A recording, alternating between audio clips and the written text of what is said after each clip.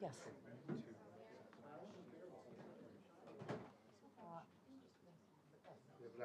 Yeah, yeah, of course.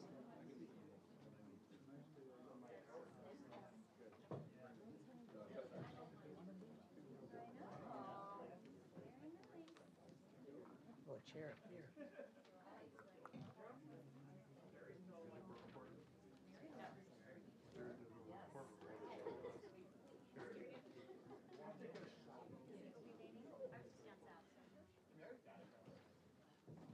Wait. I almost was gonna wear white, but I said,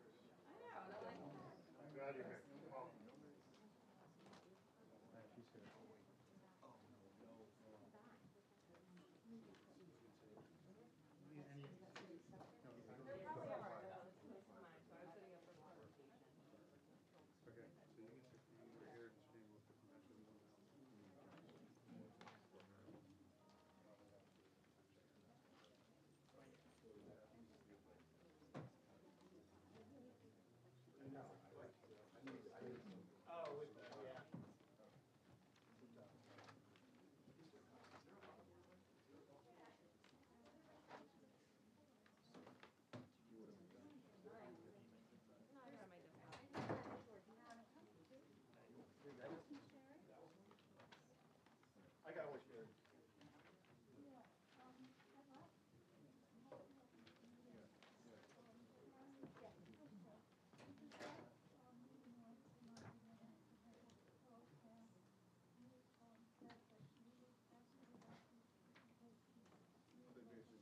After the developer's presentation, the public will speak. Exactly.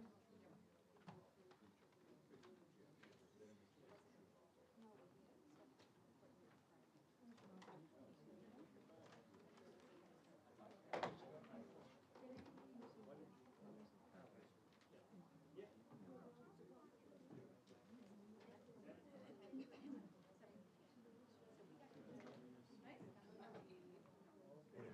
Nice family. Good to see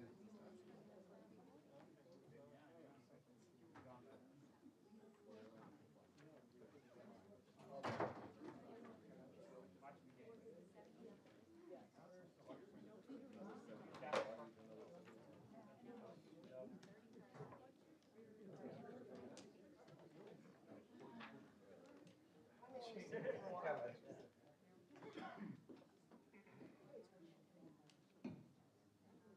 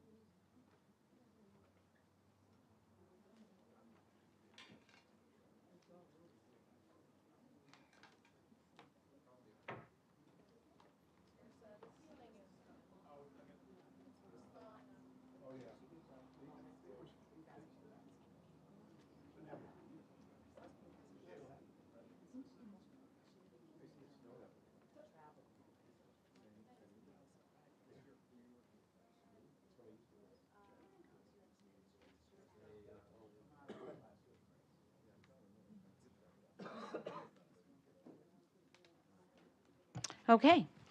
I am calling to order the West Hartford Town Council public hearing. This is application of WeHa Development Group LLC, owner of 1700 Asylum Avenue, for change of zone of approximately 14.9 acres of the northern portion of 1700 Asylum Avenue from R10 Single Family Zone to RMMS Multifamily Multistory Residence District Zone with Special Development District Designation SDD overlay for the redevelopment of the northern portion of the site into a new multifamily housing development with associated parking and site amenities.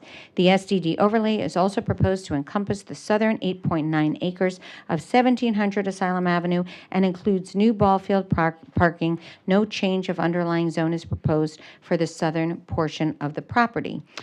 We would like to start with a roll call. Mr. Davidoff. Good afternoon, Madam Mayor. Councilor Blanks. Present. Mayor Cantor. Here. Councilor Cortez.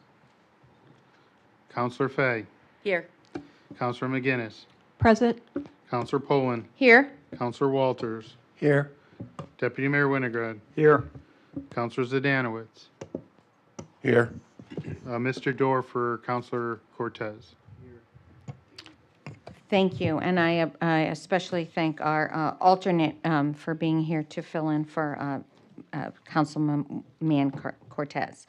So we will begin with a presentation from the applicant. Again, this is the application of WeHa Development Group East LLC, owner of 1700 Asylum Avenue, for a change of zone with Special Development District SDD. So I'm going to do a little bit of an overview of how the public hearing is going to work. But we are going to begin with with the applicant. We will first hear a presentation from the applicant in support of their application. After the presentation by the applicant, we will receive comments from members of the public. Following public comment, we will allow the applicant a brief period to address any of the comments made during the public comment period, if they wish, and then we will open the floor for questions from members of the council. In order to be as efficient as possible with these questions, my colleagues, I will call on members of the council one by one, alternating between different sides, whatever, and then begin with the deputy mayor probably, and then the minority leader. At the conclusion of the councilor questions, we will take a brief recess before I read some additional items into the record and ask our corporation counsel to propose and review conditions of approval. And Attorney Pearson, you are up to begin your presentation. Thank you.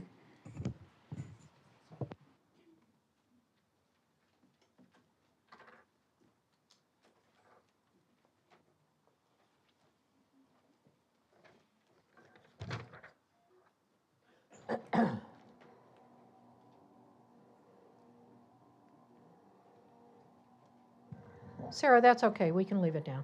We can leave it down. Okay. Good evening, Madam Mayor, members of the Town Council, members of the public. My name is Robin Pearson. I'm an attorney with the firm of Alter & Pearson in Glastonbury, Connecticut, and I'm pleased to be here this evening on behalf of the applicant, WeHa Development Group East LLC, the owner of 1700 Asylum Avenue in West Hartford, the project site. I'd like to introduce some of the people who are here with me this evening. I was going to try and do it before the screen came down, but that's okay. So you're going to have to peek out underneath to see who's who. But to begin, with me is the design team, primarily out of the office of BL & Companies, particularly Matt Bruton, who is our PE and will be doing a major part of the presentation. Rob Baltramitis is our traffic engineer. He is en route and should be here momentarily.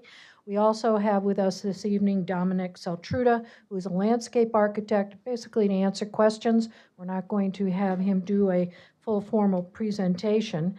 But I'd like to introduce to you someone you have not previously had come before you, and that is the intended owner of 1700 for that portion of the property that is designed to be devoted to the multifamily development. And the individual is Eli Pechtold. He's sitting in the front row. He is here on behalf of Garden Homes. If you had a chance to look at the affidavit of interest in the application package, you will know that the Garden Homes entity that has entered into a contract to purchase that portion of the site from the owner is K&K Development. But I'd like to tell you about Garden Homes, which is really the overriding entity to which K&K is affiliated with. They are, Garden Homes, a privately held development company. It was established back in 1954. It has built and owns more than 55,000 apartment units and develops at this point about 2,500 additional units a year. In addition to its significant single-family and commercial developments that it has throughout the Northeast and apparently also in California, Minnesota, and Florida.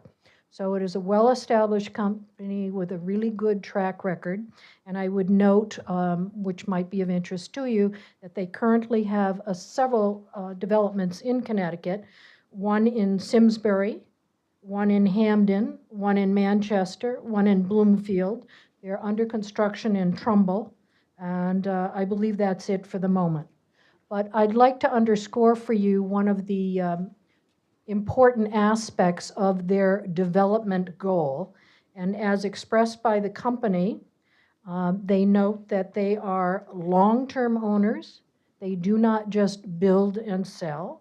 And as expressed by the company in some of its corporate documents, their goal is to develop a project that is well received within the community with high-quality architecture, superb layout, and outstanding landscaping. And they like to pride themselves on having done that on the developments they've already undertaken and will continue with in the future.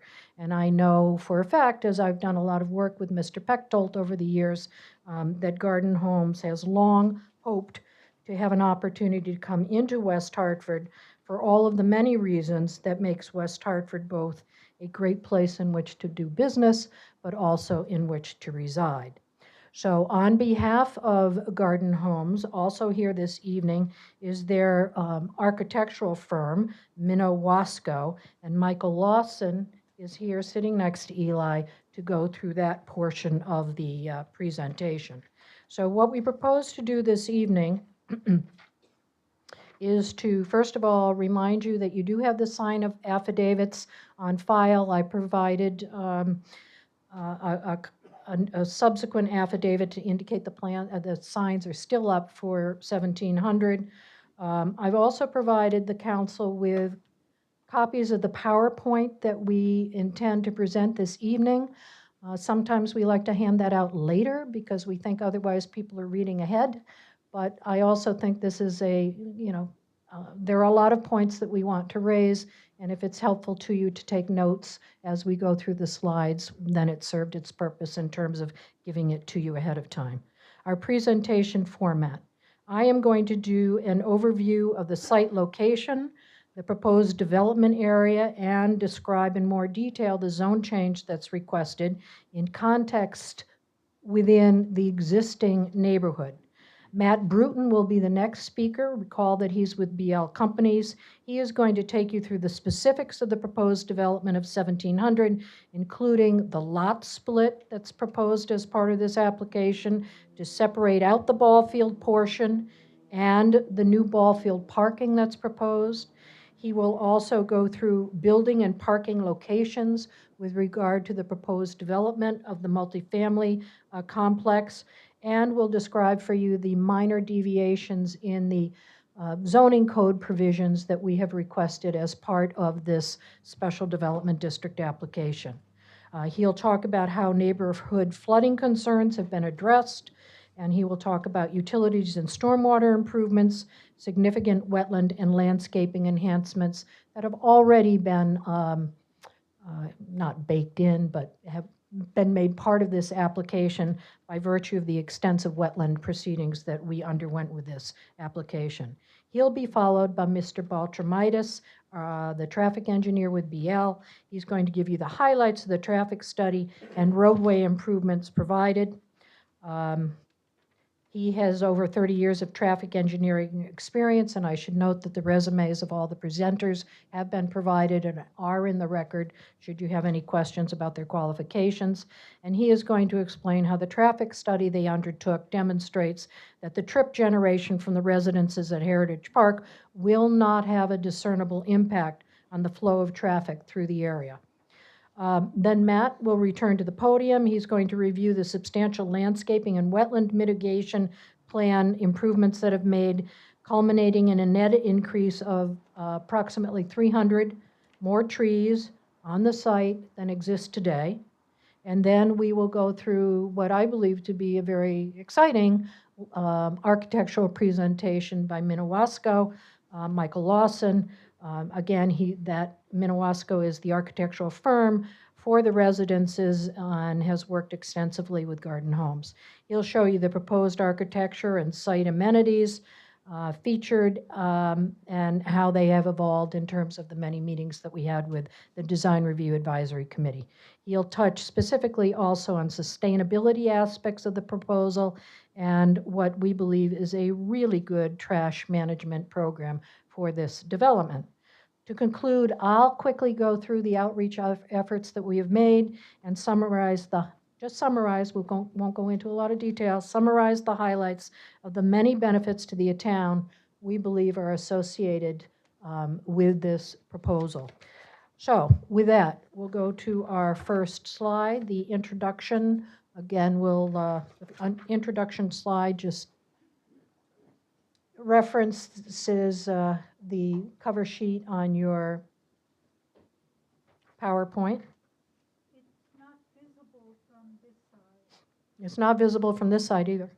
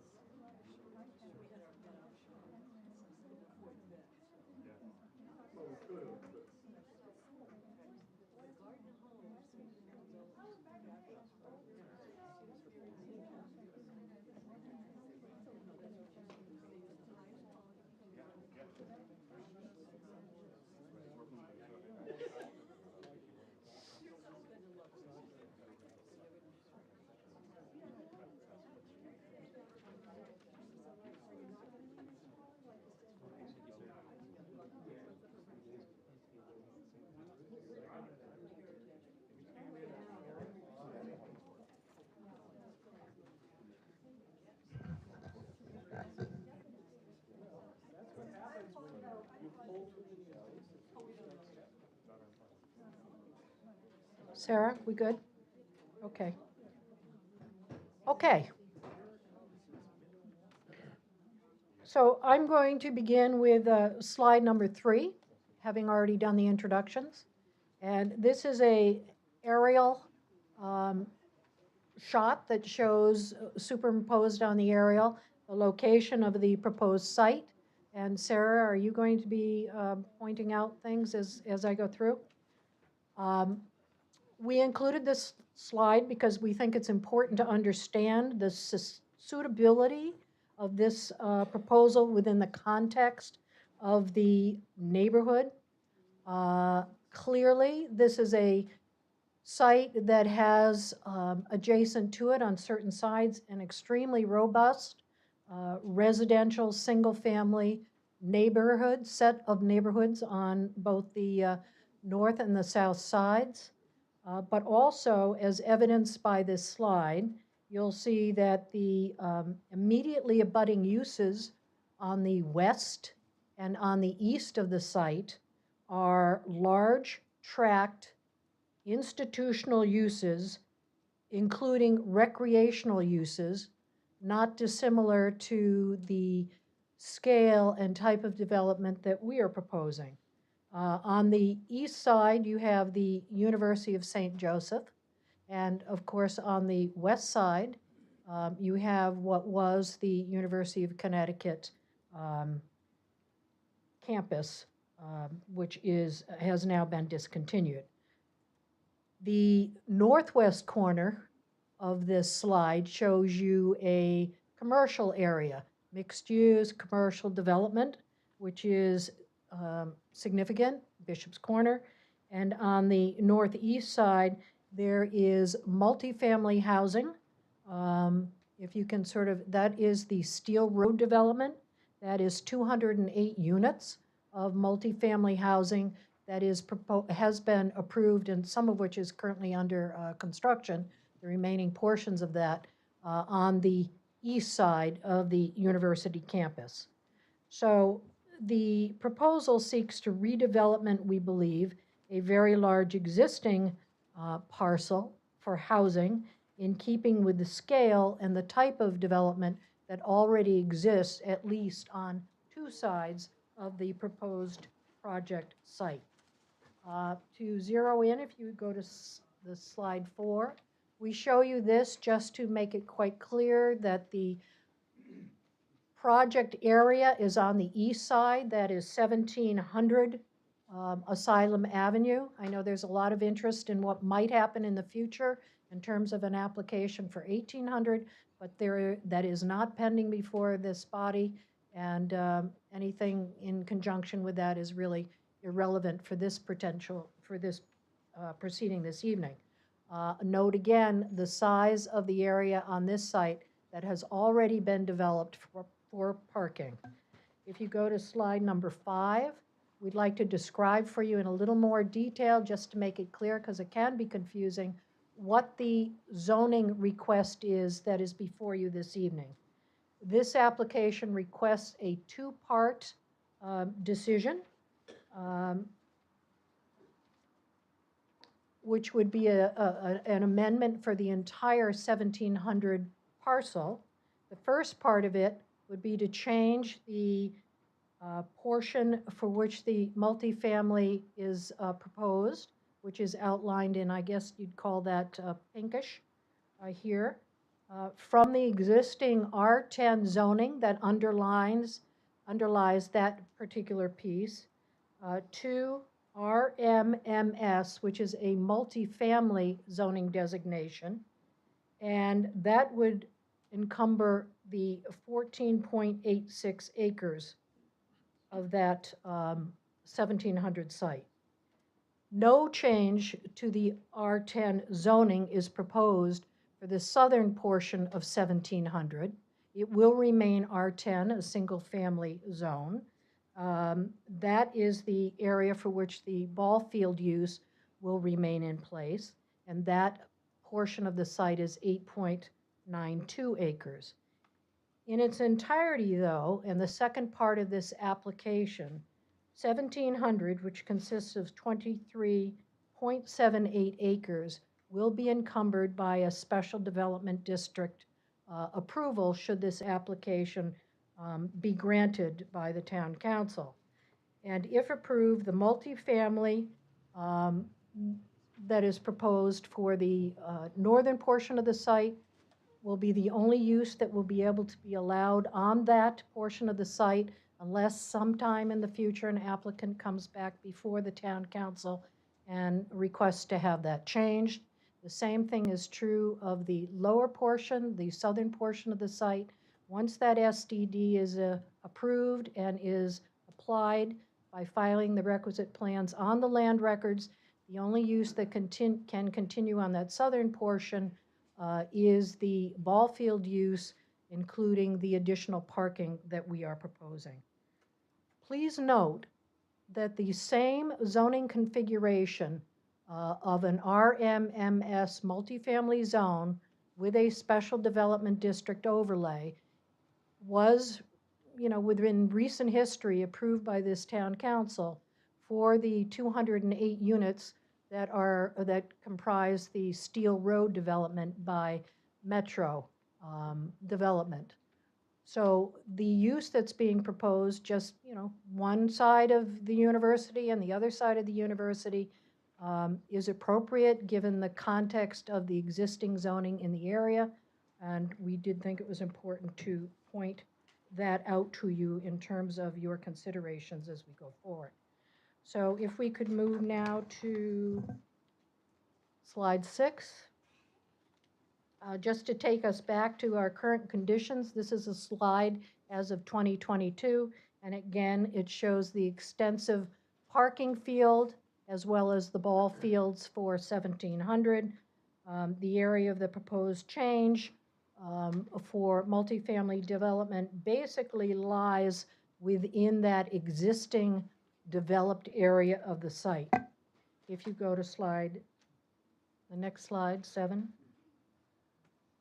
This slide we provided to you so that you can see it doesn't come out terribly well, but you can see the area in pink. That outlined area, or red, is where the wetlands are on 1,700. We provide it as another perspective so that you can see that the wetlands are basically outside the perimeter of the developed area of the site as it currently exists today. And as you are aware, we have gone through an extensive public hearing process with the Inland Wetlands Agency and did receive an approval to develop this 1,700 site per the plans that you have before you this evening.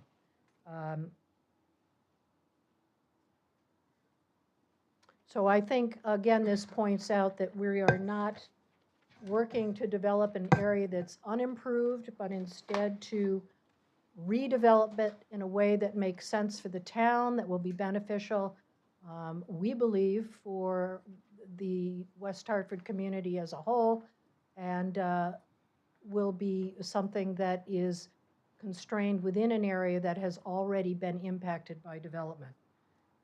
If you go to the next slide, this is an outline of the limits of disturbance that will take place should this application be approved. So it is only within that pink line that we will be developing on this portion of 1700. With that, I think I am going to turn it over to Mr. Bruton to go through some of the more specific details with regard to the application. Thanks, Robin. Good evening, everybody. For the record, my name is Matthew Bruton. I'm a civil engineer from BL Companies. Our office is at 100 Constitution Plaza in Hartford, Connecticut. So the plan that's in front of you now is the overlay. It's comparing existing versus proposed impervious. Basically another view of the aerial drone shot that Robin just showed you. So the red outline that you see, that's the current extents of the former Yukon parking lot. And then the blue is the proposed development. As you can see, the majority, except for a few places, falls within that envelope of development to give you context of what we're doing compared to what's there now. Sarah, you can go to the next slide. This next plan, as Robin alluded to, is our lot split plan. So this is showing basically, in very plain terms, the two different lots that are going to be created. So the northern one obviously is a little 14-acre one for the residential development, and the southern one that Sarah can just trace real quickly is the 9-acre one for the baseball field with the dedicated parking. Next slide. I'm going to focus now on the baseball portion of the project. So again, this is just zoomed in. So what you see kind of in the outline here with the green and gray is the 8.9 acres to the south of what's there today. So we're proposing the baseball fields to remain as is. They'd be on this newly created 8.9 acre parcel. We are providing a new dedicated driveway just for the baseball fields. Sarah can point out where that's accessed off of Trout Brook. There is a dedicated parking lot that is not interconnected with the proposed residential developments to the north. And there's a little bit of a grade change between these two newly created parcels. So there is a retaining wall and portion of it fenced as well, so it can't be intermixed, I guess, between the baseball dedicated parking and the residential parking. This proposed baseball field parking will have 100 parking spaces that will be constructed by the applicant and dedicated for their use. And we are providing a dedicated electric service to power and obviously support that parking lot as well. Next slide, Sarah. So then this is the northern half of the parcel, the 14.8 acres. The graphic does show obviously the relation of the site plan compared to the existing baseball field. So the proposal for the residential portion of the project would be 322 units. 115 of them would be single bedroom and 207 would be 2 bedrooms. And that is supported by 558 parking spaces. You can see obviously in the gray, that's depicting the proposed pavement area around the four buildings that will get to that 322 total. In addition to that, I'll have Sarah circle a couple areas on the site of importance. We do show a community kind of green amenity space by the entrance on Trout Brook where Sarah has a laser pointer now. We also do show, as she'll trace, going towards the Champion White Oak, which is across there where she's highlighting now, and then a continued walking path to cross the St. Joseph's Brook by footbridge over to the baseball. So we are trying to really connect the community to this development to enhance the kind of features that kind of already exist. In addition to this, as Sarah, I'll have her point again, we do have a dedicated driveway for the residential development on Trout Brook. So there would be a dedicated entrance for this and a dedicated entrance for the baseball fields. We are, as I mentioned, preserving the Champion White Oak. I'll talk about that more in a second. And we are proposing to extend public sidewalk along Trout Brook Avenue for the walkability of this development and obviously the surrounding neighborhood. As Sarah pointed before, there's obviously great connectivity between the baseball fields and the new development, along with the adjacent neighborhoods to remain. The bottom couple charts here are some amendments to the zoning standards for the design that's in front of you. That includes things like building dimensions, units per structure, parking size, aisle size, and loading spaces. Sarah, you can go to the next slide. All right, so in particular with the Champion White Oak, we obviously, as we started working on this project, understood the importance of the Champion White Oak and the preservation of it. And we worked hard to kind of preserve and incorporate it into the design that is going to be in front of you today. So there's a couple of slides and pictures here that I'll walk through. So on the left-hand side is an aerial shot of the tree from Google. You can see the red outline is the area that was investigated with air spading. So that shows what the second picture in the middle is showing is basically we tried to identify exactly where all the root systems were that supports this tree. And then if you go to the right, which is the graphic on the far side of the screen, you see obviously the tree with the big S on it. That means to save. And the red outline that Sarah can trace as well is kind of the extents of where we believe that root system to be.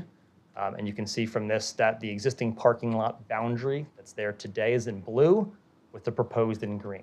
So the goal is to preserve the tree, but also to push back the future parking lot further away to ensure the safety and preservation of the tree.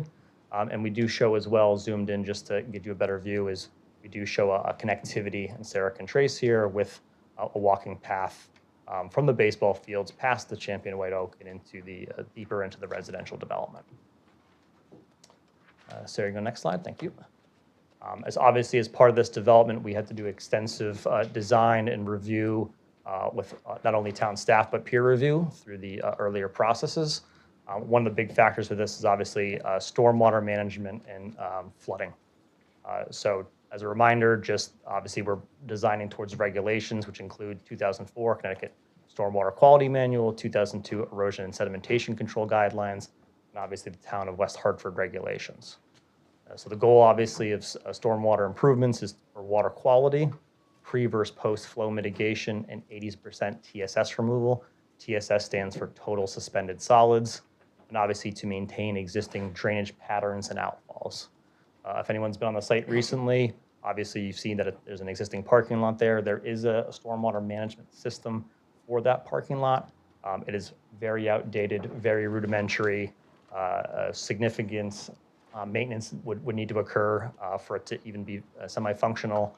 And it wouldn't obviously pass the test for a new development today. So we're making massive improvements to improve that system along with the residential development you see here. So in addition to the stormwater improvements associated with the project, obviously there's a flooding FEMA component.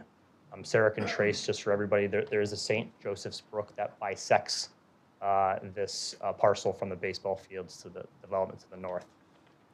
So the town requires a no-rise certification that was approved by town staff. And what that really means is that we're maintaining flood capacity on site, providing compensatory storage within the same hydraulic reach, and that we analyze that up to including the 100-year flood event. What that really means long-term is that there's going to be no additional flooding related on-site or within the neighborhood based on the development of what we are showing here tonight. In addition to that, there are some greater town-led drainage improvements going on, some of that are adjacent to this project, and obviously we are coordinating our efforts with that separate design team and town staff to be collaborative on improvements that are ongoing. Sorry, go next slide. So this is a reminder for anyone that was involved as part of the wetlands application. Obviously, there's wetlands on the property, mainly adjacent to St. Joseph's Brooks that Sarah traced bisecting the property. So we have three really main components. Just want to summarize. We're doing wetland creation areas, we're doing riparian and enhancement areas, buffer enhancement areas, and you can see the total down there is 152,000 square feet, which is a little over 3.5 acres of improvements in terms of vegetation for these important areas. There is a small direct wetland impact for a stormwater outfall that is currently eroded, and basically we're proposing to fix that and do this 3.5 acres of additional mitigation to offset it. That's a ratio of 55 to 1, which is a great number. Usually it's 2 to 1 or 3 to 1. Next slide, sir. I'm going to pass you to our traffic expert, Rob Ultramitis, and then I will be back.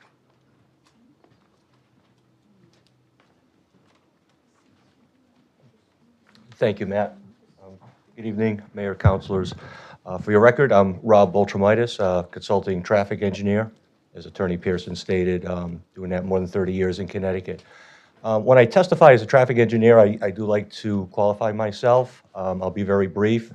In addition to being in this profession for 30 years, the last 24 has also been in the capacity as a municipal engineer and eventually a public works director for a moderately sized, relatively large Connecticut municipality. The reason that's significant, I obviously review traffic impact studies and plans. I provide input to our land use boards, to our legal traffic authority. But maybe more importantly, we also, and I personally maintain and operate 30 town-owned traffic signals. And that's relevant because when reviewing applications, I see what those impacts are and I know how to mitigate them. BL Companies is the engineer of record. They bring me in sometimes, and in this case, on larger projects, really to collaborate with them during the preparation of a traffic study, so that it basically has that municipal peer review component, if you will. So with that, I'll begin. The traffic impact study was prepared by BL Companies. It's dated January 24th, and it's revised through March of this year. There's been some revisions to address staff comments that have come along. And like many traffic studies, it is very voluminous. It's 700 pages, and I intend to keep this as a very high-level overview for you, and of course get into the weeds on anything we need to. So with that, the purpose of a traffic study is to determine the impact that a land use project will have on an adjacent roadway network, and also to recommend mitigation strategies if so required. And we do that by building, modeling, and comparing traffic scenarios, 3 different traffic scenarios, and those are your existing conditions, your future no-build conditions, and your build conditions, and I'll explain each of those in a little more detail. The traffic study considers peak hours of weekday morning commuter peak times, afternoon peak times, as well as Saturday midday. And that is because that is when the traffic is highest on the adjacent roadway network, but it's also when our residential use has its peaks as well. So we know if we're studying during that coincidental peak of both, if we can maintain acceptable operation, it'll work well during the non-peak hours as well. So next slide, please. This is our study area. You see the blue star, that is 1700 Asylum. Again, keeping this very high-level overview, if you will. I'll tell you that there are 16 intersections that are considered as part of this study. 4 to the north signalized along Albany Avenue, 3 along Lawler, 5 along Asylum, and another 3 to the south along Fern Street. It's a very extensive study area. General rule of thumb, following ITE or Institute of Transportation Engineer guidelines, the general rule of thumb in determining a study area for traffic impact is if your project is going to have 100 peak trips or more through that intersection. That's when you might tend to see some type of impact, and it should be included. Most of these intersections will not see that volume of traffic, as you will hear. What else next slide, please. So what goes into these scenarios in the existing conditions, of course, is our traffic volumes. So we go out, we do manual counts by turning movement at all of the study locations, and we also collect roadway data. What are the number of lanes? What are the lane widths? What are the approach grades? What are the traffic controls? Is it stop controlled? Is it signalized? If so, what are the timing patterns? And these are all things to build these models that we use to later do our analysis. Next slide. So once we have those existing conditions, the next step is to build our no-build scenario. Well, what no-build is, it's the existing traffic in the future at the time of the project completion, but it does not include site traffic. You should be confused. So in our case, we want to know what are the existing conditions in 2027, 3 years from now, when this project has been phased out and complete. So to do that, we need to project out our existing volumes. In this case, we use a nominal but applicable 1% background growth rate to the existing traffic volumes. And we also added to that no-build traffic that's associated with other developments that are approved in the area. So we have discussions with the town, with the state of Connecticut. So our no-build also includes traffic from projects at 900 Farmington Avenue, 920, 924 Farmington Avenue, and 950 Trout Brook Drive. This is also the place where it would be appropriate if you had a future roadway project or signal timing change. You would also include that in background conditions or no-build conditions, but that's not the case here in the next 3-year projection. And the next slide. Next is the build condition. So that's that future 2027 when this project comes online, and we have to add our new site traffic to that adjacent roadway network model. And we do that, we apply it to the adjacent roadway network, of course, assuming we're going to have a full access driveway along Trout Brook Drive. And the next slide, please. Okay, how do we determine what the new traffic volumes are? Well, those estimates come from ITE, again, Institute of Transportation Engineers, trip generation manual. I think I'll just pause a second. That manual is, it's in its 11th edition, and that manual is a compilation of studies that compares new site traffic to some measurable component of the development. In the case of retail, it might be your total square footage. If it's a hotel use, the number of guest rooms. For residential developments, clearly it's the number of units.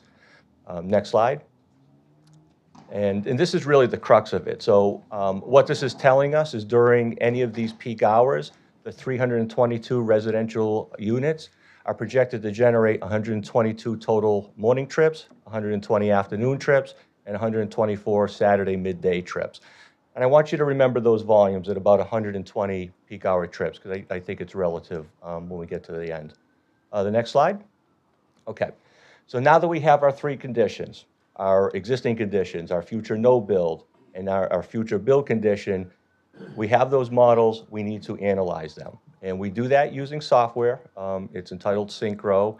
It is put out by Trafficware, and it is the industry standard for modeling and analyzing intersections. It takes all of those components that I mentioned, the roadway network information, the volumes, the traffic controls, and at the end of the day, what it's doing is that it's telling us how does the intersection operate. And what it's measuring, besides the vehicular capacity, it's measuring the average driver delay. And then based on that delay, the operation is assigned a letter grade, much like school, where A is very good and F is failing or at capacity. So we do that, next slide. So we do that for all of our study intersections. We do it for the existing no build and build conditions, and we do it for the morning, the afternoon, and the Saturday midday peak periods. And that's why this is a lot of information. This is why this traffic study is 700 pages.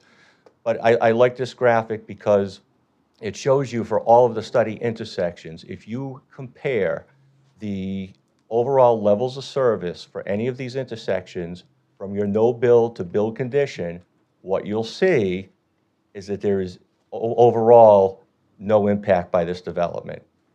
An exception, and I appreciate that. You know, I'm gonna make a statement about traffic engineering. Again, having done this a long time, and again, being a municipal engineer, I'm a civil engineer as well. And when I first get into traffic engineering, I remember being told, people think it's voodoo. 2 traffic engineers are gonna give you 2 different answers. It shouldn't be the case. When you're analyzing a roadway network, those factors that go into modeling an intersection are no different than any other engineering system, like a pipe network. You're determining what is the capacity of that pipe, what's the volume coming through it, what's the reserve capacity. Traffic engineering is the same thing. So with that, the one exception that we have is the intersection of Trout Brook at Albany and King Philip. And in the morning, that projects to go from a level service D to a level service E. And while they might sound significant, it's going from what we call a bad D to a very good E. The overall delay increase is less than 4 seconds, and it's really not noticeable by the average driver. And we find that for really all of the 16 intersections. Again, like any engineering system, if I add a drop of water to a pipe network, there's an impact, but is it significant?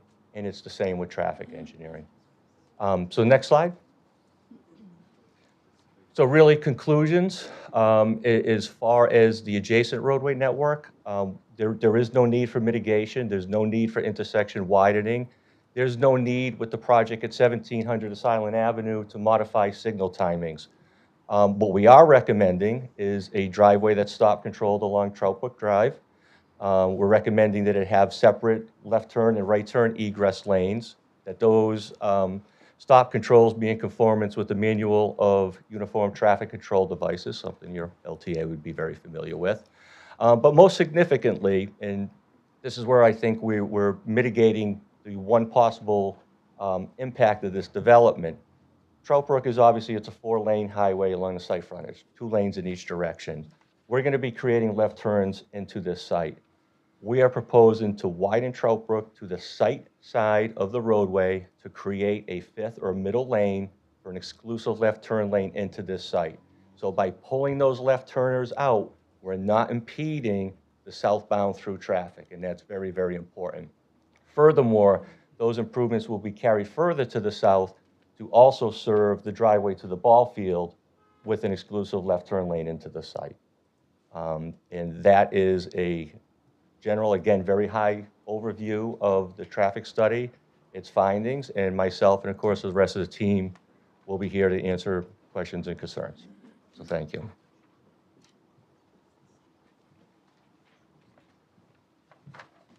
Okay, I'm back. For the record, Matt Bruton. All right, so transitioning here to the proposed landscape plan. This plan will not do it justice. You'll see a little bit more clearly and artistically from the renderings that the architect will be talking about shortly. But just to know the importance, obviously, of this plan, you'll see more in the numbers in the next slide, is obviously we're providing a significant amount of landscaping that not only complies but exceeds a lot of the zoning requirements you have in town. In addition, obviously, to the 3.5 acres of wetland mitigation that I mentioned earlier. Sarah, you can go to the next slide. But what most people care about is the numbers, right? So the dedicated trees that are on the property obviously provide value to the community here, and we went around to quantify that.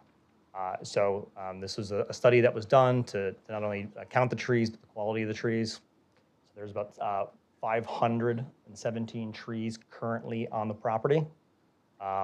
We are proposing to demolish around 116 of those to make way for the proposed development, some of those which are dead.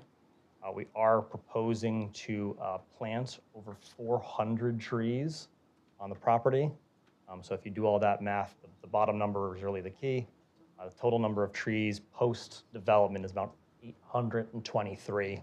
Which is a significant increase from what is there now. Again, you'll see a good rendering later in the presentation from the architect showing the actual look and feel of this proposed landscaping along with the proposed building architecture as well. Sarah, next slide. So importantly, obviously, is not just planning and executing of this landscaping, but maintaining it. So a couple key points we wanted to point out here. One is the wetland mitigation plan. So this is a plan to make sure that this wetland mitigation, when I talked about that's 3.5 acres, is not only installed properly, but maintained at milestone years to make sure that it's doing what we intend it to do. So that covers the wetland creation, the enhancement, and invasive species. You can see here, obviously, that goes through year 1 through 5, 6, and 10. Then overall, obviously, nothing stops. Going to the stewardship plan, which is really the long-term maintenance of the entire site, including landscaping, maintenance, snow removal, things of that nature. And that runs obviously in perpetuity of the ownership and maintenance of the property. And then lastly, and I think importantly, is a conservation easement. So Sarah can trace it with her pointer again, but the area that you see in blue here, which goes all the way from Lawler down to the baseball fields, up to St. Joseph's University, and really encompasses not only the St. Joseph's Brook, the adjacent wetlands, but also the Champion White Goat. We're proposing to put that in a conservation easement to not only protect that important environmental aspect of the property, but also to ensure a buffer and no development within that area as well. Okay, I will pass it over to Michael Lawson of Minnewasko Architects.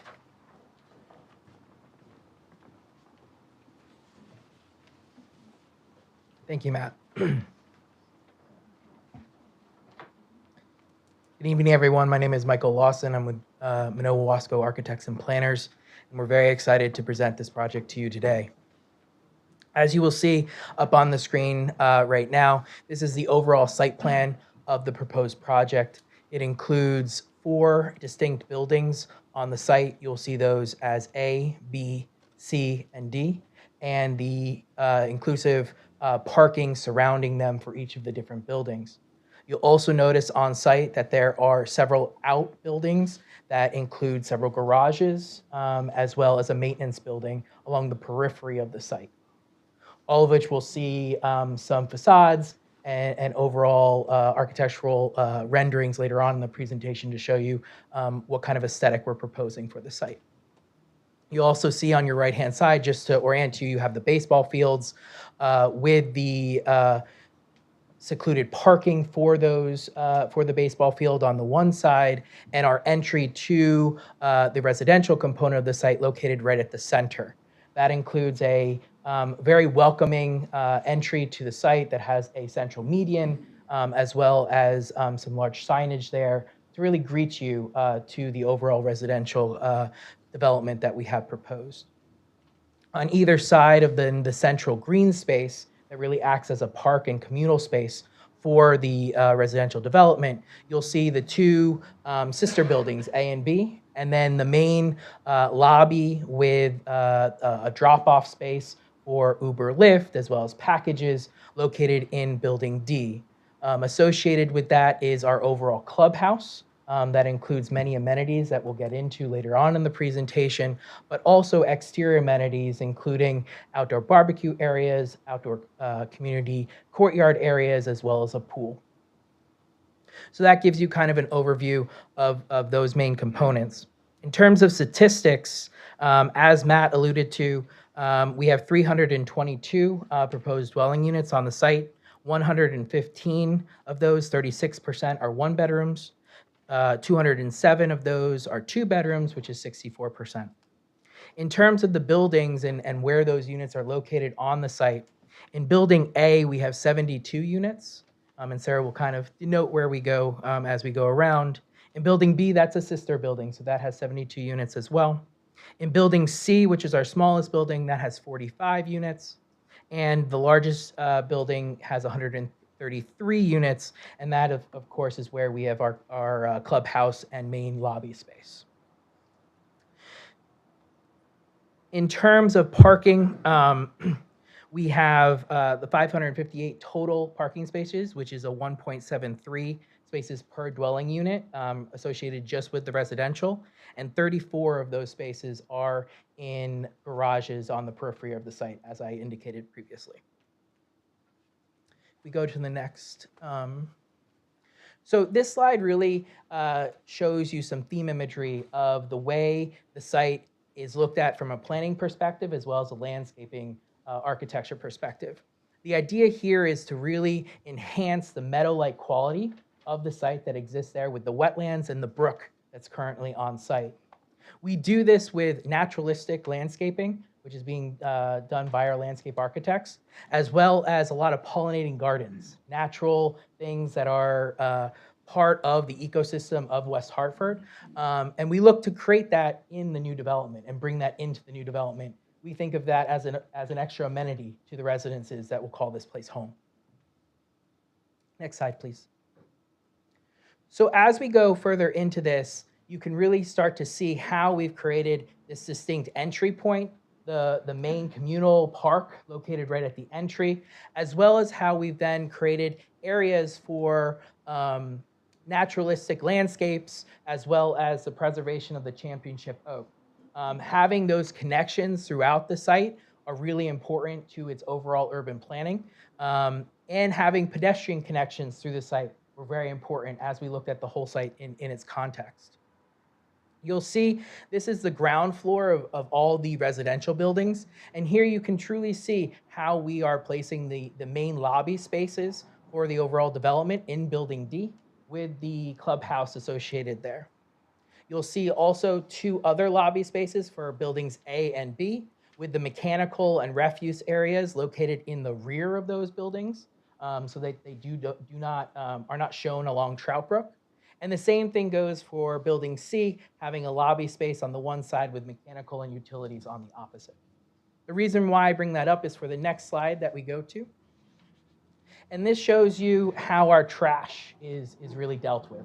Of course, with any residential development, you always have those kinds of things that are utilitarian that we have to deal with. So the way that we design our buildings for developments like this is that we have trash chutes located in the building. Those are accessed on each individual floor and then go down to a refuse termination room that's located within the building. So you're not having to have big trash enclosures out on site. This is all located inclusive to the building. They are hydraulically operated, and you have a compactor located in that refuse termination room that essentially creates compacted trash so that we can store more of that on site for a certain amount of time.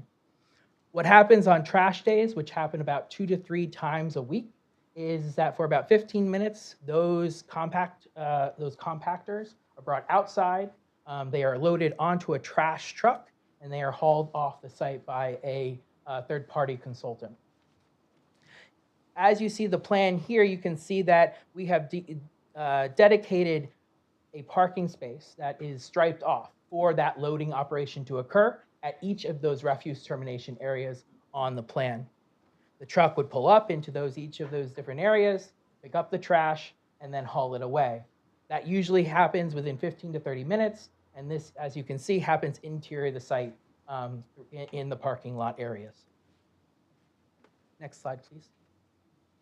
So this really gives you now a glimpse of what we're proposing here on site. This is an overall aerial view of the central lawn area, the central communal the park that we're creating here. You can also see the landscaping that we're really taking a big stride here in creating that meadow-like feel. But what I'm here to present to you is the architecture. So the architecture here, we really looked at what West Hartford has throughout its downtown. And one of the things that we saw was a really distinct red brick. And we wanted to bring that red brick into this community as well. So you'll see that we use that as our base building block. And you'll see that the base, we've broken the buildings up into a base, a middle, and a top. And we've used different materials in that way to create our material palette. On the base of the building, you'll see on all the buildings, we have a red brick that's really rich and really says a lot to what we're trying to create from West Hartford. We have punched windows in there, and then we transition to different materials in the mid portion of the building. That includes fiber cement lap siding, board and batten, as well as panels. As we move to the top, we transition to a lighter color of those materials. That allows for step backs to occur along Trout Brook. Those are about 30 feet at the top floor. If you see that right there, that top floor is actually step back. All of these buildings are 5 stories, but one of the things that we heard in working with the city, we saw that along Trout Brook, that really wanted to have a 4-story reading. That's where you get that step back to occur on that 5th story. The 5th story is set back 30 feet, which is very extensive. And in that area, we're actually going to talk to roof terraces and amenities in a few minutes on what we're actually doing there to program that space. This is another view as we look down the center portion here. You can see the signage that we're proposing, the elegant entry that we're creating here. You can also see how we're accenting where that main lobby space is in Building D. It allows you to come into the site and know really, as you look at the buildings, where that main lobby space is, where the entry, where visitors should go on the site. You'll see also we've designated different materiality for that entry point for the building D and the clubhouse and the lobby space. Next slide, please. And here you can see what we've done there. We have a nice strong canopy with signage on the top. Of course, it won't say residential, it'll probably say the brand of the building. But we think that this is an elegant approach as you come into and are greeted for the development. Here we would have pavers located at the drop-off location. This would be used for Uber, Lyft, as well as packages from FedEx and all the like, Amazon and all those different things. But one of the main things here is that it's located off of the main circulation elements of the overall neighborhood. So this all happens on the site. It's not worried about traffic or blocking traffic. This all happens on the site and not in a parking lane somewhere on the site either. You'll see that we have large windows as well on this facade, and we treat the corners differently. We're accenting those corners with different colors and different materiality, as well with large windows, which we think really enlivens the residential units that are on the side. Next slide, please. So this is where we get into some of the amenity spaces and the types of amenities that we are proposing here. Garden Homes brings a wealth of knowledge when it comes to the type of amenities that we work with them on in terms of programming the space.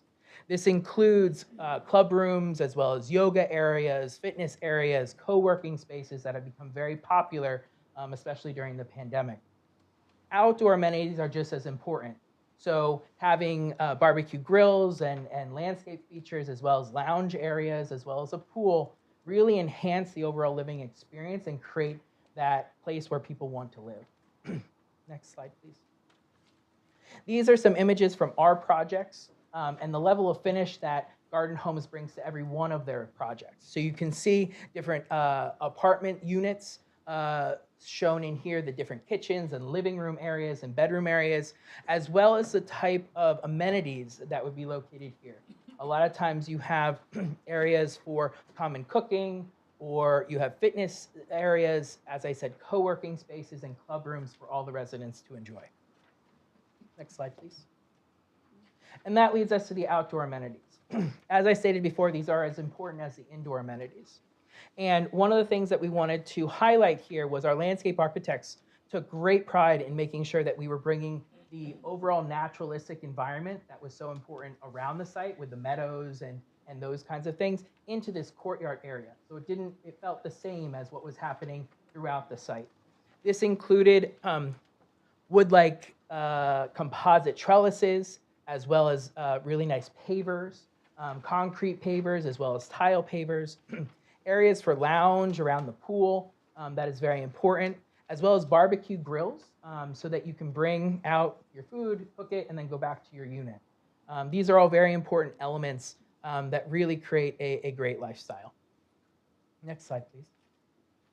That leads us to the next set of exterior amenities that we're proposing on the site, on the building. And these are the roof terraces. So there are 3 roof terraces proposed for this project. One on building A, one on building B, and one on building D. So one of the things was, when we were looking at stepping back the building, was what were we actually going to do in that step back? And one of the things that we worked with the city on was really programming that space to be a space that community residents could enjoy, residents of the community could enjoy. So that includes outdoor barbecue pits, outdoor fire areas, lounge areas, all in that area, and they include the same type of finish as what I just discussed in the courtyard. So it all kind of cohesively works together. Go to the next slide, please. So you can see close-ups now of that programming. We have several shade structures. We have bar and counter stools, a barbecue area with high-top tables, high-top seating with bistro tables, an outdoor fireplace with a TV above. And here are some just theme imagery of what some of that stuff would look like on the site. Next slide, please. So the next 2 slides that I have here are showing you what the view of the project, what you would look like as you approach the project on Trout Brook from the north and the south. And here you can really see that we've stepped back that building tremendously on that top floor. So you really do only have a 4-story reading along Trout Brook. That was very important. One of the other things that was important too was the buffer zone between Trout Brook and the building. That's where we've done extensive landscaping, bringing that meadow-like concept along Trout Brook. One of the other components here is actually having a sidewalk on this side of Trout Brook for pedestrian connections, which we think is important. But some of the other things in terms of the architecture that we're looking at here is how we've accented the corners with large glass in those residential units, how we have that brick coming up essentially sometimes to the 3rd and 4th floors, and how we're using punched windows to accent that in a way that's traditional to West Hartford. Next slide, please. And this is looking from the opposite view along Trout Brook. Again, same step back, same components on the street, and same building architecture and vernacular that you can see here for both buildings A and B. The overall material palette, we like to kind of just talk about this very briefly, but it includes, as I said, the red brick, which is custom to West Hartford. It includes a light gray brick as just in slight areas of the building, as well as different fiber cement colors, fiber cement panel colors, as well as a board and batten. One of the things that we are proposing here is we are proposing a metal railing as well as a glass railing, a metal canopy, and exterior downlighting to be dark sky compliant. So the fixture, even though it can go up, is only going to go down. Next slide, please. So that leads us into some of the utilitarian components of the project, and that includes our garages as well as our maintenance building. We're using the same materials here, just in a different way. This includes lap siding as well as the red brick at the water line, so that these buildings look compatible with the residential buildings that we're proposing on site. Next slide, please. The next thing is sustainability features, and these are extremely important as we go through and design buildings in this day and era. And Garden Homes make sure that they bring these components to every one of their projects. So you can see here, I'll just read through some of these, but we are developing on a previously developed property, which makes this a redevelopment green facility. We are proposing bicycle facilities on site. We are proposing EV charging infrastructure. 10% of these will be actual chargers day one, and 20% in total will be infrastructure. So there will be piping of conduit located within these different areas of the surface parking areas to allow for future EV capabilities. We are looking at light pollution reduction. Some of that is the outdoor lighting, having only down lighting for dark sky compliance. We are looking at environmentally favorable materials when we go and spec our materials for the exterior of the building. We are also looking at construction and demolition waste management practices so that we are diverting less than 75% of those waste portions to landfills. We are proposing low emitting materials. We are proposing a smoke-free environment, which is very important. Individual water metering so that water usage remains low. Low flow fixtures, which helps in having that happen throughout every residential unit. We're also optimizing energy performance by using an energy model and Energy Star mechanical equipment. We are proposing an R21 insulation wall and an R38 roof insulation, which is just slightly higher than what you would typically find on these kinds of projects. In each of the different units, we are providing a controlled HVAC, so that will have a programmable thermostat, which is always nice for those residences. We also, unit daylighting is very important. What unit daylighting means is that the units are not overly deep. So it allows for that 30-foot marker to be your overall residential depth and allows for light to come from the exterior building into the living rooms, the bedrooms, and the kitchen areas of each of those units. We are looking to optimize our acoustic performance with our HVAC units, and we are hoping to limit the background noise and part of the building envelope. We are providing for 100% LED light fixtures and Energy Star light fixtures on site. We are using water-efficient landscaping, low-E windows, and we are proposing a light color roof to reduce heat island effect throughout the building. Next slide, please. So I leave you with this rendering to really show you the welcoming environment that we're creating on site with the architecture and overall urban planning concepts that I've discussed today. And we're really excited to hopefully make this a reality here in West Hartford. Thank you so much. Thank you, Michael. Robin Pearson for the record, I'd like to quickly just go through the outreach effort that we have made. This proposal that's before you this evening has been a long time in getting from initial design stages to this point in time where it is before you.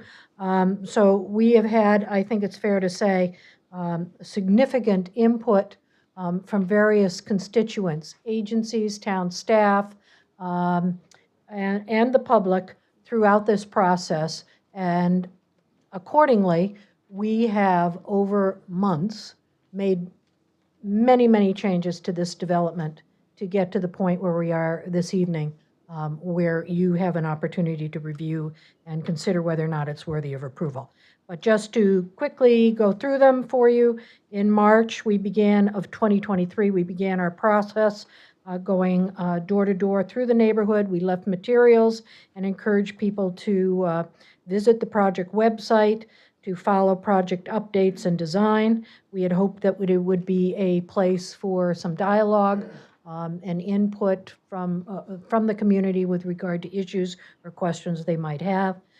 We did solicit by mail opinions in May of 2023 from neighbors within 500 feet of the radius of the 1700 site to see what comments might be helpful for us in refining the application plans.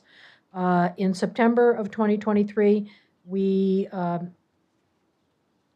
invited people, we gave them a mailing to update them on where we were in the process, and on September 26th, we had a neighborhood meeting at St. Joseph University that was on both 1700 and 1800, and it was very well attended, and we received a lot of input, some of which I'm just going to mention tonight.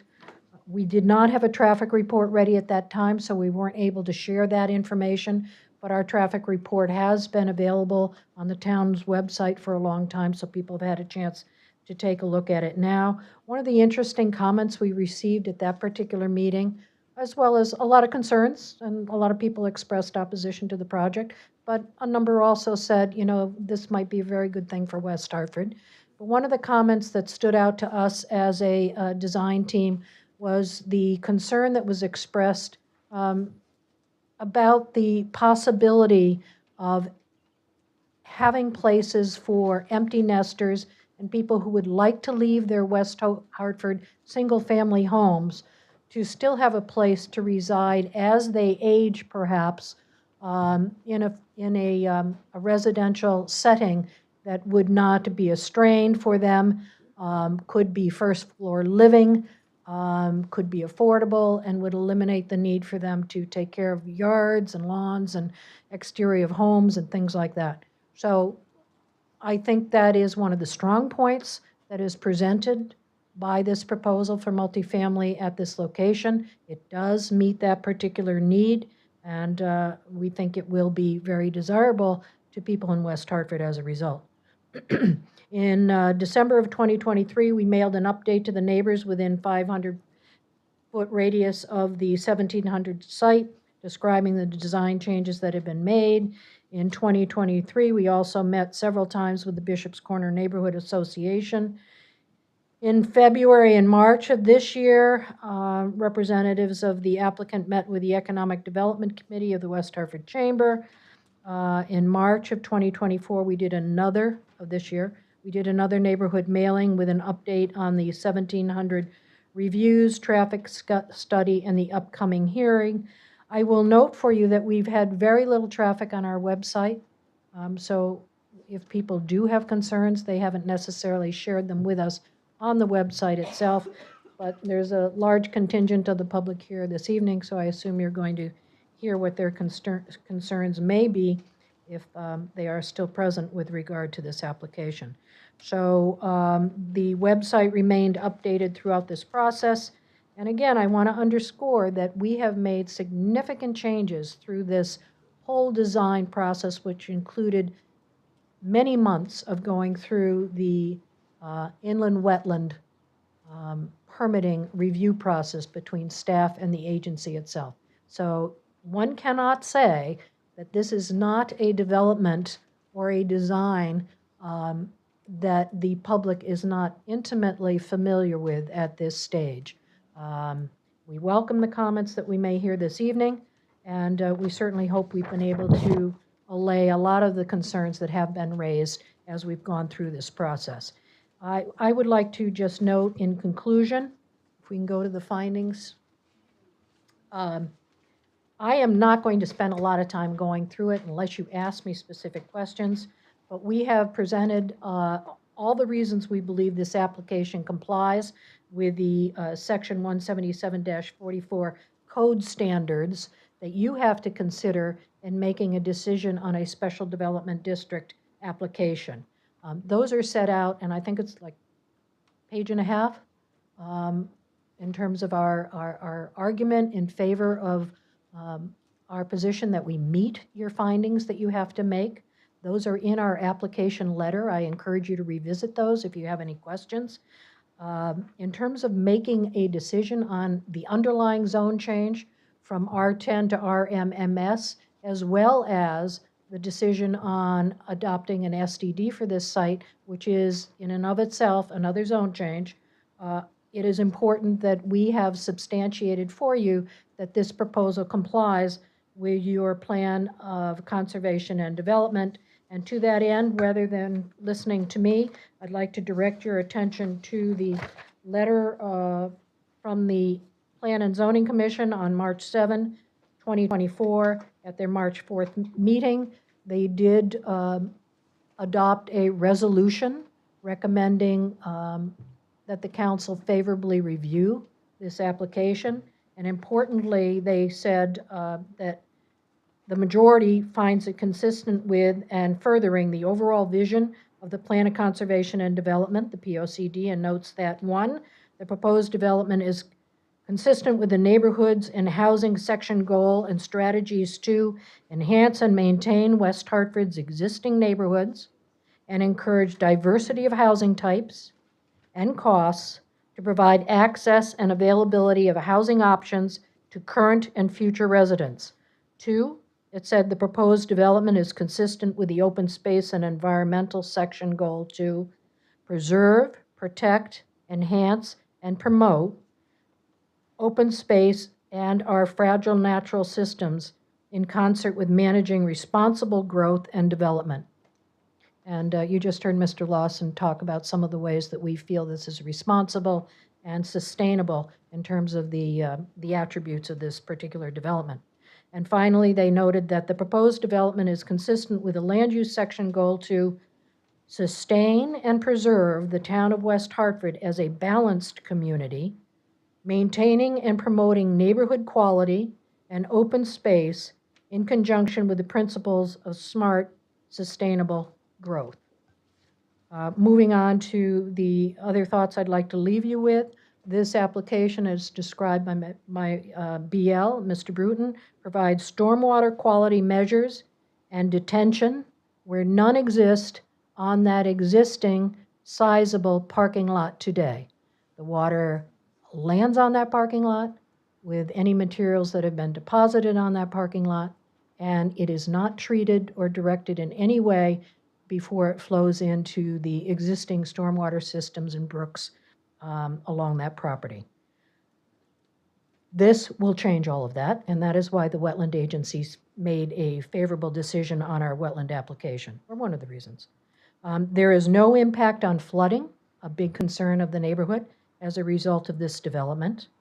The development preserves that white oak tree, as the inland wetlands spent a lot of time on that, and we spent a lot of time revising our plans to make sure we could say that the best possible treatment that could take place above and beyond, in fact, the existing situation with the parking lot as it's currently configured will be achieved by the plan changes we propose with regard to that tree. We will be preserving the baseball fields and, more importantly, providing at the developer's or the owner's expense a dedicated parking lot just for the baseball use of 100 parking spaces. We will be providing sidewalks for walkability and connectivity, both through the site to that ball field and also along Trout Brook Drive. We are increasing, and this is important, the diversity in dwelling types and affordability in keeping with your plan of conservation and development, as noted. There are 322 units. 8% of them will be affordable at 26 units. We've already provided a plan to show throughout this development where those units will be located. This is more than any of the more recent developments have set aside, such as, well, I forget the addresses to be perfectly honest, but it goes beyond what other developers have done in the immediate approval process with the town council, and we're pleased to be able to do this. This development does meet the express need for housing for empty nesters, which I just alluded to, which has been a concern expressed to us through our public meeting process. And I did note with interest that the Senior Citizen Advisory Committee is actually sponsoring tomorrow, in conjunction with the Town of West Hartford Economic Development staff, a symposium, if you will, on what can be done to further the opportunities for people who would like to leave their single-family homes and find a place to stay and age in the community in which they have resided for so many years. So we're pleased and believe that this will certainly help to do that. We've also heard that this might be a very desirable residential opportunity for St. Joseph, the University of St. Joseph, which has many components of their whole community that could avail itself of housing opportunities proximate to the university site. This development will increase the tax base. Currently, there are no taxes generated by this parking lot on the property.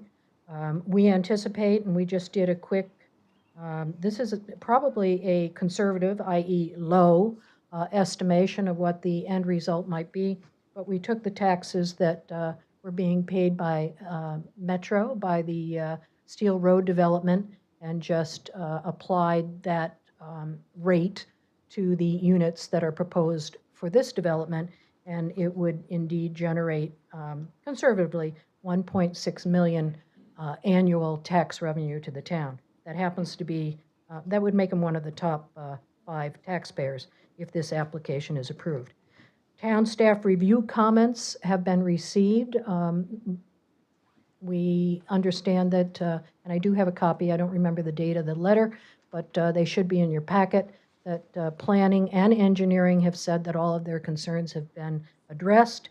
And finally, you have a recommendation from the Design Review Advisory Committee, which also recommended to you approval of this application. And importantly, they recommended it based on approval given the appropriateness of this design for this particular site.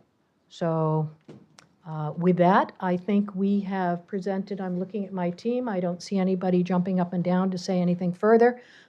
We certainly would like to have an opportunity to respond to any comments that come up and to address any neighborhood concerns that are raised, and we will conclude our presentation at this point. Thank you. Thank you, Attorney Pearson, and thank you to the team, everybody who spoke. We are going to start with the town clerk. Have you received any written comments? And we can start collecting the public, the sign-up sheets.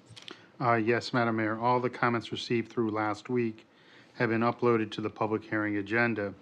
I have received the following comments since that date. A letter in support from Marina Creed and Ryan Keating. Letters in opposition from Debbie Cooper, Robert Gary, Charlotte Guerra, and Joshua Indek. Thank you, Mr. Davidoff. Okay, we will now go to comments from the public. Members of the public, before speaking, please state your name and address. All speakers shall be confined to 3 minutes, except that persons providing the council with a group's duly authorized position on an issue may speak up to 5 minutes. And we will begin with, and if you signed up like you're here, that's fine, no pressure, but we're happy to hear you speak. Sandra Rumpert, and I apologize if I can't read your writing necessarily. Sandra Rumpertall. And on deck, I'll say Ruth Miller.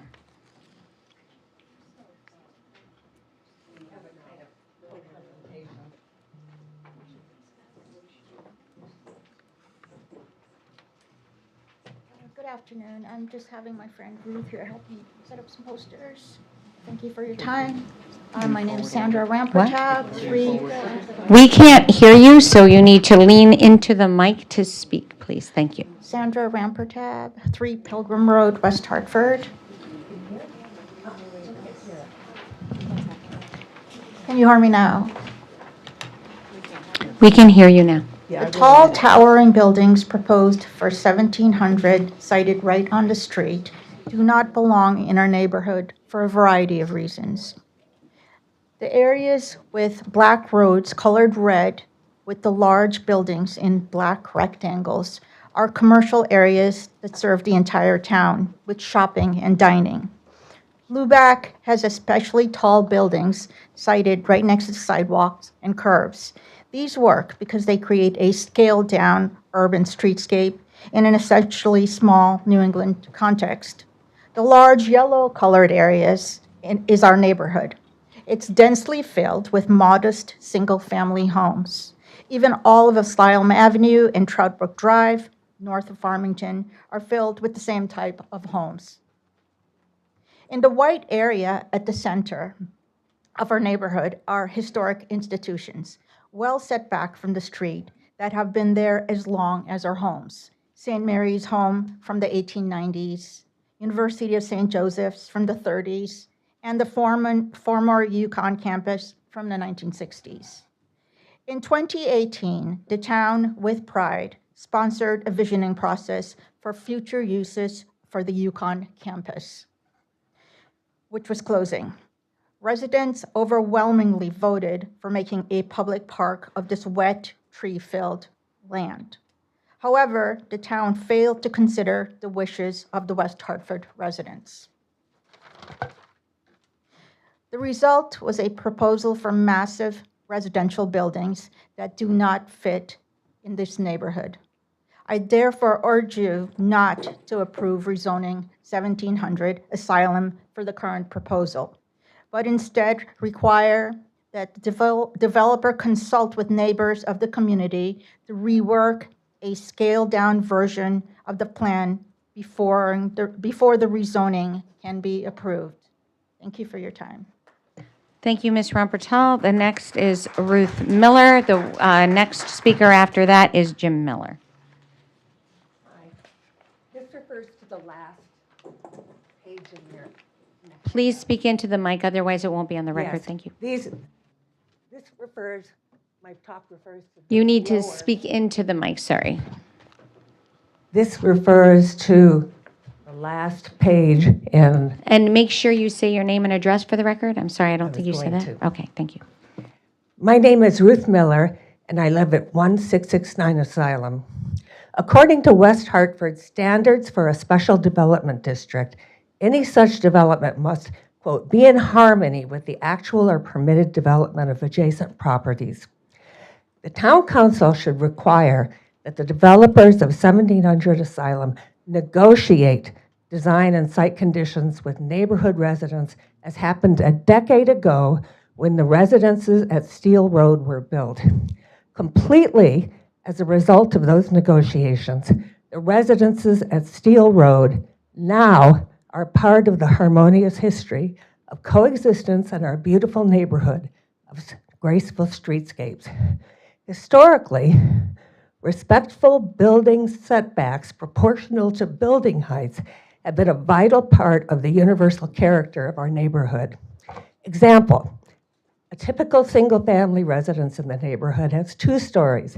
The home is set back from the street about 42 feet. So the setback from the street is about 2 times as far as the house is tall. And often there are tall oaks at the sidewalk.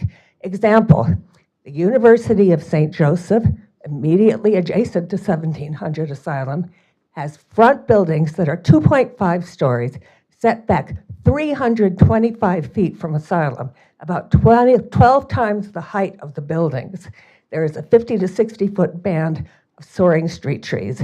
Example, the only multifamily units currently in our neighborhood are the residences on Steel Road, founded as a special development district. The front center building is 2 stories high with 2 3-story buildings on each side of it placed short gable end at the front. The 165-foot setbacks are 5 times as long as the buildings are high. The 60 to 80-foot tree screen is filled with preserved, full-grown, and newer densely placed evergreens. In our neighborhood, it's all about proportionality between building and street. Now, compare the current plans for 1700 Asylum. 2 tall 4 to 5-story buildings looming over Trout Brook Drive, set back only 40 feet, the minimum permitted. Unlike anywhere in the neighborhood, even homes, building height is taller than the setback. The developers promised to plant wildflowers and white oak trees on this tiny strip of soil. Alas, to thrive, white oaks need at least 100 feet of permeable soil. The robust Ms. Miller, the time is up, so please wind up. Thank you. Yes, the robust involvement of neighborhood residents can help ensure that 1700 Asylum truly remains in harmony, that is, proportion with the actual or permitted development. Thank you, Ms. Miller. Mr. Miller, Jim Miller. The next person on deck is Lois Burris. Name and address for a minute. My name is Jim Miller. I live at 1669 Asylum Avenue. In its current 2020-2030 Plan of Conservation and Development, our city promises to balance, and I quote, growth with preservation and enhancement of important environmental resources. Does the planned development at 1700 Asylum Avenue strike the right balance? Does it move West Hartford closer to achieving the, quote, sustainable community, not just more LED light bulbs, the plan also envisions? 1700 Asylum is bisected by a branch of the Trout Brook River. The state's Department of Environment and Energy has classified Trout Brook as an impaired water body, unable to support recreation or aquatic life. The surrounding soil is a type of clay that cannot absorb much water. As a result, the area around Trout Brook, as everyone knows, is prone to chronic flooding that has become worse in recent years, probably because of climate change, despite the city's ongoing efforts to mitigate these risks. City planners in the past didn't know what we now know today about the importance of watersheds and wetlands to achieving a truly sustainable community. The general idea is to preserve or increase vegetation and trees, and to replace concrete with permeable surfaces wherever precious wetlands become available to restore. And in this way create what some planners now call sponge cities. Sponge cities are deliberately designed to minimize the risks of flooding. Connecticut's latest 2024 Stormwater Quality Manual, not the 2020 version cited by the developers, in fact encourages such best practices by expanding open spaces that can absorb more stormwater when it rains. Why not embrace such best practices? You have a rare opportunity with 1700 Asylum to rectify some of the mistakes made in the past by city planners who don't know what we know today. It's also a chance to take seriously the results of the Community Engagement Report and Vision Statement that the committee commissioned in 2018. At that time, residents overwhelmingly preferred preserving this area as a park or other public resource. So here's my plea. Be bold. Reconsider the impulse to build, baby, build. Be visionary. Think green. Imagine a new park. Grow a garden city. And do everything you can, not just the legal minimum, to help mitigate the chronic flooding that threatens the future of our beautiful city. Thank you. Thank you, Mr. Miller.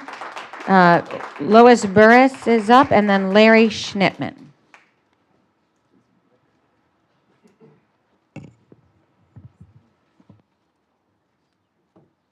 think we all know when we've been handed a shiny brochure for a new toy, or in this case, a new development. I feel a bit like David facing Goliath. Can you please state your name and address? I don't Oh, think I'm you're. sorry. Lois Burrs, 319 Cumberland Road, West Hartford, Connecticut. This project, Heritage Square, proposed by West Hartford One LLC, has been in the planning phase for a couple of years now. A lot has been invested in the project, both by the developer and West Hartford town officials. Planning and zoning encourages you to approve this project. They should have opposed it. I'll say it over and over again, this project is too big for our neighborhood. We don't need all these new apartments. We're already building apartments all over West Hartford. We do need homes for new residents to purchase and live in, but apparently there isn't much profit in building single-family homes. As one of those maybe empty nesters that was referenced to the September meeting, I have paid off my mortgage, and I have absolutely no desire to go renting a unit somewhere. So it's definitely not in my benefit.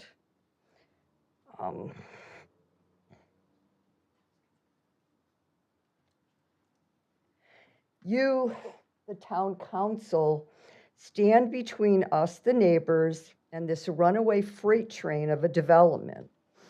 For a project of this size, I don't understand why there isn't a town-wide referendum on it.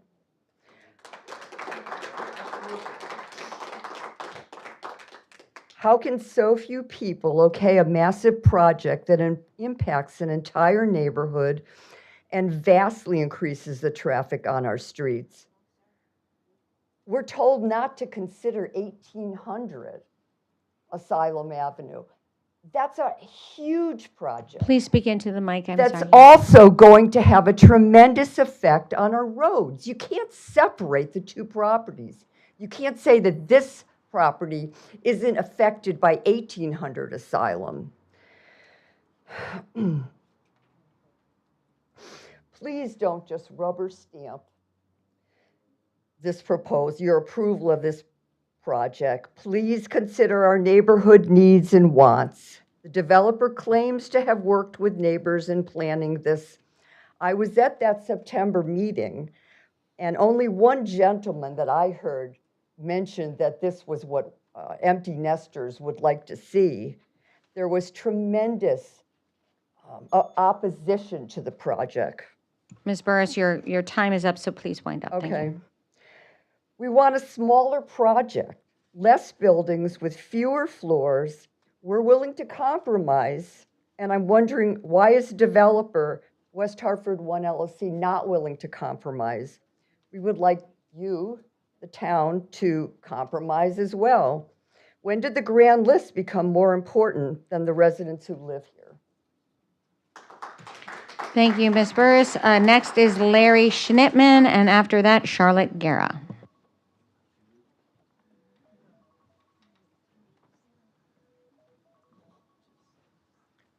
Hello, my name is Larry Schnittman. I live at 319 Cumberland Road. I know there are many people waiting to speak tonight, so I'm going to keep my remarks short and to the point. In quoting TPZ member Liz Gillette, who cast the dissenting vote on 2/22/24, she indicated at that time it's too big and it doesn't fit the site. I too object to this high-density, massive building structure. We're not Stamford, Connecticut, or some other large metropolitan area. It's not about being afraid of development or change or growth. My concerns have to do with what kind of development is being proposed here, whether it's the 1700 side or the 1800 side. I know we want to divorce them and pretend the other side doesn't exist. It's too big for this residential area of single-family homes. It's not about changing a gate or cutting down a tree or setting back the top floor of the house to make it look less intimidating when you're going down Troutbrook Drive. It's the solution to the problem is scaling back. How about scaling back 5 stories? People talked about the development on Steel Road. I don't believe it is 5 stories tall. Right. I've been through that area myself. So to consider building homes that reflect the character of the neighborhood is what I'm asking you to consider here. Thank you very much for your time. Thank you very much, Mr. Schnittman. Next, Charlotte Guerra, and then after that, Chris Conway.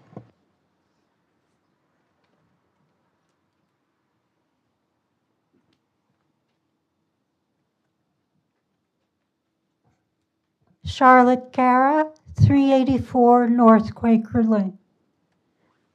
Heritage Park is not the right fit for this site in West Hartford. We are voting and tax-paying residents of West Hartford who live in single-family home-zoned neighborhoods near this proposed development. The Garden Homes slides are quite misleading when it comes to shrubbery and trees. We have been told they're showing what the shrubbery and trees would look like at about 20 years after the site was built. We were told in previous hearings that the new trees that were planted would have a diameter of approximately 1 inch to 1.5 inches. Nothing remains static. If 1700 Asylum Avenue progresses as proposed by the developer, homes in the adjoining neighborhood, which I've canvassed over 3 weeknights on 3 separate weeks, are adversely affected. The value of their houses fall, and this is Haynes, Lawler, and Troutbrook, falls by 100 to 150,000, as homeowners are finding out by currently speaking with real estate agents. This affects the grand list. After all, would you like to live across the street from 4 5-story buildings towering over your home? I think not. Additionally, the nearby Morley neighborhood is a lovely family neighborhood, and having this multi-story development so close to our neighborhood would ruin the integrity of the neighborhood. The proposed 2 1,700 buildings very close to Troutbrook, that's buildings A and B, are 40 feet approximately from the curb. This needs to be redesigned to maintain harmony with the neighborhood single-family residents and to prevent a feeling of towering buildings and overcrowding of the land. A recommendation would be that these 2 buildings, A and B, be no more than 3 stories tall in order to be in harmony with the neighborhood, and also set back from Troutbrook Drive by at least 150 feet. The developer could then use the land by Troutbrook Drive for building parking spaces. This would prevent the two large buildings towering over this plot of land as you drive along Troutbrook. Ms. Guerra, your time is up, so wind up. Thank you. Just one comment. I think Ruth Miller talked about the setbacks. You know, St. Joseph's buildings are 320 feet from the street. Ms. Robin Pearson tonight talked about the development of the North Steel Road, and that development is 160 to 190 feet back from the road. Thank you. Thank you, Ms. Guerra. The next person up is Chris Conway. After that, Mike Mashad.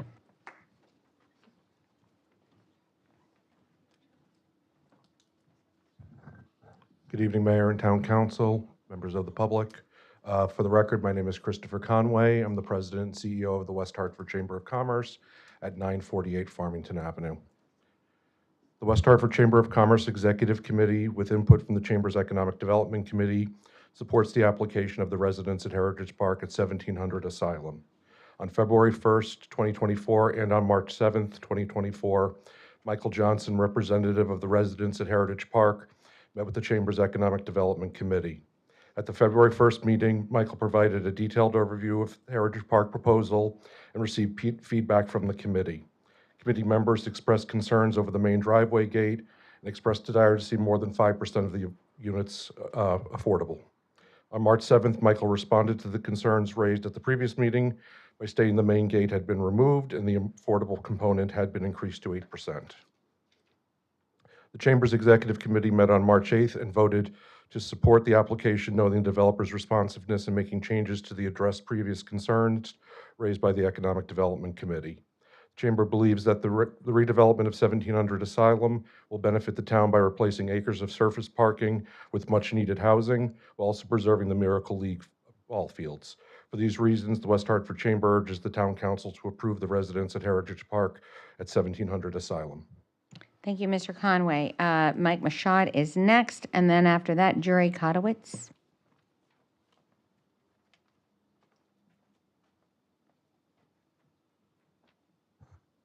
My name is Mike Mashad. I reside at 41 Hammock Road. I'm here as the Executive Director of the Miracle League of Connecticut and as a past president of the Little League. We, as our organizations, are not taking a stand pro or con against this project. We do appreciate the fact that the ball fields were left intact, but we do have some serious concerns about the amount of parking that is being left for us. On any given evening, weekday evening, there are about 90 players playing games there at the same time. With just one car per player, that would fill up the lot. But because we have such an involved community and many generations, very often grandparents or aunts and uncles or neighbors are also attending the games, and 100 spots is not going to be enough. This coming Sunday, we have our opening day, where over 600 families will be there for the opening day parade. And we hope we get another canter cartwheel at it this year. We recognize that there's about a dozen dates throughout the year where the parking is going to be completely inadequate. And I haven't seen anything in concrete yet about a solution to that problem. The Miracle League, all of our players have a disability of some sort. Many of them have physical disabilities, which require handicap parking or wheelchair accessible parking. So I just don't see how 100 spots are going to cut it. My other concern is that if this stays at a privately held company that owns the fields, we don't get a long-term lease. The Miracle League field right now needs to be replaced and resurfaced. Between the Little League and the Miracle League, we've invested over $1 million on that site for developing the fields. We are in dire need of replacing our Miracle League field and have been for the past 3 years, and we've raised the funds to do it. This is all privately fundraised. And at this point, we are not comfortable in spending that money without a long-term lease. It's going to cost us, unfortunately, that time has cost us money. It was a $200,000 proposal about 3 years ago to resurface, and it's now over $300,000. So we need some solution, some long-term solution to make this park what it can be and as safe as possible for everybody. My fear in the parking is that our families are going to start parking in the neighborhood streets again, which was a big problem and a big issue that we addressed during the original development of the ballparks. We had trained our families and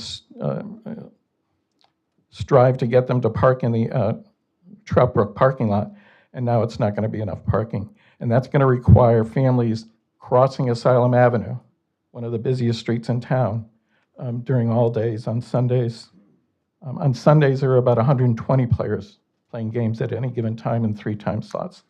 So it's just, my main concern is about the parking. Thank you, Mr. Mashad. The next is Jury Kotowitz, and then Dr. Rona Free.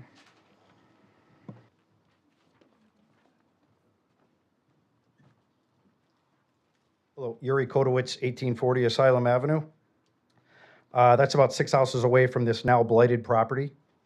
While a park would be ideal, unfortunately, that opportunity has passed, and I understand that. I also pragmatically understand the need for the developer's necessity to make a return on investment.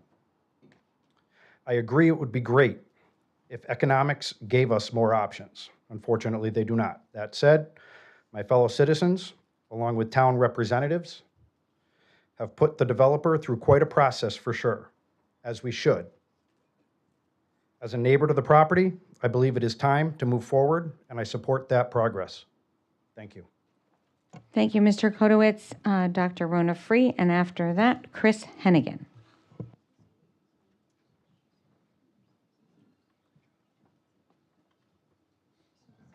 Well, good evening. I'm Rona Free, and I live at 27 Buckingham Lane in West Hartford. I'm also the president of the University of St. Joseph, and I'm here to speak in support of the current proposal for 1700 Asylum. As one of many neighbors to 1700 Asylum, a major benefit of the proposed project for the university is the improved stormwater management and wetlands protections that will result. Based on our experience at USJ, I'm confident the town will hold the developer to the required wetlands and stormwater improvements and monitor carefully during and after construction, reducing the potential for future flooding on campus. Equally important is that this development will provide housing for USJ employees and graduate students, not undergraduate students, but graduate students within easy walking or biking distance of campus. In an attempt to reduce the number of cars driving to and parking on campus each day, we have offered free bus passes, offered incentives to carpool, and we provide student services and library services online so that commuting students do not have to drive to campus just to read a journal article or register for their next semester courses. None of these efforts has had a noticeable effect.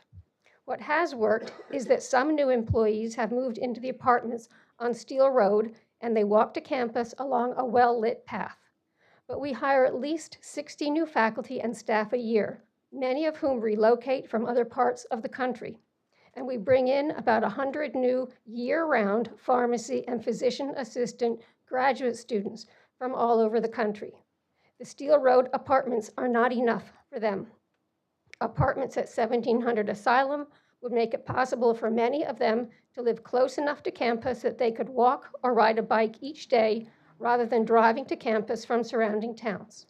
We also look forward to sharing with other residents of 1700 Asylum our art museum, walking paths, library, chapel, and campus events and performances, all in walking distance. For these reasons, I support the approval of the current proposal. Thank you. Thank you, Dr. Free.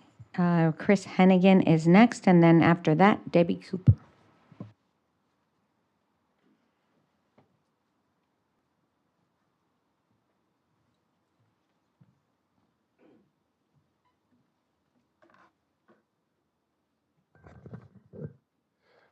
Good evening. My name is Chris Hennigan. I live at 1651 Asylum Avenue in West Hartford. I'm speaking on behalf of myself and my wife, Aurelia Perica, who could not be here this evening. With this development, many unanswered questions remain about the compatibility of this project with the surrounding neighborhood as it relates to an STD in the town code. As you're probably aware, Section 177-44B2 of the code states that the plan will be superior to a plan possible under the regular standards of this chapter. Okay, so what findings does the town have to support this?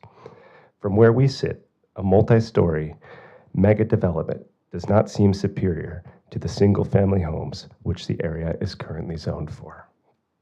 Section 177-44C2 states the plan will be in harmony with the actual permitted development or adjacent properties.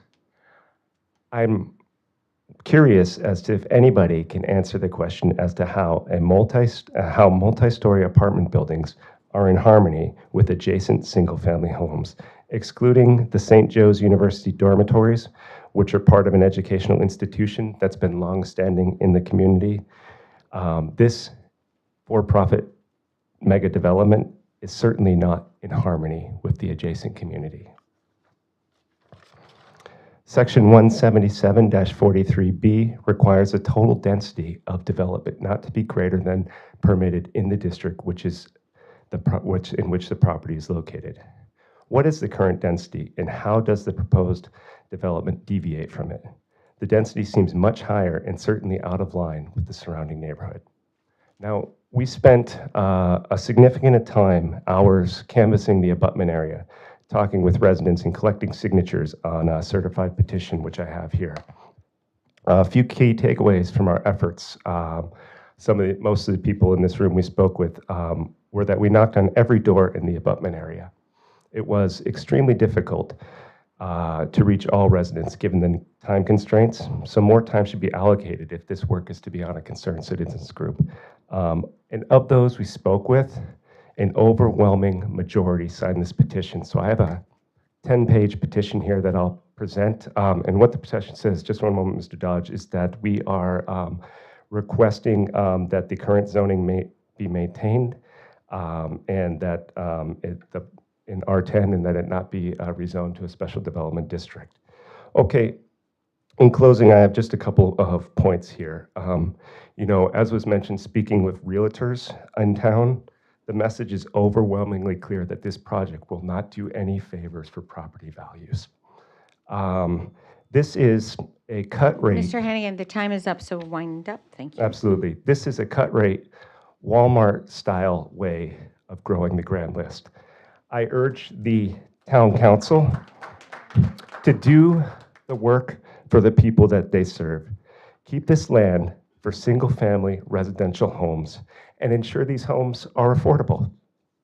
Okay, and finally, with the petition, if you continue to disenfranchise the residents of West Hartford to appease these developers by approving this special development district, we are prepared to take legal action to challenge your decision. Thank you, Mr. Hennigan. The next up is Debbie Cooper, and then after that, Lee Daniels. I'm sorry, and we're going to hear from our Corporation Counsel for a minute. Thank you, Madam Mayor. Just for the record, I want to read the text of the petition that the gentleman just handed to me. The petition reads as follows. I am against any zoning changes to the 1700 Asylum Avenue property in West Hartford, Connecticut, from one family residence to a special development district.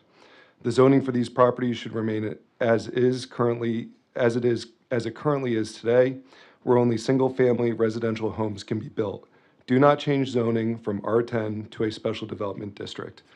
Madam Mayor, I will give these to the clerk for entry into the record. At the conclusion of the public hearing, my staff, together with the town planner, will review the signatures to determine whether it triggers the supermajority requirement under our town charter. Thank you, thank you, Attorney Dodge. Excuse me, Madam Mayor. Yes. I Mr. respectfully request a brief recess so I can timestamp in the petition. We are recessed until you timestamp in the petition.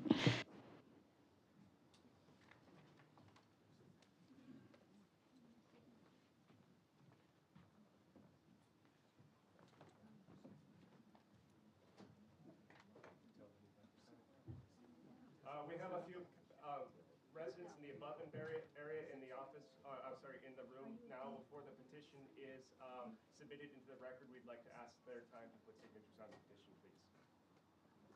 Is there anyone in the room who has to sign this petition? Yes, if you're in the abutment area.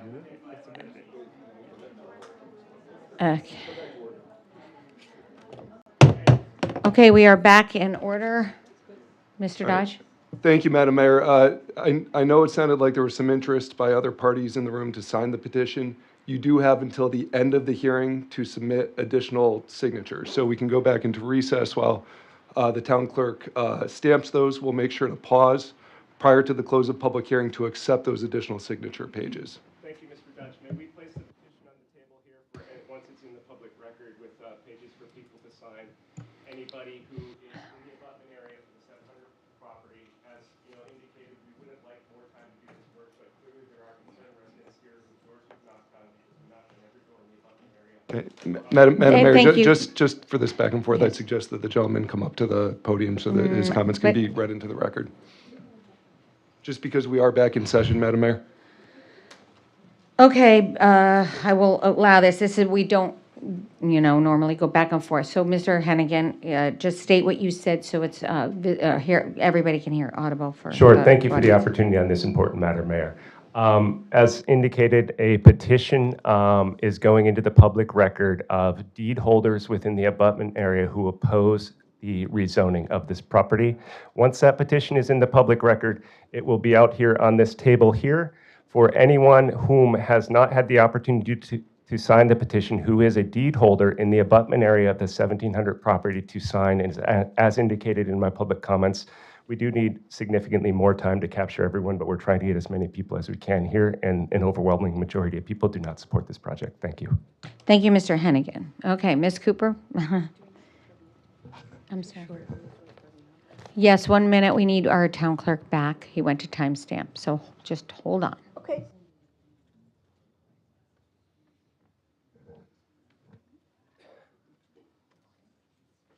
All right, we are going to take a 5-minute bathroom break. I'm being told that that is highly requested, and we will be back in 5 minutes. Ms. Cooper, I'm sorry, you can, if you want to stay there, you are welcome to, but if not, Thank you. okay.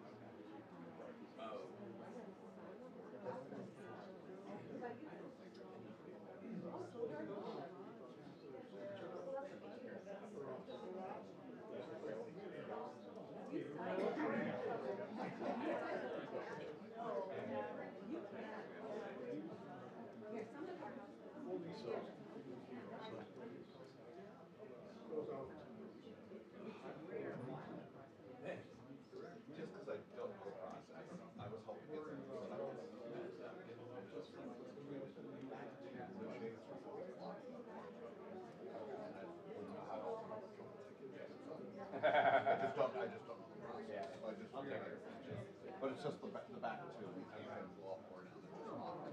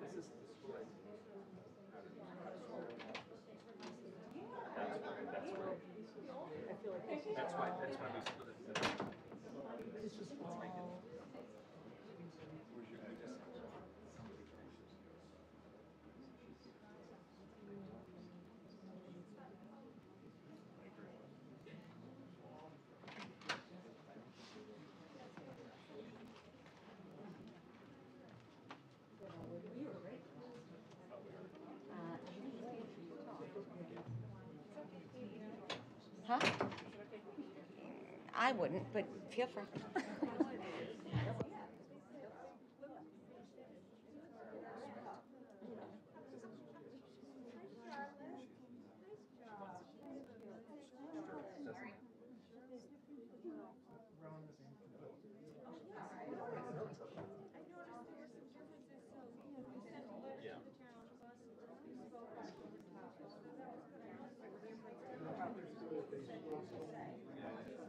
Okay.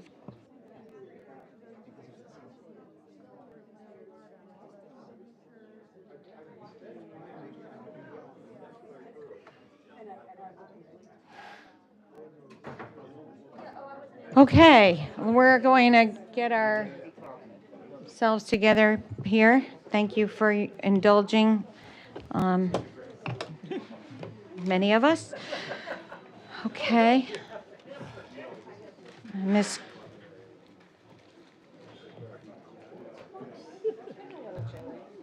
Miss Cooper, you are back up. Everybody, if we can have everyone's attention. Okay, name and address for the record. Feel free to wait until people are settled.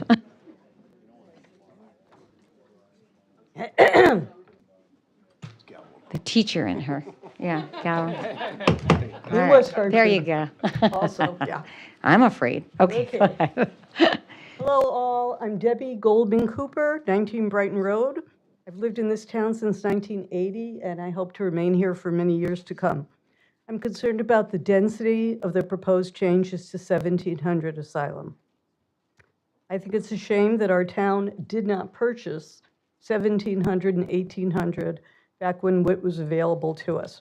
The current proposed development is inappropriate in scale and character to the surrounding residential neighborhoods. There should be no buildings higher than 2 or 3 stories max. Our traffic arteries are currently congested. Significant added traffic has to be problematic. Troutbrook, Asylum, Albany Ave, and North Main are already very busy thoroughfares. This type of large-scale development will have significant negative impact on those streets and on the small streets around it that were designed for local and residential traffic. Our town does have a need for new developments that provide additional home ownership and rental opportunities, especially for young people, young families entering the housing market, and for senior citizens looking to downsize while remaining in town. This proposal's high-density plan, however, is excessive. Thank you. Thank you, Ms. Cooper. The next is Lee Daniels, and after that there's 2 names listed, Jaman and Sam Slow. You will correct when you come up. Thank you. Name and address for the record. Hello, everyone. Lee Daniels. I live at 19 Brighton Road with my lovely wife, Debbie, who just finished. Mayor Cantor, Town Council, folks.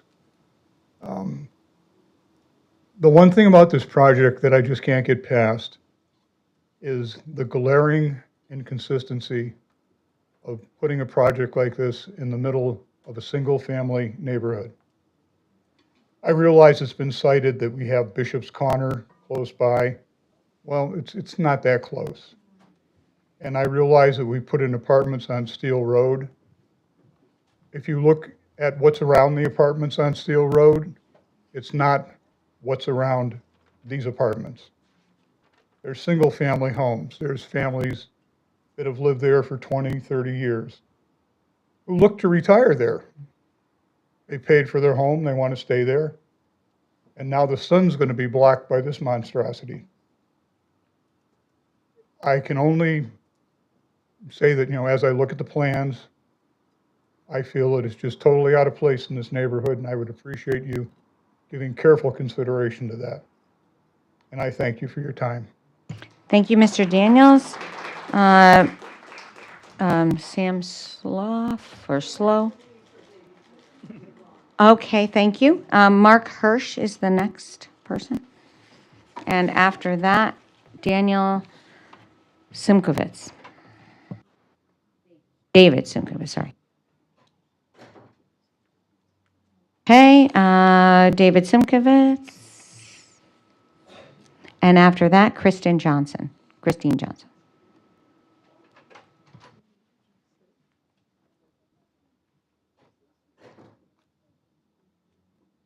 Thank you. Name and address.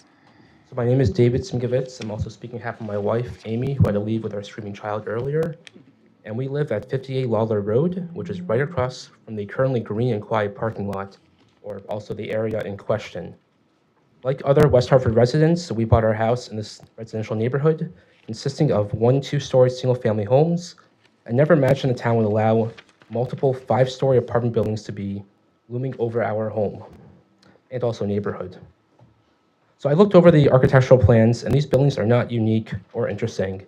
They're the typical buildings you see everywhere else in the country. There's 2 examples on New Park Ave, both of which are not 5-story buildings. This project will change West Hartford and its uniqueness. West Hartford will no longer be pedestrian or cyclist friendly. Instead, we'll trade this in for more traffic, congestion, and pollution.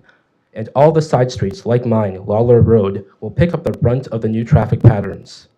The rezoning of 1700 Asylum will change my life, the life of my family, and the lives of my neighbors. Tonight, I ask the town council to vote against the zoning change. Instead of building apartment buildings, let's build some more single-family homes that are excellent for families with kids. Thank you. Thank you, Mr. Simkovitz. Next is Christine, and if I said your, thank you. Okay. And after that, Christine Feely. Good evening, Christine Johnson, 44 Lawler Road. I've lived in West Hartford for about 45 years. My parents moved here when I was 10, and I proceeded to move back after my education and purchase properties. I just wanted to tell you, a lot of times I have guests who come in and visit me, and they say, West Hartford's so nice. And I say, yes, because there's no drive-throughs, there's limits on heights of buildings, and that's what keeps it a community and a neighborhood. So I think that what has been proposed is just too much for the area, and we want to maintain home values, and the proposed development would be just too much. Thank you, Ms. Johnson. Christine Feely.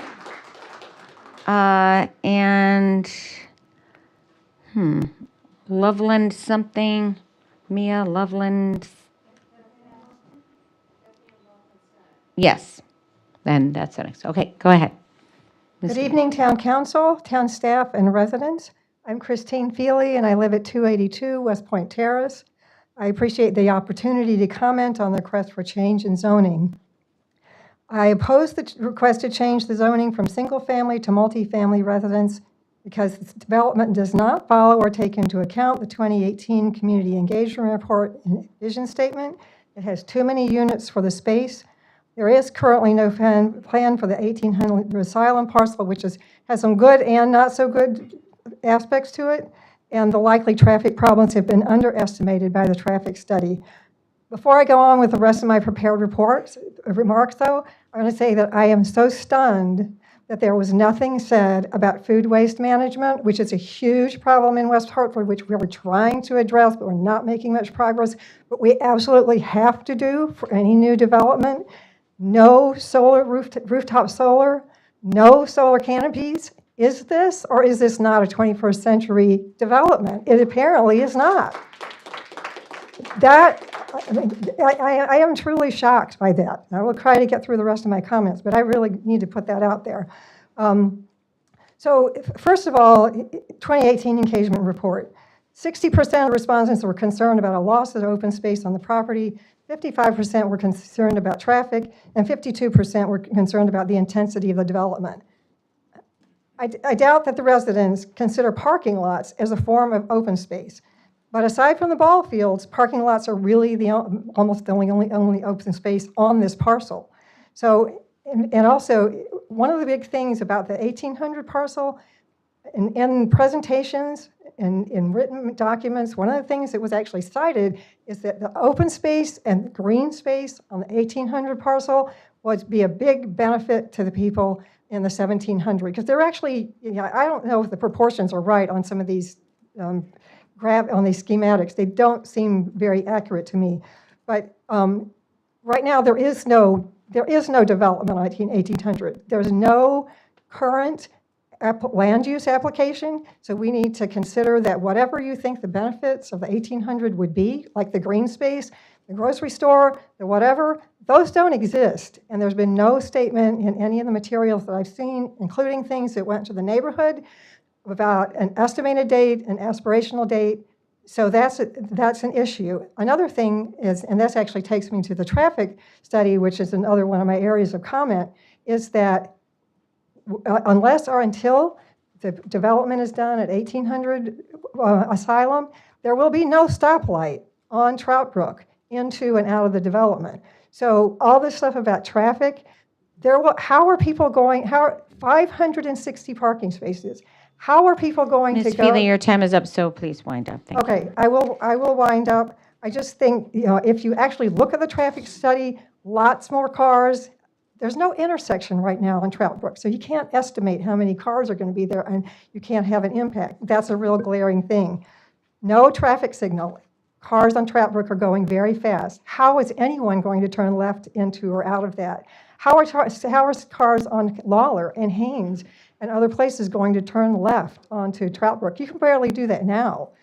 So I will stop there, but I would really, this development is too big for the site. It doesn't take into account residents' expressed views, and it is not a sustainable development. Thank you. Thank you, Ms. Feely. Brianna Loveland, yeah. And then next is Glenn McIntyre, and after that, Julia McIntyre.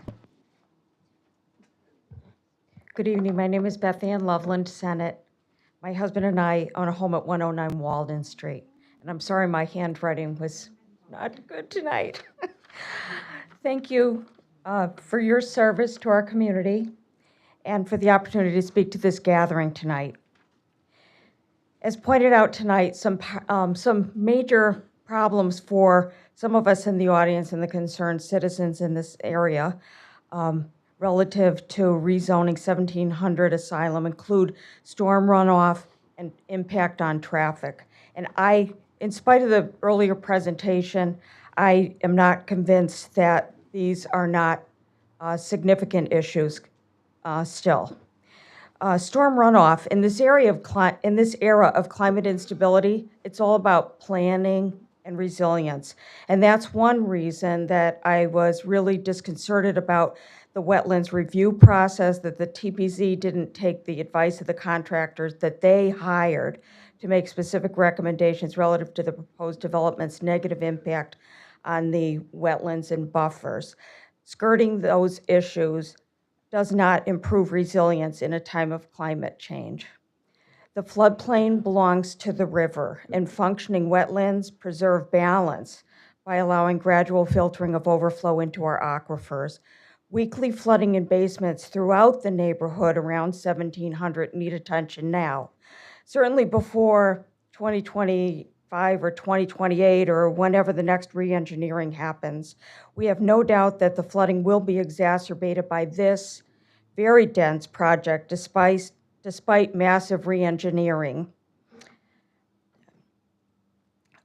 In fact, according to a recent Northeast study, the 100-year flood construct that was alluded to earlier, based as it is on data from the late 1900s, with rising sea levels and wetter storms today, the so-called 100-year flood construct, quote, gives an inaccurate and dangerous sense of the frequency and magnitude of flooding events. So in the 2014 to 2019 Capital Region Natural Hazards Mitigation Plan, which is quite old now, considering we've had so many recent flooding events, West Hartford was one of the highest overall in flood loss claim rates, had one of the highest overall flood loss claim rates in the region. An analysis conducted by Capital Region Council of Governments indicated that a storm, even inundating at a 100-year floodplain level, could cause $131 million in damages to residences, commercial properties, and businesses. Ms. Senate, so time is up, but feel wind up. I will, thank you. So in closing, It's been mentioned that the surveys of local neighbors have been largely ignored. And like many of my fellow taxpayers, I find that I'm just really disappointed between the outcome on the wetlands issue, deliberations, to the rezoning matter before us. And I urge town council members to vote against a zoning change in this case. Thanks. Thank you, Ms. Loveland. Senate. Next up is Glenn McIntyre. After that, Julia McIntyre.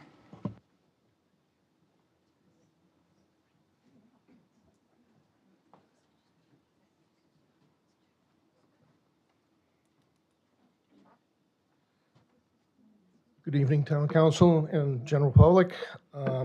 My name is Glenn McIntyre. I live at 1414 Troutbrook Drive. I'm the fourth generation out of 5. My daughters now live here as well. And I'm very disappointed in where this is headed. I think we're ruining the reason people come here to West Hartford. How many of you live on Troutbrook? Okay, yeah. So I don't see any hands going up. Since they did the diet on Main Street, the traffic on Troutbrook is horrendous. I live a few houses from Albany Avenue. If I don't get out of the driveway by 7 a.m., I don't get out.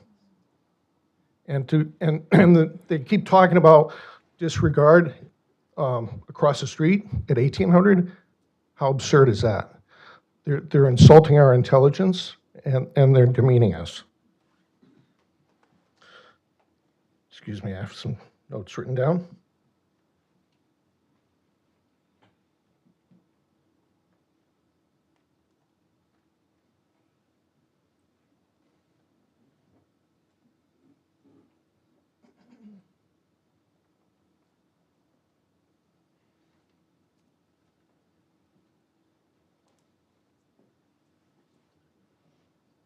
Sorry. They're talking about the residents who'll be living there. They're talking about that traffic. What about the deliveries? What about people visiting these residents in this apartment complex? You're not taking that into account as well. Since St. Joseph's has become co-ed, I've noticed even more traffic. And what about crime that'll be increased? Because these people are renting. They're not showing any commitment to the town long-term. And I'm also upset that they didn't go out further than 500 feet, because living on Troutbrook, we're all going to be affected by this. You have several apartment complexes going up in this town, and I want to correct everyone. This is the town of West Hartford, not the city of West Hartford. Thank you very much. Thank you, Mr. McIntyre. And the Julia McIntyre, I don't know if you want. And after that, while she walks up, AJ Hearn, I think. Either Hem or Hearn. Hi, Julia McIntyre, 1414 Troutbrook Drive. I am a high school math teacher, specifically statistics, and I did notice a few things that kind of bothered me about the things that were said. Specifically the fact that we were taking out 1800 when we did the traffic report, and the fact that we are baby stepping the 2 properties is going to change the results of the traffic report significantly. We can't take out outliers like that, and the dates that they used for those traffic reports were also times when St. Francis had the parking lot, and they were also overloading it and filling Troutbrook with more and more cars. And when we mentioned the 1.3 average parking spots per resident, they said it for the 500 total spots, but that would be for about 440 spots, not including the extra 100 spots for the Miracle League, which would make it about 1.68 average, which still would not necessarily be enough for 322 residents to have 500 spots, assuming that many might have 1 to 2 average cars, and then including the Miracle League in that, it wouldn't give them adequate parking for all of their athletes on the fields. Thank you. Thank you, Ms. McIntyre. AJ Hem or Hearn, sorry about that, and Evelyn Fishman. Good evening. It's Hearn, H-E-R-N, AJ Hearn, and I live at 7 Brighton Road. And we would like to thank the town council for many things. My wife, Margaret, and I have lived in this town for 30 years, more than 30 years, and we love our town, and we love how the town has been run. We pay high taxes in this town, and we're okay with that because we love the excellent schools, we love the diversity of this town, and we feel safe in this town. This is the first time in all of the years that I've lived in this town that I have felt an overwhelming majority of people speaking out against something and silence on the other side. I want to plead with this body that you represent the town of West Hartford, the people of West Hartford who are just so impacted by what is happening here. West Hartford, somebody just spoke of as a town, and it is not lost on us that more than once tonight, more than twice, in fact, several times tonight, it was referred to as a city. In fact, that's not surprising because as it is right now, the town of West Hartford is, from my understanding, the largest town in all of New England. All of New England. Every other body is a city. And are we thinking about the direction that we're going here with just building, making it larger? So many of these people have spoken far more eloquently than I and have spoken about the important issues. I just want this body to think about not just the economics, but of the impact of all of these great people. And let's try to keep West Hartford this extraordinary town that it is. Thank you. Thank you, Mr. Hearn. Evelyn Fishman is up next, and then, I'm going to have a hard one. I can't read the first name. I think it's Jackson is this last name. 44 Lawler. Hi, my name is Evelyn Fishman, and I live at number 10 Braintree Drive. Just make sure you're leaning into the mic. It's the tall one is Okay. yeah, All thank right. you. So I'm not going to take up a whole 3 minutes. I'd like Ann Liebman to take up some of my time. Everybody has said everything that I was thinking about saying, but the one thing that hasn't been talked about is what is the cost to this development to West Hartford? What kind of strain is this going to put on West Hartford? And again, I know we need more housing, but do we need this kind of housing? And having a 5-story, 4-story building, it's too much. I mean, everybody already said that. Yeah, so I oppose this. I mean, I drive through there every day. As a matter of fact, I think my car was on one of the pictures. So the traffic that's already there is too much. I understand it was a study and it was 700 pages, but it doesn't have to, you don't need a study to realize we already have a lot of traffic in that area. As a matter of fact, my neighbor, who's not here right now, he witnessed a horrible accident right on the corner of Troutbrook and Asylum a few years ago. He saw somebody die, okay? That happened a couple of years ago. Do we need that in our town? I mean, I moved here 35 years ago. I raised my kids here, and I like to keep the town the way it is. It's a town. It's charming. It has parks. We could use more parks. So, yeah, I mean, I wrote something and I forgot my glasses, so I can't say anything else, but I really oppose this. And my husband keeps saying, why do you care so much about this? And we could just move. I don't want to move. I want to stay here, and I want to keep things the way they are. Thank you, Ms. Fishman. Okay, so Mr. Jackson or Miss Jackson? No, she has to sign up, and that's okay. She'll sign. We're going to open it up at the end. Janet Jackson? No? Janet Jackson? No? Oh, yeah, you're here. I see you. I'm Janet Jackson. 44 Lawler is my daughter's home. I've been a resident of West Hartford for 45 years. We came because we wanted a place like West Hartford to educate our children and to have a safe, good place to live. I agree with the community members that are speaking against the development.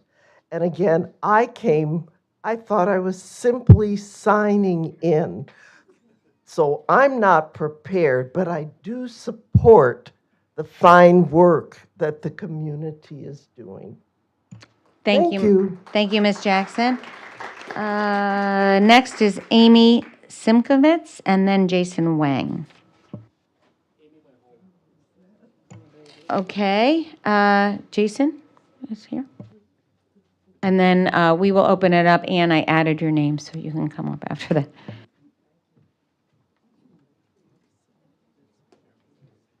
Hello, Jason Wang, 194 4 Mile Road.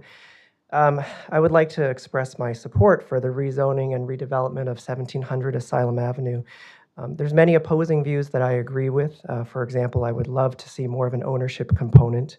I too have my concerns that maybe we don't need more retail space, which is, I know, related to the other side. Although I do think some, a certain amount of businesses can be sustainable in a location like that. I share concerns about the impermeable surface and especially excessive parking lots. But overall, I do support the development, and here's why. First of all, there's a very strong environmental argument to be made for infill development and the creation of this kind of mild density to reduce our dependence on cars, reduce our dependence on oil. I understand that many fellow citizens would prefer single-family housing in the area, and I understand why that would be desirable. I would, some have mentioned climate change. I would point out that the single-family housing combined with single-use zoning is by far the most environmentally and carbon-intensive way to live. A mixed-use neighborhood integrated into bus lines, walking, biking paths, close proximity to schools, close proximity to services, all of which are fulfilled by this development, is very beneficial for the environment. And it may encourage car-light households, and it sounds like they're planning for it, that people are not going to be, not every single person's going to have their own car. There is, I think, a strong health argument for mixed-use infill development. I think our car-dependent lifestyle is not good for our health.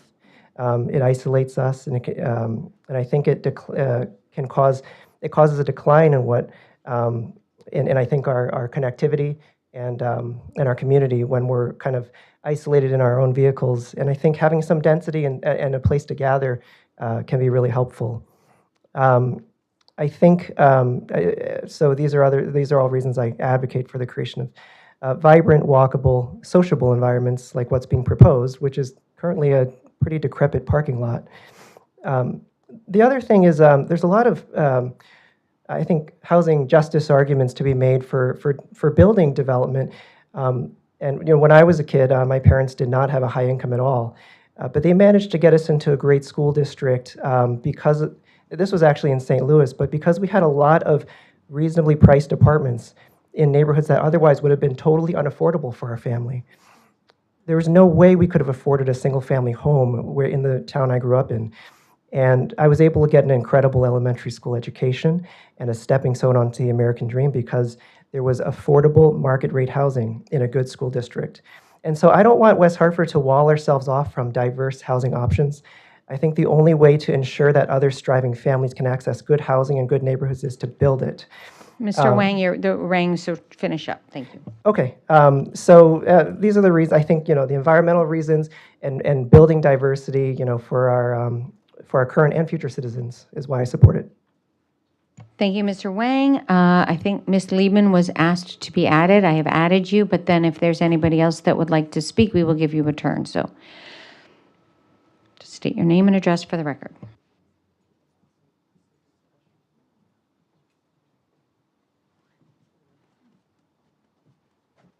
Good evening. Thank you for adding me in. My name is Ann Liebman. I live at 779 Prospect Avenue. Until a year ago, I lived on North Quaker Lane, close to Asylum, and I raised my family there. So I downsized a year ago, and I think that this property is something that is intended for someone like me. Uh, I agree that options are needed for older adults and empty nesters, but a couple of things that I heard tonight are of concern for me, and I'm sorry, I'm a little nervous. In terms of the project, I'm disappointed that the apartments are only 1 and 2 bedroom. Certainly, it would be difficult to raise families in 1 and 2 bedroom apartments. And I really feel that housing that does not encourage families is not community focused. And I fear that that would happen. This would be an adult only community, maybe not older adults because of University of St. Joseph's will be using some of the housing, but I'm really concerned about having availability. Rental property for families that's affordable, I think, is important. I also feel that attached parking garages are very important to have. We live in the Northeast. It's not safe to walk in inclement weather from your parking spot to your apartment, especially if you're an older adult carrying packages. And so it concerns me that there are no attached parking spots. I understand that there can't be underground parking. That really bothers me as well, because I think it's a statement about the land and the inability to build down. But so anyhow, that's all I wanted to say. Thank you, Ms. Liebman. No need to be nervous. We're all people. Okay. Is there anybody else that has not spoken that would like to speak? Okay, come on up. Just make sure you state your name and address.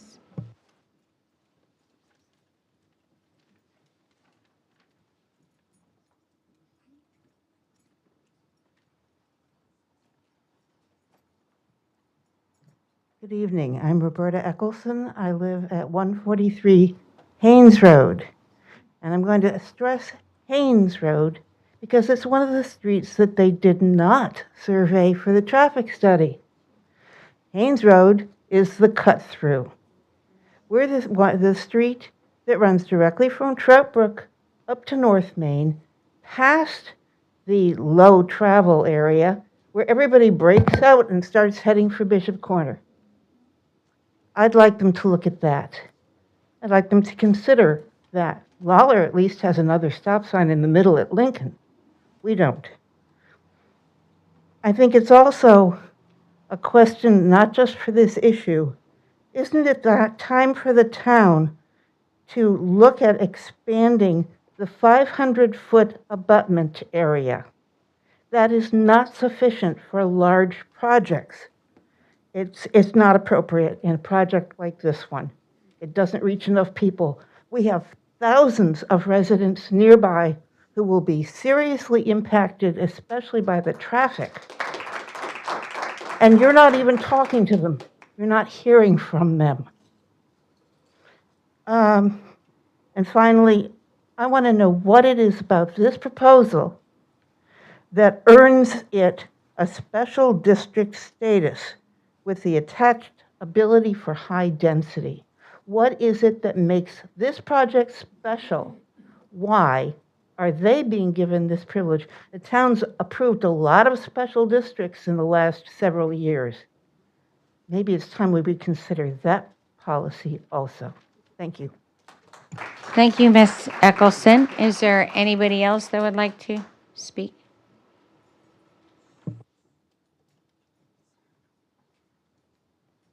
Hi, good evening. My name is Martha Derhack. I live at 63 Arundel Avenue.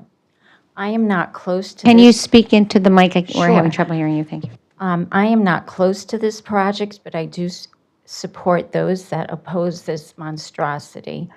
Living so close to the center over the years, whether it's been Blueback, more recently Trout Brook, or the LaSalle development, every developer has come in to say there's minimal traffic impact or there's no impact. And yet, living here day by day, I mean, just hearing the cars that are going by, as we were meeting, I'm sure you can't avoid that. This is what we hear all the time. And I was glad to hear that someone acknowledged that Trout Brook is an actual highway. It is not a nice little Trout Brook street that goes by residents. People race up and down all the time. So you're going to have a huge traffic impact. I don't know how you can't summarize otherwise. And also, in terms of the wetland, whether it's the zoning or however it's been divvied up, you have 1,700 and 1,800. A wetland is a wetland, and it's one entity. And so you can't separate and talk about a development on 1,700 because it impacts 1,800. It's all connected. And so I echo all the concerns that people have stated before me. I think they're valid, and this really needs to be reevaluated and at least cut into half, because how you have 600 parking spaces and have no impact to traffic, or isolating the wetland component, I don't know what that, either way, I'm opposed to this project. Thanks for giving me a minute. Thank you very much. Next speaker, please again state your name and address. Anybody else? Yeah? One more.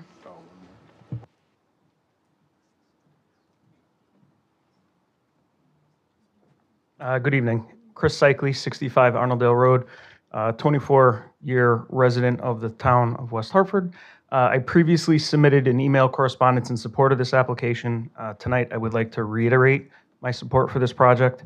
A few key points. Understanding the economics of this site and this whole project, I think the town is very fortunate to have a developer that's spent the last 2 years not only what started out as a what some would say a very profitable project has reduced in scale to appeal to all of the concerns in town and still meets all the regulations and zoning requirements as it was presented tonight. I think that I support all of the development in town. I think it's important for the towns to sustain. As a few other speakers had mentioned tonight, the option for a municipal use, such as a park or so, that time has passed. So now I think it's imperative that this property be developed, especially in a post-COVID era where building costs are 40%, if not higher. Those costs are only going to increase, and I think that given the current single-family zoning regulations in town, if single-family homes were built there, I think you'd find that sale prices in that neighborhood would easily double that of the surrounding neighborhood. That's it. Good luck. Thank you, Mr. Sigley. Is there anybody else that would like to speak to this? Okay, then we are going to invite the applicant back up and respond to the comments, and then councilors will ask questions, and then you can respond to those as well.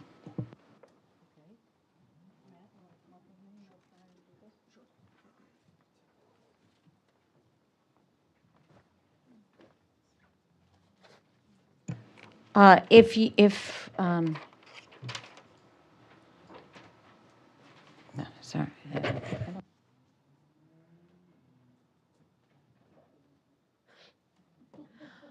there the opportunity to place the petition now that it's in the public record? I was able here for concerned residents potentially sign one of the comments. Can you come up and speak with the Corporation Council, please? So I don't want anyone thinking that there's conversations going on that the public can't hear or see. So Mr. Dodge is going to come. We will take a 5-minute recess while they're figuring it out. Thank you.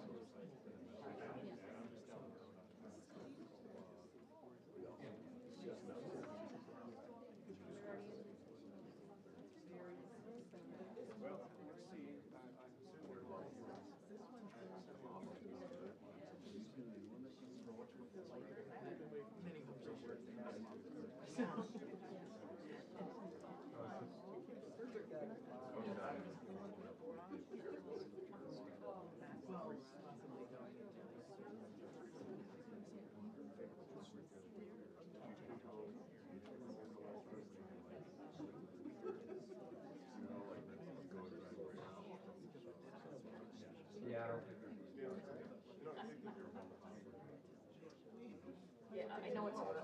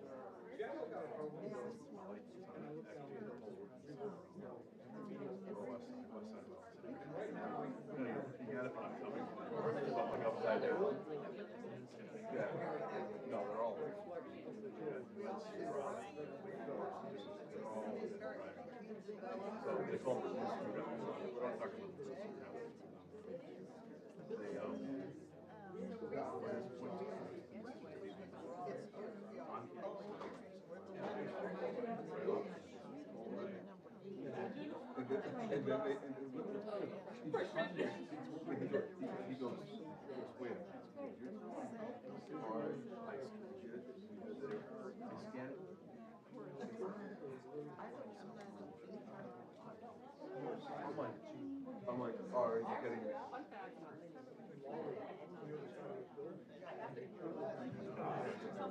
I was like, I don't like these. And then I got crispy.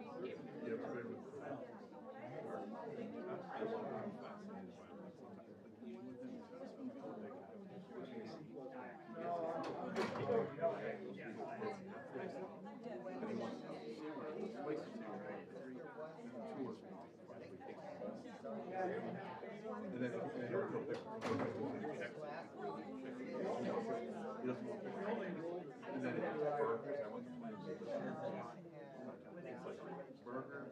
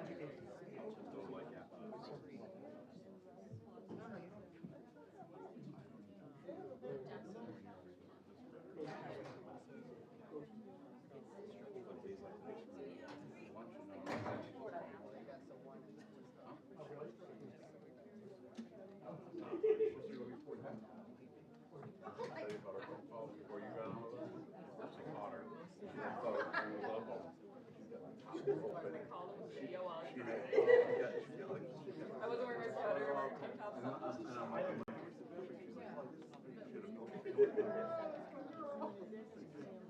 I got up to smell here. What's going on? It was so sunny. I'm like, not that I'm happy. I just want to see you want to be in there.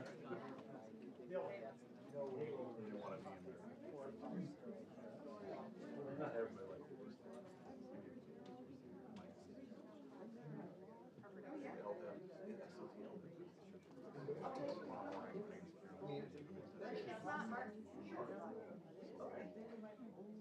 That's a truck. Yeah. Oh,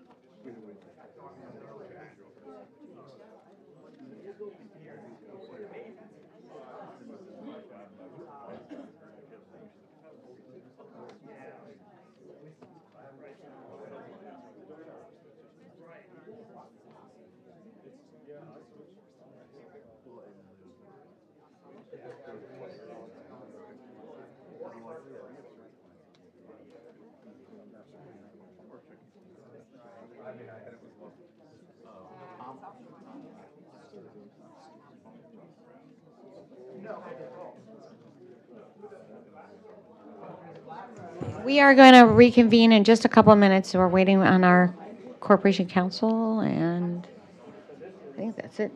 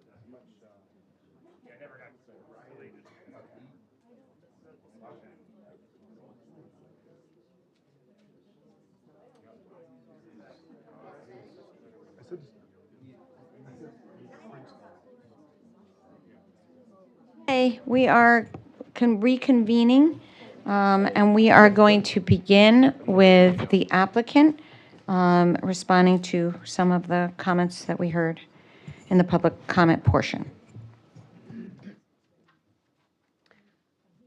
Thank you, Madam Mayor, members of the council. I'm going to start off by sort of going through a general overview of the comments that were received. Many of this had the same topics and concerns.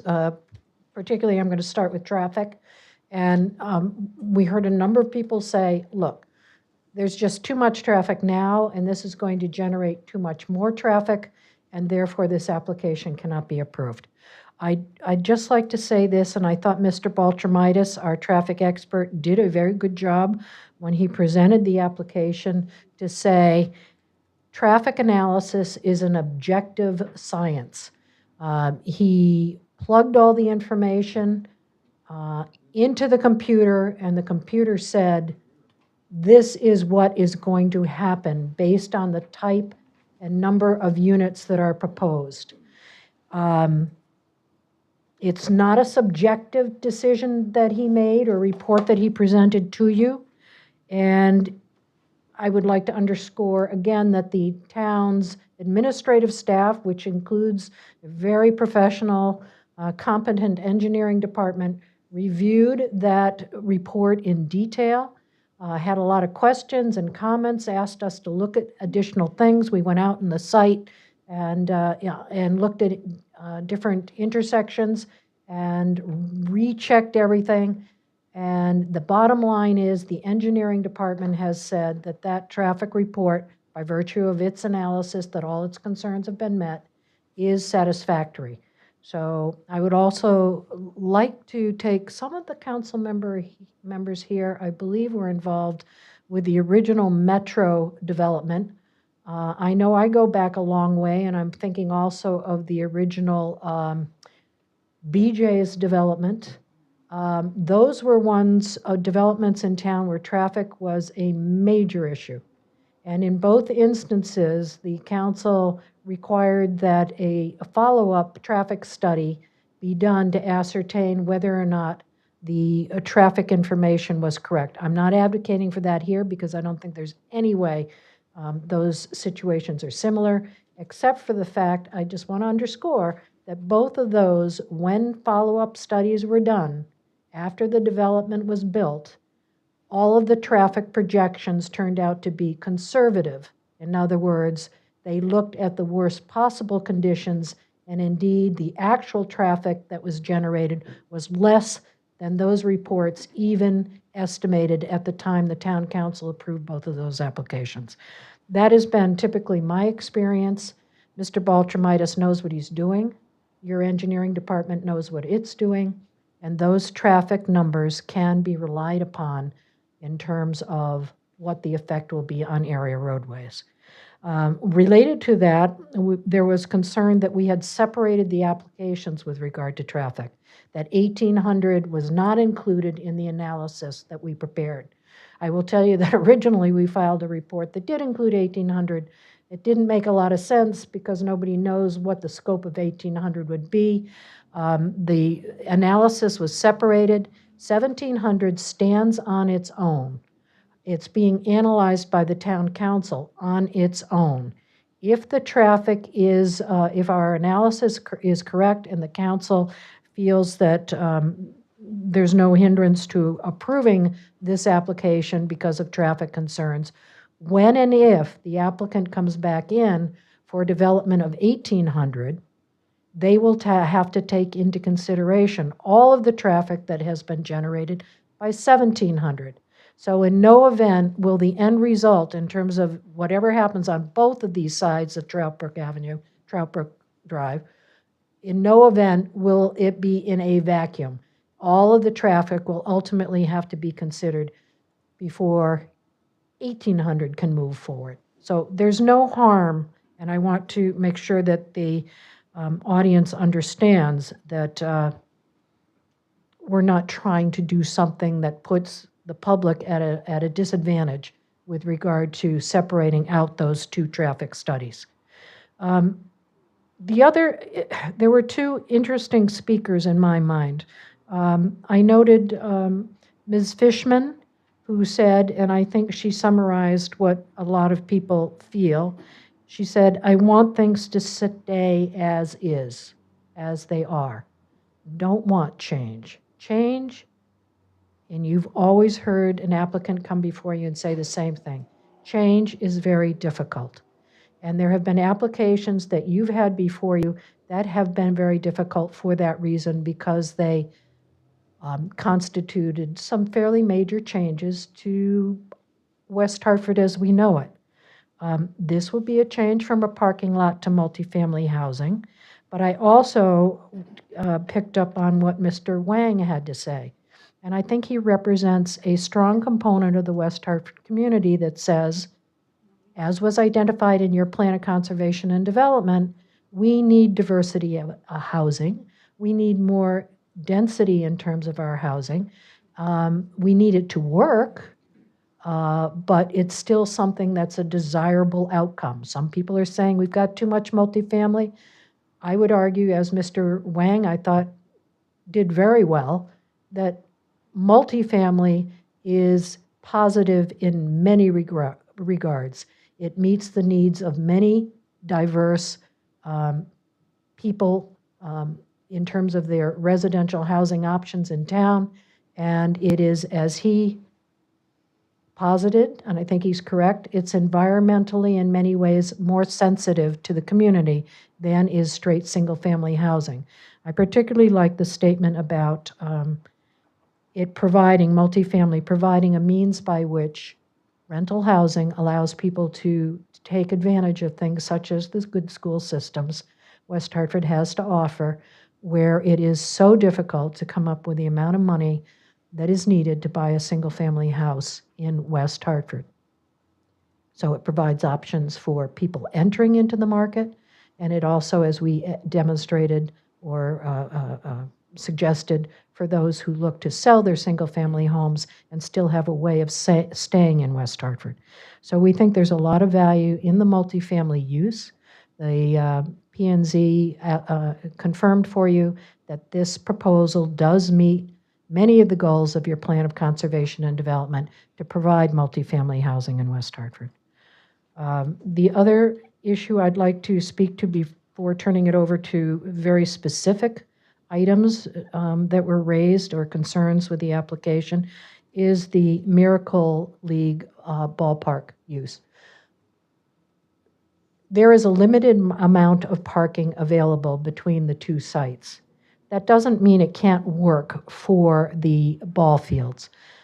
We were pleased to be able to prepare an application for your consideration that proposes to build 100 dedicated, is it 100? 100 dedicated parking spaces for that ball field. It's exclusive use. The residential side of 1,700 will not be using those spaces. Those are available for the ball fields only. Yes, there are events that were discussed where there are, I had thought it was about 6, but apparently it's between 11 and 12 events a year where they have as many as 600 people coming to the site.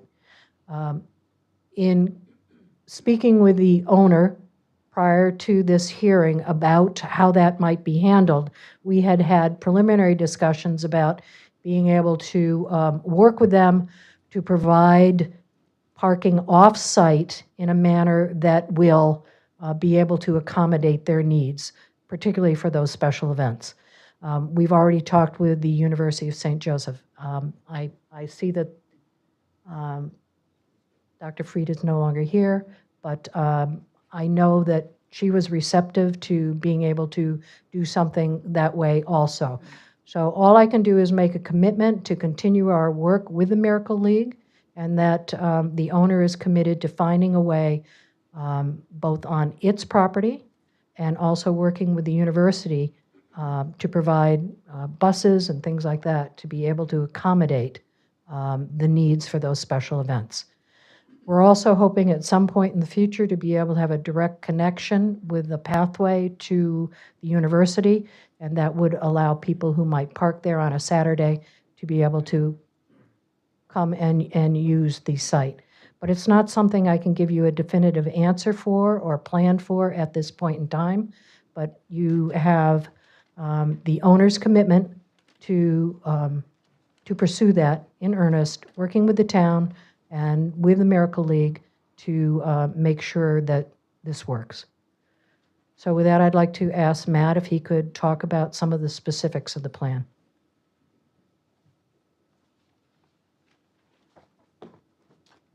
Thanks, Robin. Again, for the record, Matt Bruton, engineer from BL Companies. So I just had 4 quick points here just to clarify off of public comment. The first one was regarding open space, the desire for open space, more open space, things of that nature. For this particular development, the requirement for town regulations, about 64,000 square feet of open space as a requirement. We do have a plan in that set that shows that we hit and exceed that.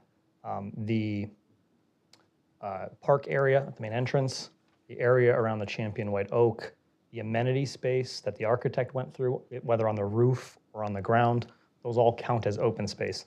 Those 4 or 5 areas alone equated to 72,000 square feet, which is over what the requirement is. And we honestly stopped counting there. We didn't count the baseball fields, we didn't count the woods, we didn't count anything else. But so open space per your regulations is more than exceeded on this property. And honestly, it was designed to invite the neighbors and the patrons of the baseball field and surrounding community to connect and interweave with this. That's why we have so many trails, boardwalks, and public sidewalks as part of our application. Landscaping, there was a comment about the caliper of trees. Obviously, we do provide a large variety of trees on the property. It's detailed on the landscaping plan. I believe the comment was that we're cutting down trees and you're getting 1 caliper in return. That's not true. The minimum caliper on our proposed plan is 2 inches, goes all the way up to 4 inches. And for that in terms of height, that will vary depending on the species, anywhere from 8 feet to 25 feet at planting, and then obviously it'll grow from there. There was some comment related to parking. Your regulations for a residential are 1.5, that's the ratio, and we have 1.75. So very careful consideration to not only provide the baseball field with parking, dedicated parking, but also to make sure that the residential development has enough parking for the residents, but also their visitors. I've been a part of a lot of applications where maybe you're getting 1 space per unit. We have 1.7. So, and then the last one was about stormwater and flood capacity. Obviously, I mentioned earlier, there is a stormwater management system on this property.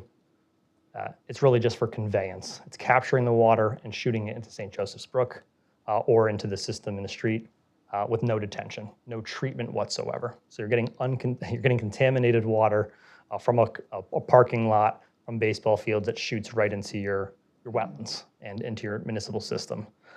What we're proposing to do not only cleans the water, but it also provides that attention that will help in terms of the flooding off the property. We're not proposing this development would have any impact on that. And then again, with the FEMA and the St. Joseph's Brook, we did an analysis and we compared the proposed plan to existing conditions. And this will have no detrimental effect on the regional flooding in this. That was, again, reviewed by town staff very extensively, multiple rounds of revisions to make sure they were comfortable with our assertions and our calculations, and that's what was submitted as part of this application.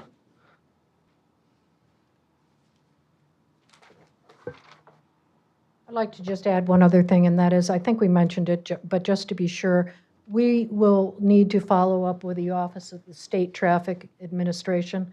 I know you're partway through that work right now, Matt, but that's another overviewing agency with regard to traffic generation and traffic safety, and they will have to find and give a certificate for our ability to develop this site, and they will not do that unless our traffic numbers work and no further improvements are needed to accommodate traffic flow on the road as above and beyond what's shown on the plans.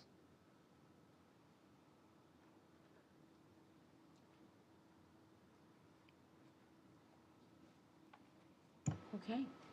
Yes. Are you We've continuing? responded, so we're happy to begin, taking comments and questions from the council and seeing if we can satisfactorily address your issues. Okay, we are going to go back and forth with comments, but I have heard this from several counselors, and I just thought, is there any exceptions to our zoning besides, obviously, conditions of approval that are unique that we would need to approve on this? Are you talking about changes to the standards in your review? There is if you look at, what sheet of the plans, Matt? That's C 1.421. Is the plan sheet, and Matt has cut out of that plan sheet this slide on page 12 of your PowerPoint. But I think, Matt, can you just go through I think the plans are more Yep. So I'll walk you through there. I'll walk you through each line, and Sarah can kind of, I guess, trace it so you can see across. So the first one that's there, sorry.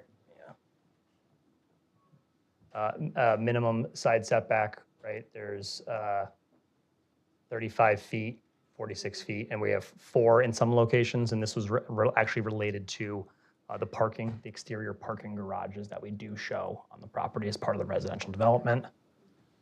The next one down is the maximum horizontal dimension. So this is a regulation that says that a length of a facade of one of the buildings can't exceed 250 feet. We obviously show 285 feet, the size of the building that we're shown. The next one is maximum dwelling unit per structure. You have 1 or 40. Obviously, our largest building is 133. That's building, I believe, C. And then the last 3 minimum parking dimensions. You show 9 by 20. In an effort to reduce impervious area, we show 9 by 18. Still adequate to park, but a smaller reduction in pavement area. Additionally, a minimum drive aisle. You guys show obviously 24 feet. We show 22, again, as part of the feedback from Inland Wetlands Commission to reduce impervious area while maintaining circulation for emergency vehicles. And then the last is loading spaces. Obviously, you heard from the architect, they have a very unique and efficient way of internally handling trash. And obviously the sightliness of exterior dumpsters and things like that are trying to be avoided for this type of development. So although we do show loading areas that are sufficient for the trash we're looking to handle, we don't show large dedicated loading spaces that may be more typical to a commercial development. So those are the quick summary of the ones that are changes to the standard. Thank you. Okay. All right, I'm going to go back and forth and ask, so Mr. Winograd, would you like to start? Thank you, Madam Mayor. The first one, I just want to question you about, back to traffic. On page 24 of the PowerPoint, we've got 2 intersections. The one that you've got marked as F, that's on the right, third one down. I'm just wondering, so in terms of the standards, F is not good.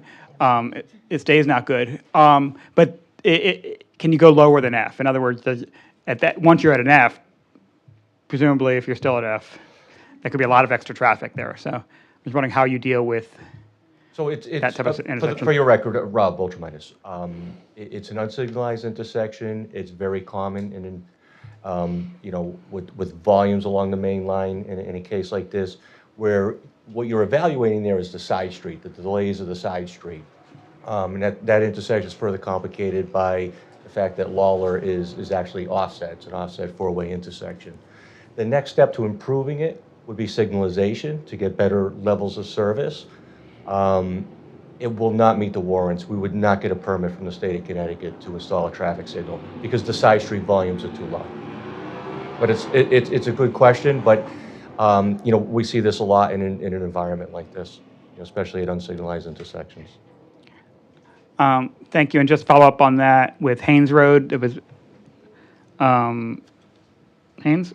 Yes. Yeah, Haynes had Yeah, the lack of. just north of Lawler, which Right. we had included in the study. So, again, we had a large study area here with 16 intersections. We could add more, but I think what we would find is that the project doesn't have an impact over whatever the operation is at any other intersection that we would study.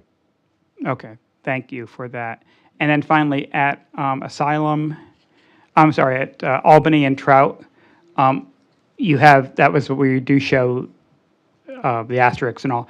Is that assuming any other changes, that intersection at this point, or is that just? That's as is. That's not even with a proposed timing revision or modification. What the state is doing a lot to add vehicle capacity right now is they're actually modifying how they do pedestrian crosswalks. That's a conversation for another time. So the answer to your question, that is as is. Okay. That is just simply with the analysis I use of our drop of traffic at that intersection. And again, as I explained, it goes from a very bad D to a very good E. Thank you. And obviously, I'll note that everybody in town knows that that's a horrible intersection and we have to do something about it. A different item, and I'm done with you. So you want to answer this one. The affordable housing units, I didn't see anything in here as to how they're being administered. Who's going to be in charge of that? The owner would be in charge of it. Garden Homes has experience in Simsbury, for instance. They have they're not set-aside units because it wasn't an 8-30G, but they did provide some price-restricted units. And they have a good system where they utilize an entity that they hire that does all the screening and reporting to the town on a regular basis. And what are the income requirements on that? It's the same thing, 80% of AMI. So And is there any time frame on that, or is that permanent? that one was, I think, only 20 years, or was it less? I think it was 20 years. I'm not sure we saw it, but 20 years is what you're proposing on that? Okay. That was Simsbury. No, I'm talking about here. Oh, 30 here. 30, okay. Thank you. And finally, related topics, and it came up, the waste disposal, the compactor. Are we thinking about recycling in general, how that's going to work for the dwellers in the apartment buildings? And then the question that came up about food waste, which is another big topic. So if you could handle those too and let us know what your plan I'm going to is. ask Mr. Lawson to handle that. Thank you. Michael Lawson, Minnow Wasco. So recycling is dealt with in the same way, but not in a compactor. You can't compact plastics. So a lot of times, though, we provide for two chutes, one for the trash and one for the recycling. Recycling goes into smaller bins, is usually taken out 2 to 3 times a week as well, with the same third-party consultant that the owner will be contracting with. Same thing goes for cardboard and all of those kinds of things. So there are going to be 2 chutes, one for recycling and one for I believe regular? so. Yes. Okay. And in terms of food waste, is there any program for that? There is no program currently right now for food waste.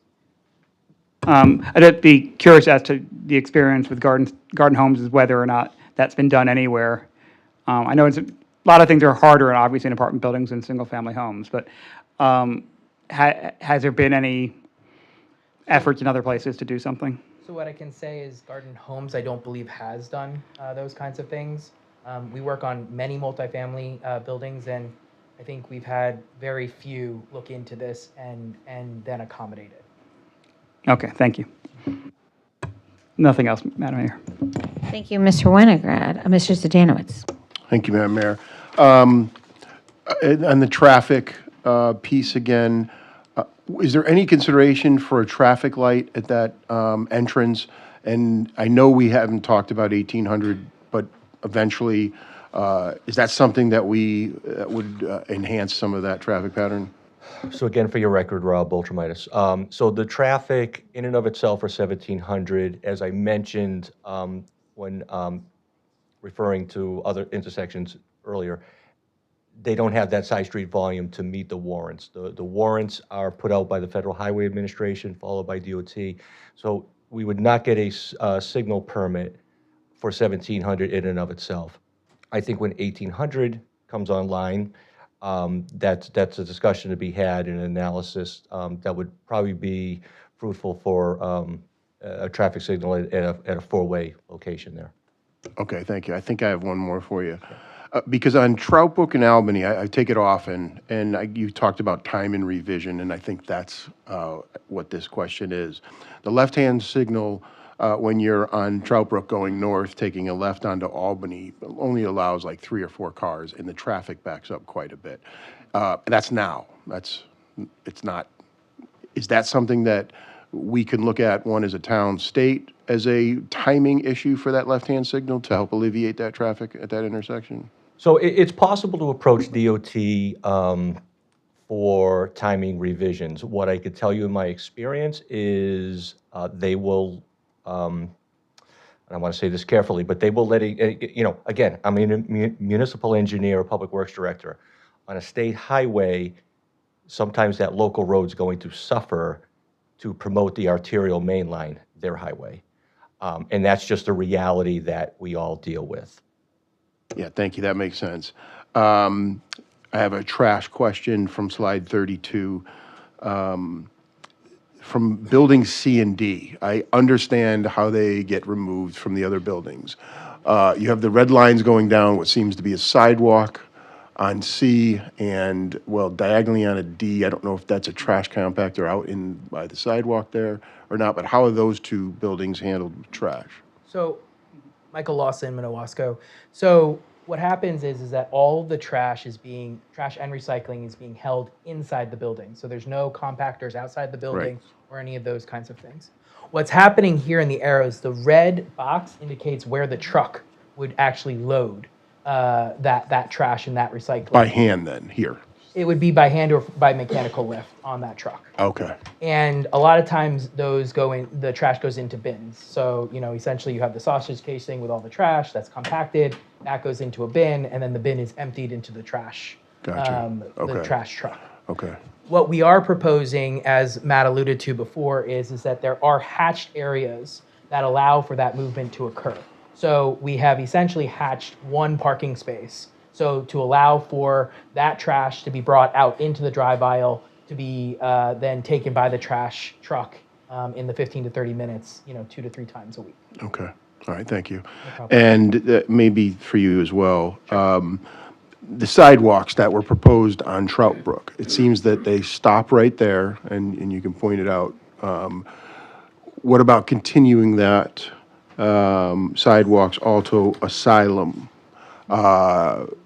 as well, because you have crosswalks there. So we're in another development similar, and this happened as well, and I think we talked about it. Yep, we're going to just move to a different graphic here. It's probably cut off another one. The public sidewalk along Trout Brook actually does extend down to the intersection of Trout Brook and Asylum to access. It does. To Okay, so that picture there. just. Yeah, we kind of it's cut off at that point. Gotcha. Yeah. So it does go all the way to the. And then perfect. subsequently, it goes all the way north to Lawler as well, and would cross over. To and I guess to the for left. future reference, because we heard from University of St. Joseph's, I was considering a pathway to St. Joseph's, but then even a sidewalk, so that they could bike or walk conveniently without having to cross the street. Correct. There's a kind of an informal path, I'd say, between St. Joseph's and the outfields of the baseball fields now. I haven't walked it myself personally. There is, as Robin alluded to, discussions with St. Joseph if a more formal path, either through the landscaped wetland area or along Asylum, is a viable way to transport back and forth, but something, we've definitely looked into and would consider. Okay, thank you. And then I don't think we talked about it either, the mailboxes. Sometimes you see a large section of mailboxes. Are they inside, outside? Mailboxes would be located in each of the building's lobbies. Okay. So those would be located there. Typically, there's two options for package delivery. Sometimes each individual building will have a package room to hold those. Other developers do decide to hold it in one centralized package room that would be located in Building D. So that will kind of be decided as we keep on moving forward with the project. Okay, thank you. And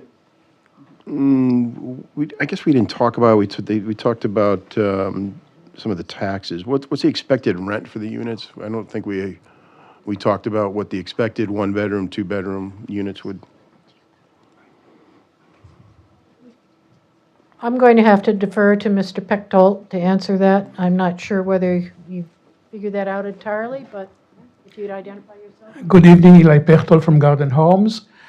It will be similar to new project in town. I believe one park can be a good example.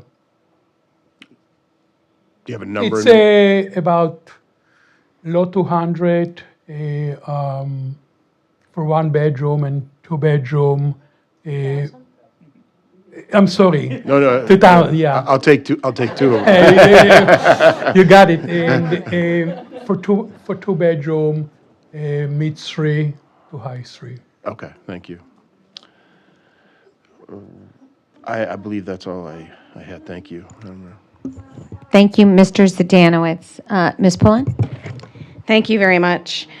One thing we haven't talked too much about is the makeup of the different families and individuals who may live there. Do you have a projection of how many children might move into a complex like this? Is there like any kind of a standard that you use to make that estimate? I haven't looked at it in detail. The one thing I can tell you is we have had discussions with town staff to try and get a feel for how many students might be in the school population. And the informal discussions I've had would indicate that there are very few students that are in the school population at the Steel Road complex. I don't have specific numbers, but it's really quite low.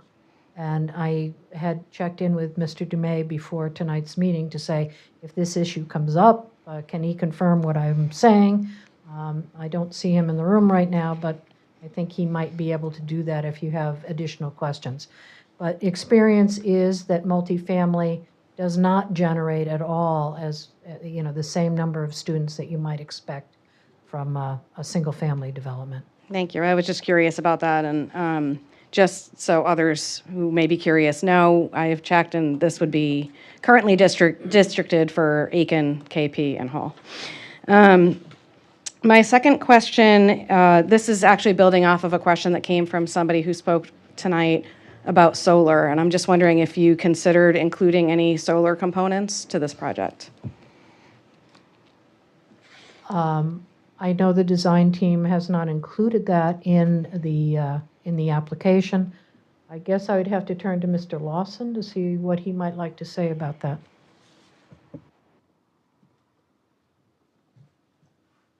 So typically, multifamily buildings, as what we're proposing here, it's very difficult to have solar panels on the roof because of all the penetrations and where the condensers are going to be located for the HVAC component of the building. All of that's located on the roof, so it's not located on the ground. And therefore, with solar arrays, you need a large expanse. So it's very different when you have an office building. Office buildings, they have different HVAC systems that are big RTU units that allow for then larger spaces to be used for solar arrays. Multifamily buildings, as what we're proposing, it's very difficult to get those large expanses and then make solar panels actually profitable and efficient. Okay, thank you. Yeah, I was thinking perhaps in the parking lot as like a carport kind of scenario is something to consider, but no problem.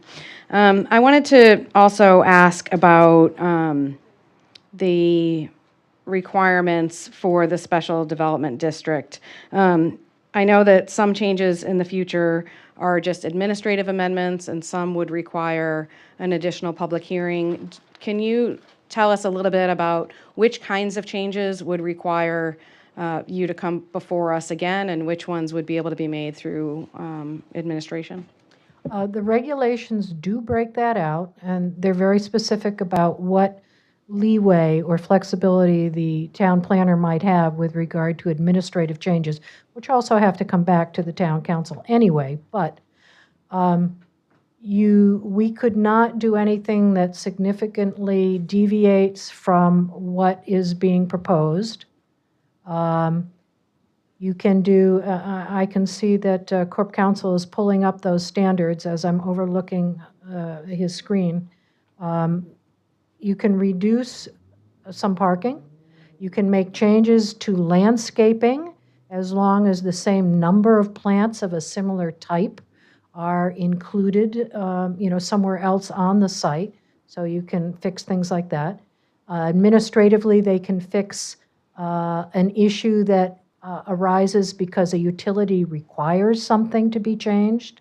If they say you can't come in off the street at a certain location, you have to come in off someplace else, that would be something that the planner could consider and bring back to the council. An issue of public health and safety is something that could be addressed through an administrative change. You couldn't change the materials per se on the exterior beyond that which is allowed on the plans that are submitted. Sometimes you'll see something that says a railing typical, similar to. That's somewhat of a judgment call for the planner to make with regard to that. Mr. Dodge, am I missing anything else? Parking spaces you can increase, I think, maybe up to no more than 10 parking spaces, or reduce it by no more than 10. Yes, thank you, Madam. Madam Mayor, Attorney Pearson was quite comprehensive with the section of our code, but the town planner does have the administrative ability to change any distance or area measurement up to a cumulative total of 10%. The type, size, number, and location of plantings may be adjusted by the substitution of other plantings in the same class, or by plantings of similar size and number, and by locating the plantings within a radius of 50 feet from the site of the specified SDD ordinance. The arrangement of parking spaces within the SDD may be adjusted, as well as the number of parking spaces up to a cumulative total of 10% of the required number of spaces, or 10 spaces, whichever is less. Minor architectural changes, the location of accessory uses and structures, the size of signs, and also the adjustment, any adjustment necessary to conform the conditions of approval to requirements of federal, state, or local law. Thank you. Thank you. I just have two additional questions. Part of our role is to figure out if this plan meets the requirements for us to determine it should be an SDD. And for that, we need to determine that this is superior to other potential plans for this property. So can you talk a little bit about the other plans that were considered for this property?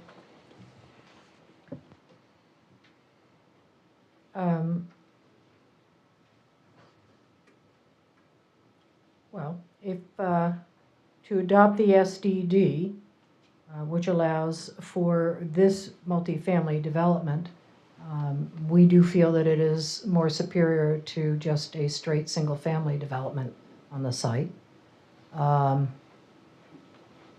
We are not changing this. The SDD standard is really to allow the town council to approve a development that doesn't otherwise meet specific standards of the code for the underlying zone.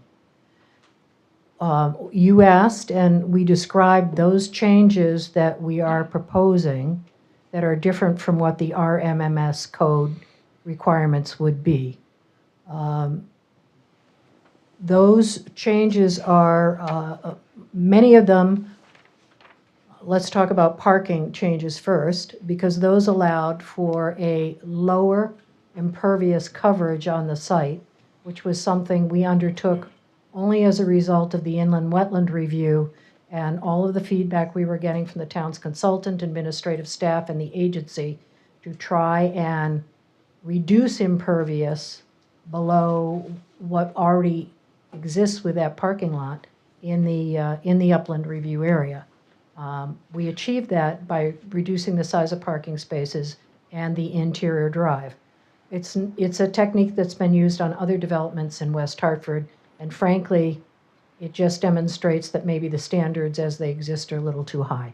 But so that's, if you talk about a change, that is something that the SDD allows us to do, which we wouldn't otherwise be able to do. We conform to height of the SDD. Height is not an issue in terms of the relief that we're looking for. The size of the building, the horizontal distance, I can tell you that there are many instances in West Hartford where that standard isn't achievable already, such as one park. That's another one where the length of the building was allowed to be changed. We think that allows for, instead of having more buildings on the site, you only have 4 buildings. So that's something you can achieve with allowing more units in a building and a longer horizontal dimension. So in terms of, is that a better design? We think so, because it has less impact on the site than would more buildings with fewer units. The other change? Loading spaces, we just don't think they're necessary under the circumstances. So I think those are the changes that we were seeking to have addressed through utilization of the SDD. Thank you. And this is not even really a question, it's just a comment. To go back to the Albany and Trout Brook intersection again, this is an intersection that I go through many times every single day. And I did note in the traffic study there was a recommendation to consider eliminating the exclusive pedestrian phase. And I would just be very concerned about that, particularly during the times of day where there's a crossing guard there and kids are going across the street to school. I would just worry about the safety of both the crossing guard and the students. So just something for you to consider moving forward. Exactly, and that's something that would come down the line with 1800, I believe, with that impact.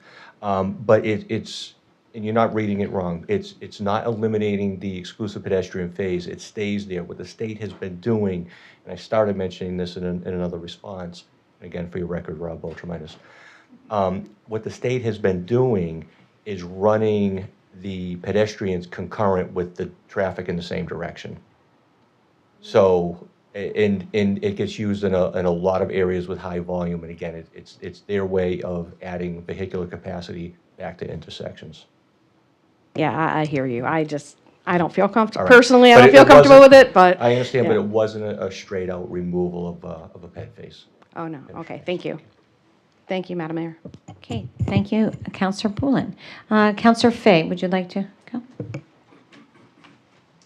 Yes, thank you. Excuse me, a lot of my questions, I started very early and some at home, but they've all mostly been answered, but I have a few more. Only because these are some of the issues I've been working on with other residences throughout the town. So I'm not familiar at all with what you described with the compactors for the trash and garbage. It sounds like a great idea, but we do have a rodent and how can I say this nicely? It's kind of a nasty issue to talk about, but rat issue. And I'm working on a couple right now. And is this, I can't, I don't know anything, another building that has something like this. So how much experience do you have with this? And would this be something that would compound the problem or alleviate the problem? So my firm has experience developing multifamily. We're experts in doing multifamily developments like this. Just speak a little closer into the mic, thank you. And in all of our buildings of this type, this is the type of system that developers are now going to deal with trash issues so that you don't have trash accumulating on site in other locations. So what happens here is that you do have more frequent trash pickups, which are in shorter time periods. So, and this has become standard. This is standard for Garden Homes and all the developments that we do with them everywhere. And this allows for maintenance issues to be minimized. So you're not moving trash from one place to the other in terms of all the time. A lot of times in those situations, it's the residents dealing with their own trash. They're bringing it from their residential units and bringing it all the way out to an outpour sole in some places where it might break, it might have an issue, all those different things. What this does is it eliminates that. They're actually just moving a few steps away to a trash chute that takes that straight down to an enclosure in the building that deals with smells and rodents and all those kinds of things. Those are all things that are dealt with by our maintenance staff. And 2 to 3 times a week, that trash hauler comes, empties it, and if there's needed to happen more, then that's on the maintenance staff to indicate that, it's filling up more frequently and it needs another time for the trash hauler to come. Typically, we see that it's only needed for the sizes that we have on this site, only 2 to 3 times a week. Does that answer most of the questions? I believe so. Thank you very much. No I just problem. didn't know anything about these things. Yep. And I know we do already have a problem here. So I think one of the other comments that one of the speakers brought up was the expenses that could impact our town in terms of public safety, first responders, schools, teachers, all the infrastructure that we have in town by adding this kind of, we haven't really applied those costs to some of the other developments, and I kind of like to have a feel for this because we do have to be mindful. We are a high tax community, and I'd hate to see our taxpayers further burdened by something like this. Thank you. That was a question. Oh, it was a question. Well, has anybody done a forecast of our impact to police? Do we have to hire more police? Do we need more crossing guards? Do we need more teachers? Do we need more fire department? The people who support residents and businesses. What I can say generally is knowing that the number of school children, which is the typical thing that people might be concerned with, is de minimis from a development like this based on the experience that the town has had with Steel Road and other multifamily developments, but Steel Road being the most recent is a great example, especially since it's also in the same neighborhood. Basically, it's on the other side of the St. Joseph's campus. There should be no negative impact at all. There is, and I guess I would look to the town administration if they have anything that they might add to that. But it is a small amount. And again, remember that even our very preliminary analysis would indicate we're talking about a $1.8 million annual tax increase projected based on the number of units that are proposed for 1,700. But the expenses should not be unusual in any way or of a concern under the circumstances.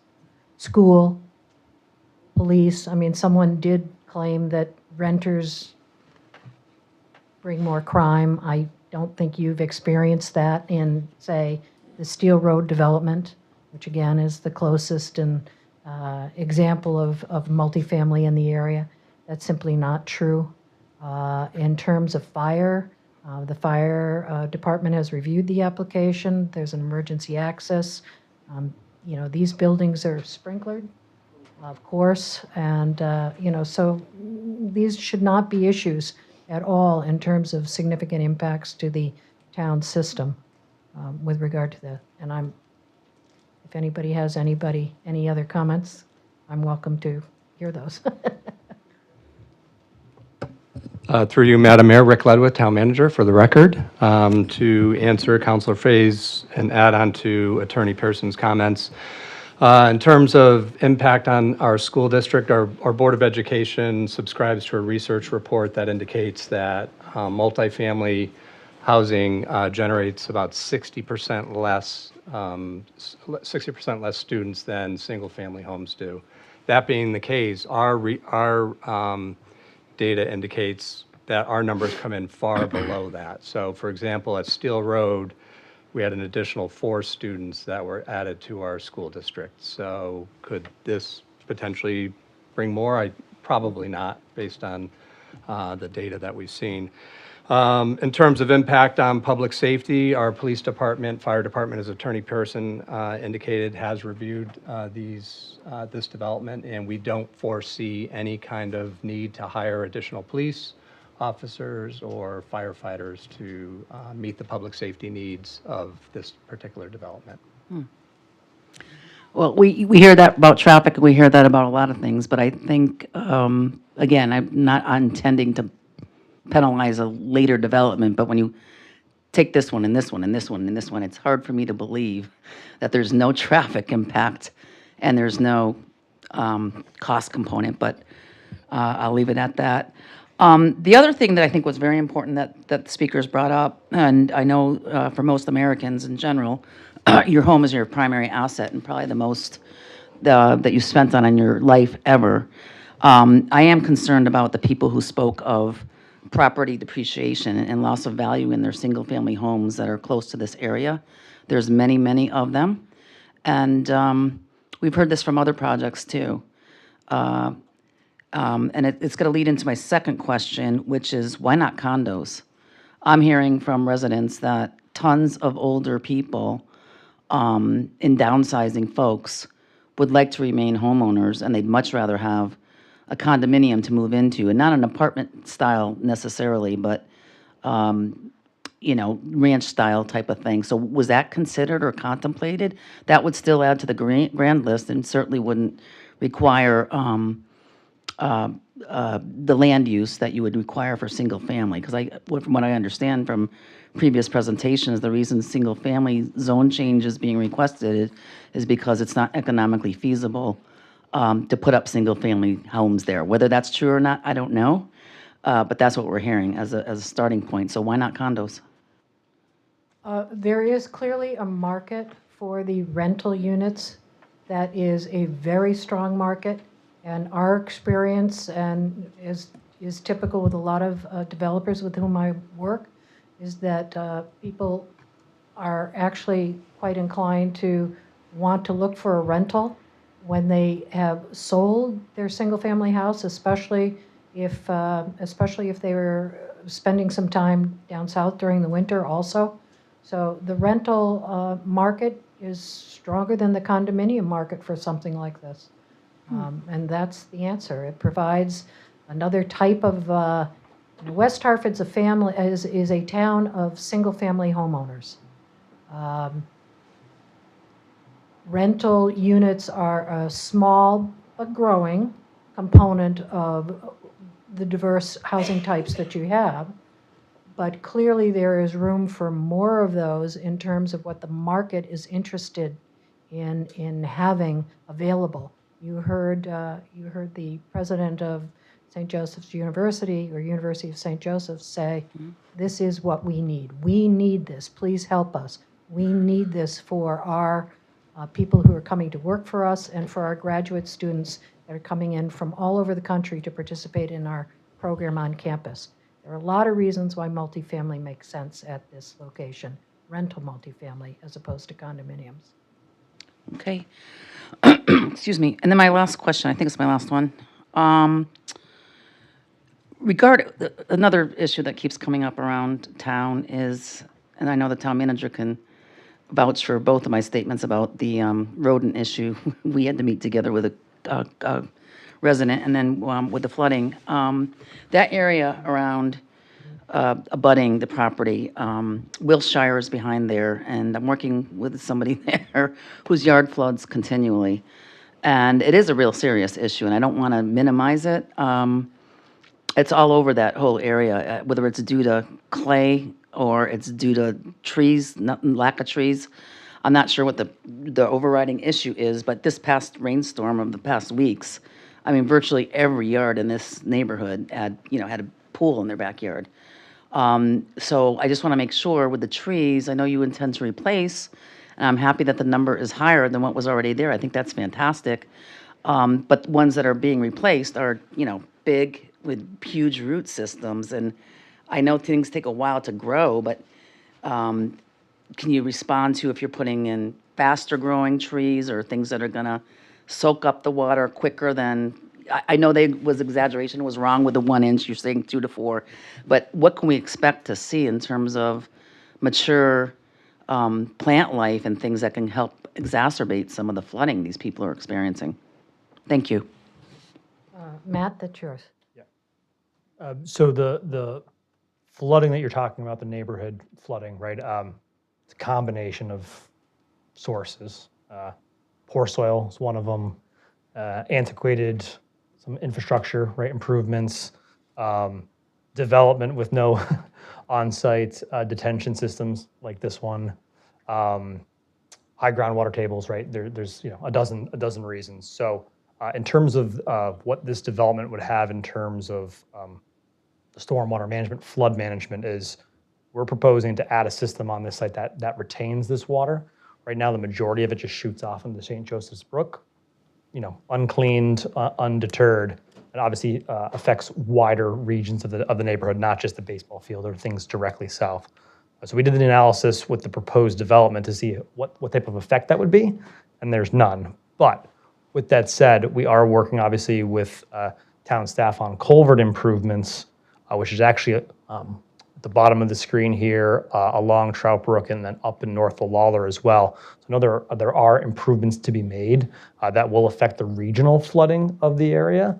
And then the trees, obviously, to an extent, will help a little bit, but it's not a silver bullet in terms of helping suck things up. I will say, though, even though the caliper is lower than some of the maybe mature trees that are there, we are replacing them almost 4 to 1. We're knocking down 115, and we're planting upwards of 400 trees. So, it's a process, but even without the trees, our analysis shows there'll be no impact of flooding over what's currently happening. And I know the town is working towards making improvements that we're helping along to solve the problem on a wider scale.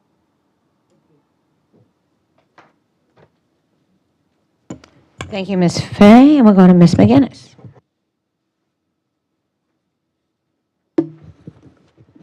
Hello. Thank you for your presentation. And I thought I had some really good questions, but apparently everybody else had the same really good questions. So just two quick things. One, I'm looking on, and I'm not sure if this is the current one because I have two stacked on top of one another. It's C1220, and it shows the snow storage area. Is there any way that can be pointed out on any of the presentation that you gave? Yes, I can have Sarah do some magic with the pointer. So as part of the request from the town staff, as we were going through and developing the plans, there was the need for, where is snow going to be potentially stored as part of the development. In coming up with this plan, obviously, we're all familiar with New England weather. We can have no snow or 2 feet in a single event, right? So in terms of parking, we're looking to place it, obviously, in places that will not have any detrimental impact to the wetlands, right? We don't want anything to melt and put salt or any of that things towards the wetlands of the river. We also don't want to block any access roads for residents or fire and safety. So we've done a few things on the lower side with the baseball parking fields. We do show there's some pervious pavement associated with that 100 parking spaces, knowing obviously the baseball is seasonal and not really a winter a sport. There was a potential to stockpile snow in that area that allow it to melt and infiltrate. And then we do show in a variety of places, and Sarah can kind of trace some of them along the edges of the parking and the edges of the buildings, snow storage capabilities within the landscaped islands that are away from the buffer to the wetlands towards the rear. And I believe we showed, and Sarah, you can tell me, yeah, most islands. So,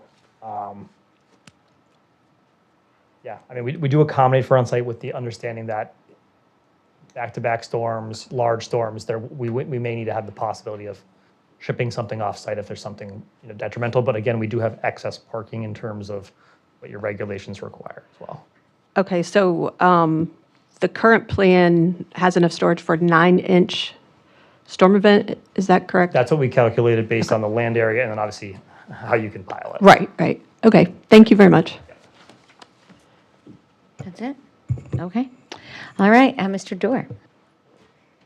Thank you, Madam Mayor. Let me just start with slide 29 for a minute, addressing the question that Councilman Zandanowitz said. If you look at the photograph of the sidewalks going to Asylum, this rendering clearly shows that the sidewalks stop at the baseball field. So that you've stated that that is not correct, that that sidewalk will run all the way to the corner of Asylum Avenue. I want to state again, is that the statement, is that correct? That is correct. The sidewalk does extend to the lower right-hand corner, the intersection of Trout Brook and Asylum. Obviously, we were here last month and didn't get a chance to update that, but it is shown on the other plans. I do You commit could that that's there. appreciate that relative to the public comments, how important it is that your renderings be accurate. Understood. So I note that that's a mistake, and that I'd urge you in future applications really to make sure that the renderings are current, accurate, and complete when they're brought before the council. Understood. On slide 28, you refer to a conservation easement. The drawing of this picture indicates that the white oak tree is in the conservation easement. Is that correct? Yes. Yes, so the blue line that you see, and Sarah can trace either side of it on either side of the white oak, but yes, it does incorporate basically on the right side of the Champion White Oak up to the St. Joseph's Brook, and then on the left side of the Champion White Oak up to the perimeter of the parking. So the Champion White Oak and the surrounding area, it would be within that easement. Yeah. Except that on slide 29, the oak is not in the conservation easement. That blue line is actually showing the limits of the wetland. Okay, Sorry. thank you. There's That clears up finite some- amount of colors. Okay, so the blue line on slide 29 is not the conservation easement. The easement appears on slide 28. Correct. Thank you for that. This conservation easement, will that have any impact on the tax, on the tax of this property? Will that set aside somehow diminish the projected 1.5 million in tax revenue that the town could expect to see from the property owners? Interesting question. Now, the analysis for Steel Road was based on the number of units. Maybe for the interest of time, Councilman, or excuse me, Attorney, just check that. Other municipalities, where people are very interested in conservation easements, which I think many people are heavily in favor of it, but they can have some positive impact for the owner. But it would be, I think, relevant for us to know what the current law is relative to conservation easements for the town of West Hartford. I can say this. The only thing it would affect is the value of the land, potentially, not. And for commercial development, the tax revenue is based on the commercial economic benefit of the number of units.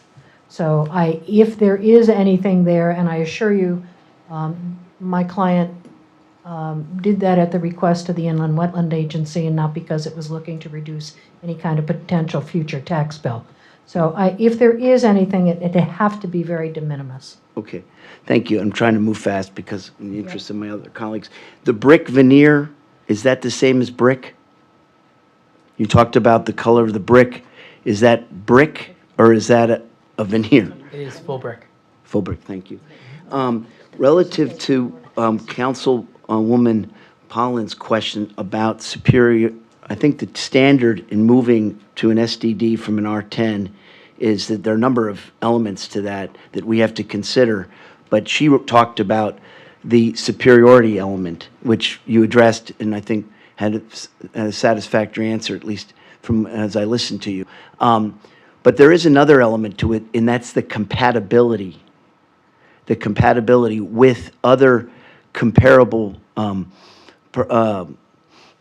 uses of the property in this area. And I think that the development by Metro Steel at Steel Road is very illustrative relative to the compatibility issue.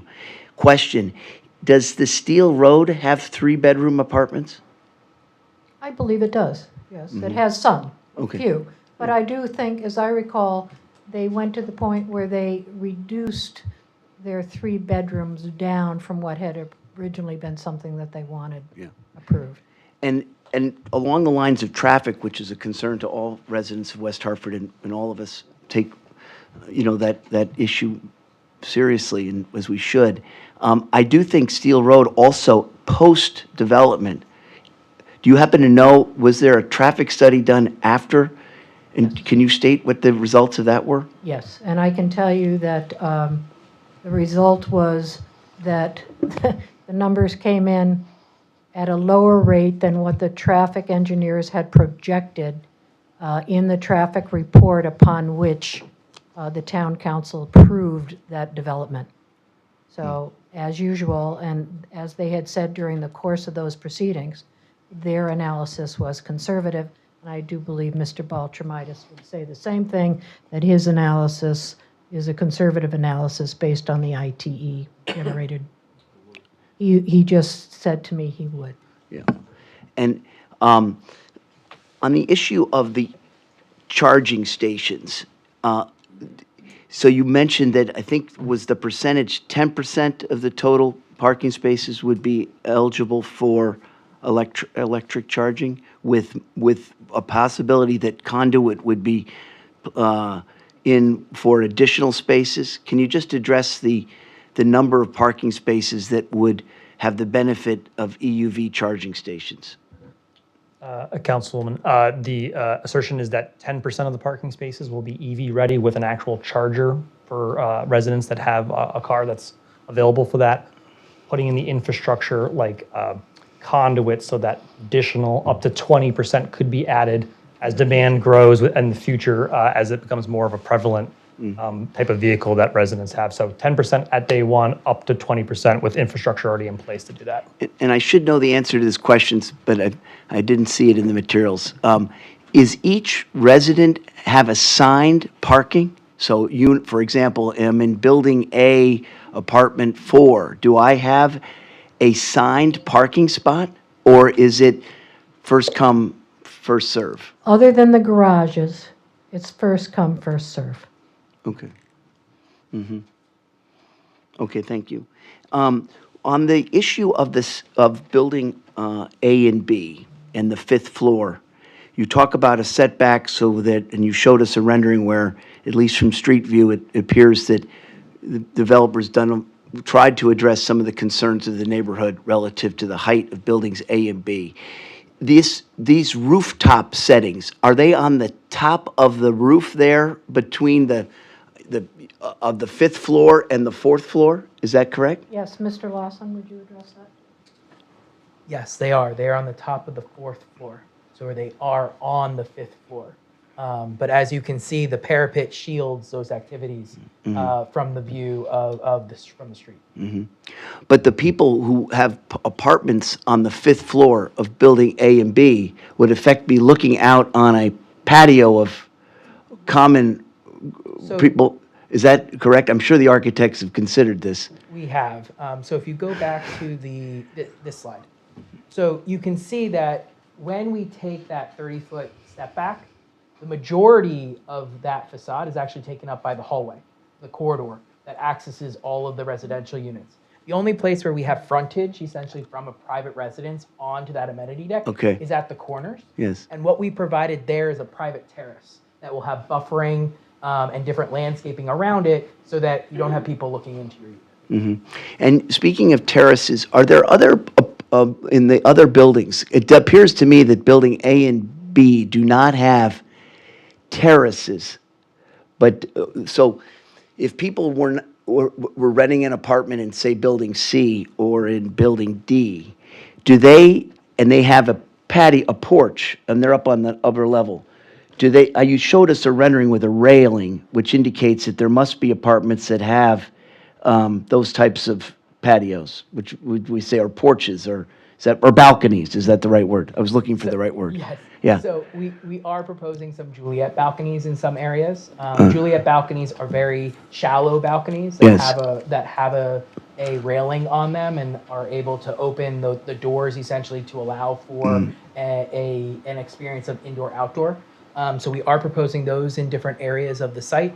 One of the things that we are doing you are correct, building C does not have a rooftop terrace for those people that live in that residential building. But one of the things that we are offering to them is all the amenities located in building D. So building D has the clubhouse that will be offered to all of the residents of the residential community that we're proposing, plus the outdoor courtyard. which will be accessed by those residential units for all of the community, not just the ones in Building D.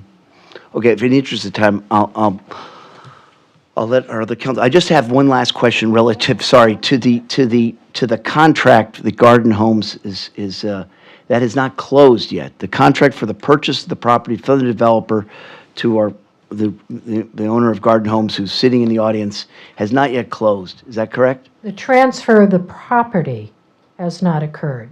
The contract is a contract that's in effect. And there are no conditions in that contract relative to the development of 1800 Asylum Avenue? No. Okay, thank Eli, you. you confirmed that, right? He just confirmed. There are no conditions to what relative What to... happens or doesn't happen on 1800, correct. Okay, thank you very much. Thank you, Madam Mayor. Thank you, Mr. Dorr. All right, Ms. Blanks. Thank you, Madam Chair. You can tell it's a long night. Thank you, Madam Mayor. I just have a few questions. I'll start with the letters and the door knocking. Just curious to learn how many letters and doors were knocked. Do you have that number or an approximation? I do not.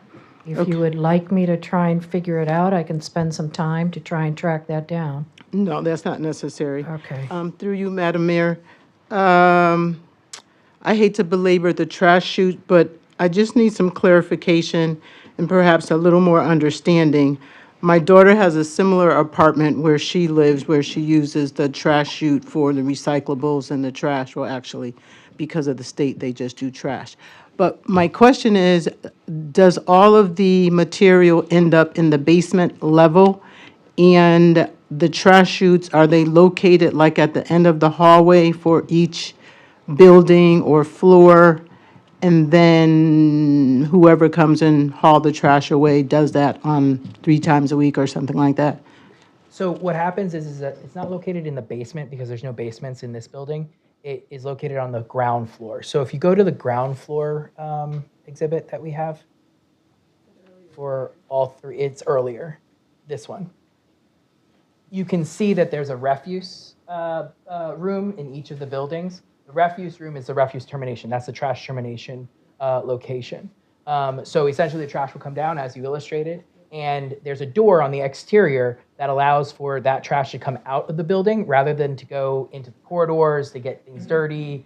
Everything is then located outside the building, which is much more, that's what we would prefer. And Madam Mayor, through you, and just to follow up, and you have on-site maintenance who basically takes care of that, right? Correct, and we have a maintenance building and all of those facilities as well. Okay. A couple more questions, Madam Mayor, and Barry, I am conscious of you. Can you also tell me about the proposed garages? Are the garages included with the units, or is that a separate fee for the renter? Typically, anyone wishing to have a garage would pay an additional fee above and beyond the regular rent. Okay. Couple more through you, Madam Mayor. And what's the square footage of the units? So the 1-bedroom and the 2-bedroom, approximately. Let me grab my plans real quick.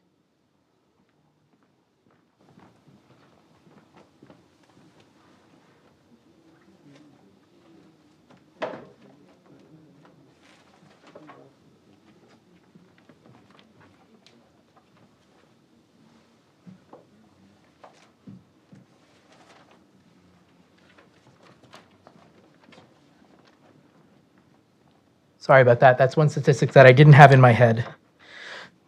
So the range that we have 2 bedrooms that range from 1,240 to 1,340, so 1,240 square feet to 1,340 square feet. And we have 1 bedrooms that range from 850 square feet to 950 square feet. And some of those include dens.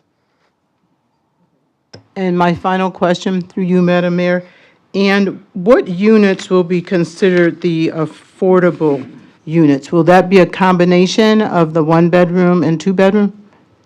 Yes, they are a combination of the 1-bedroom and 2-bedroom based on the overall mix of the project. Is that the plan right there that you brought up, Sarah? It is. Yes. That is the affordability exhibit. That shows where they would be located. So they are dispersed within the apartment building. Thank you, Ms. Blanks. Mr. Walters. Thank you, Madam Mayor, and through you. One of the advantages, perhaps, in the sake of time for being last, is most of the questions have been asked. It's also a drawback. So pretty much everything that I had on my mind, the last one being Carol's, is gone. So the only thing I would say is I know that Deputy Mayor Winograd had mentioned food scraps and food waste, and I know that West Hartford specifically is making a move, even if it's a pilot and beyond. But then also I just saw where the state is looking to make it mandatory down the road. So, and that'll be a nice fun unfunded mandate when that happens. But commentary aside, it is something that we probably should be planning for sooner than later. I don't know. I have no idea how it would play out with multifamily buildings, but it is something that's in our future. We will definitely take note of that, and maybe there's something that the owner might like to do, but obviously if it's, you caught me, everybody caught me off guard on that one, because it's not something that's on my checklist. So I don't have an immediate answer, but good points, and we will certainly look into it. The plans don't have anything specific at this moment with regard to that, though. Thank you, Mr. Walters. All right, and I only had asked the one, so most of mine were, okay, crossed off as well. And food waste, I do think it's something that we really do need to, if we are making this change for all of our residents, it needs to be as much as possible on all of our residents, right? So I have a couple of questions. I think I know the answer, but I want to kind of get them in the record. There was comment about buildings, these, larger buildings up on the street. Why is it on the street? And could you explain some of that, how that happened and how that evolved and your plans? I'm going to ask Mr. Lawson to talk about it, because that's part of what you do when you take a look at a potential site. So one of the things that we did when we looked at this site was to have a street presence of these buildings along Trout Brook. A lot of times when we look at these kinds of sites, we don't want parking in the front yard. That creates essentially not the nicest feel when you enter a community and you have parking and vast amounts of parking right along the street with very little buffer. So a lot of times when we look at these kinds of sites, we want to put the building in an area that you don't have that you're able to landscape and present the building in a much more conducive way. It also offers for a better streetscape from my point of view, from an urban planning point of view, from an architectural point of view. It allows for the building to occupy the street. This is not necessarily a small street. It's, as somebody said and alluded to, it's almost like a highway. And that allows and affords for larger buildings to be located near it. We are providing for a rather large setback of 40 feet, which does allow for mature trees, for plantings, for landscaping to occur. The other thing that when we were looking at the site, it allowed us to frame that open space area that we have in the center, that grand lawn. And it allows you to frame something. And if you think about architectural features in different cities, you think about their urban squares, their parks, you can think about any of those in any city, in any town. One of the big things is that it has delineations on each side of it.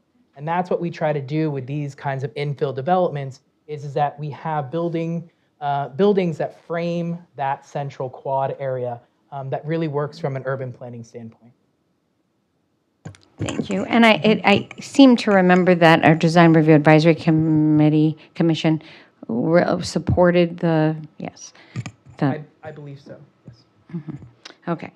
Also, the question of 4 feet, 3, there was a lot of discussion on height of the building, 3 feet versus 4 feet, 5 feet. Could you discuss why that is in your design and why that decision was made? Sure. So the overall buildings are 5 stories.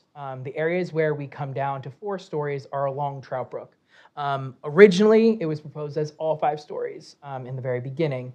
In working with the town on several of these different items, it was discussed that what if we did a step back to allow for a lower threshold right along Trout Brook? We came back with a 10-foot step back. We looked at that. We worked with DRAC as well as the town professionals, and it was decided that getting rid of all of the units along that one side of the corridor on Trout Brook really made the most sense from an urban planning standpoint, and allowed for the buildings to be perceived as 1 story less along Trout Brook. Can you tell me why 3 stories wasn't feasible or wasn't an option for you? So 3 stories, did you want to? No, if you want to add something to it, but generally, there had to be a way to make this work and make sense for the development. It would be a smaller development, and I don't think Garden Homes would have been interested in pursuing the kind of improvements that needed to be made to that site for a smaller development. So we felt after doing all the analysis that it works, that it would not, it's infill development on an existing paved site, that it is a change, having a building of even 3 stories height at that particular location would be a change from the single-family neighborhood. But in the end, all of the analyses made sense, and I think you can take comfort in looking at as you reference, the Design Review Advisory Committee's analysis, where they said it was suitable for this location. And we did work with them to reduce that feeling on Trout Brook.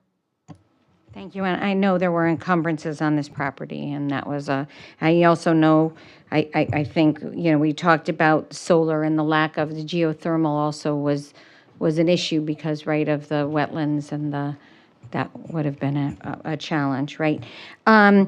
I just want to talk about the ball fields for a couple of minutes. One, we learned, obviously about the Miracle League field. Are any of the 100 spaces handicapped spaces designated as handicapped? Yeah, there's, you can see on the screen there, and Sarah's highlighting it in the pen.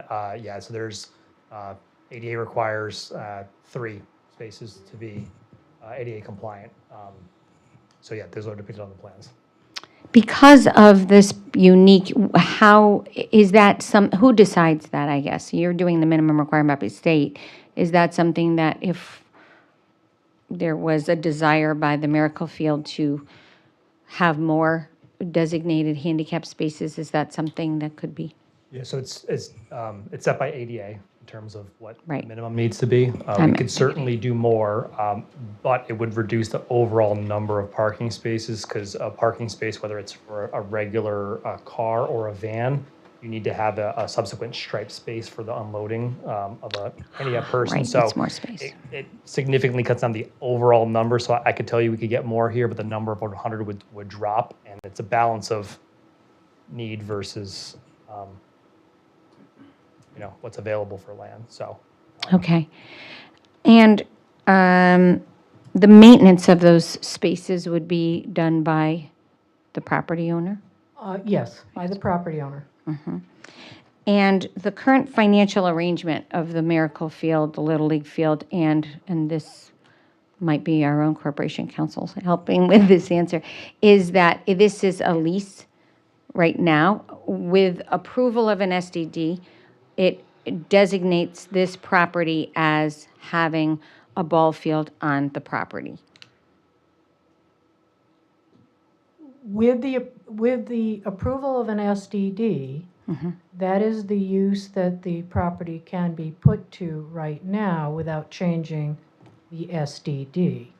And we provided that to provide an element of comfort at the moment for the league and for the town that the use would be able to be continued. I think it's fair to say that there are ongoing discussions about what ultimately might be the final Structure.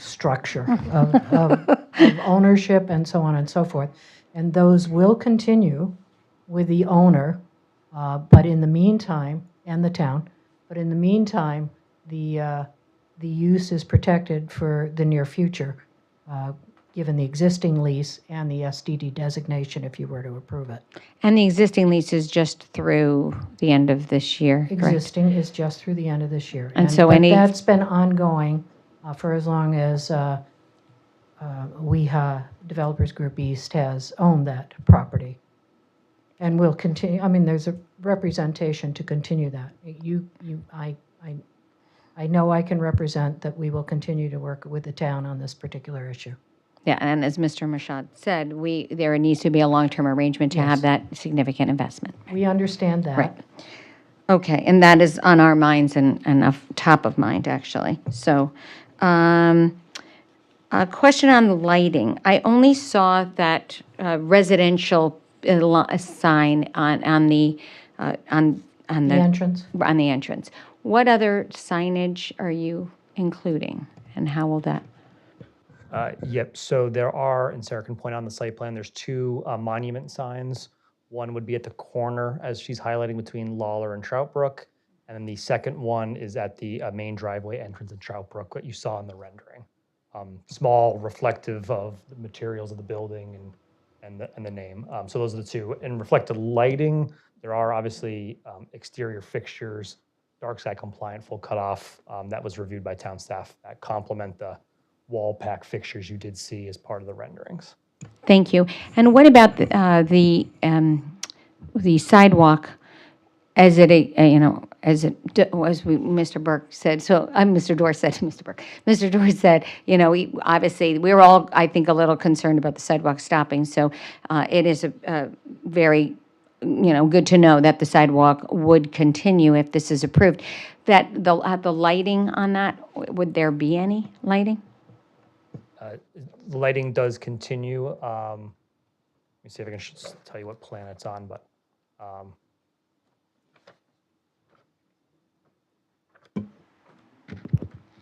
yeah, so Sarah Castagliola from BL Companies. There's lower pedestrian lighting along that sidewalk, which is the town of West Hartford standard fixture. Thank you. Okay. Has there been any discussion, and maybe this is something that will be discussed a little more. Actually, Mr. Winograd, why don't you ask your question? Sure, thank you, Madam Mayor. So, again, very much appreciative of hearing about the sidewalk going up to Asylum. But the other area along Asylum is still no sidewalk. Right now, we have a little one. We have that dirt path.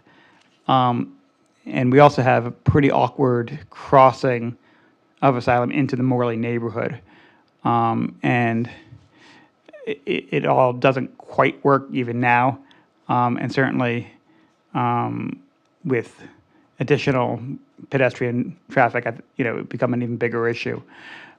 So I guess I'm wondering whether or not you'd agree to add sidewalks heading east, come around that corner and keep going as far as we can go. Because right now, like there's some area there, but then there's a dirt path, and again, doesn't even get you to the crosswalk.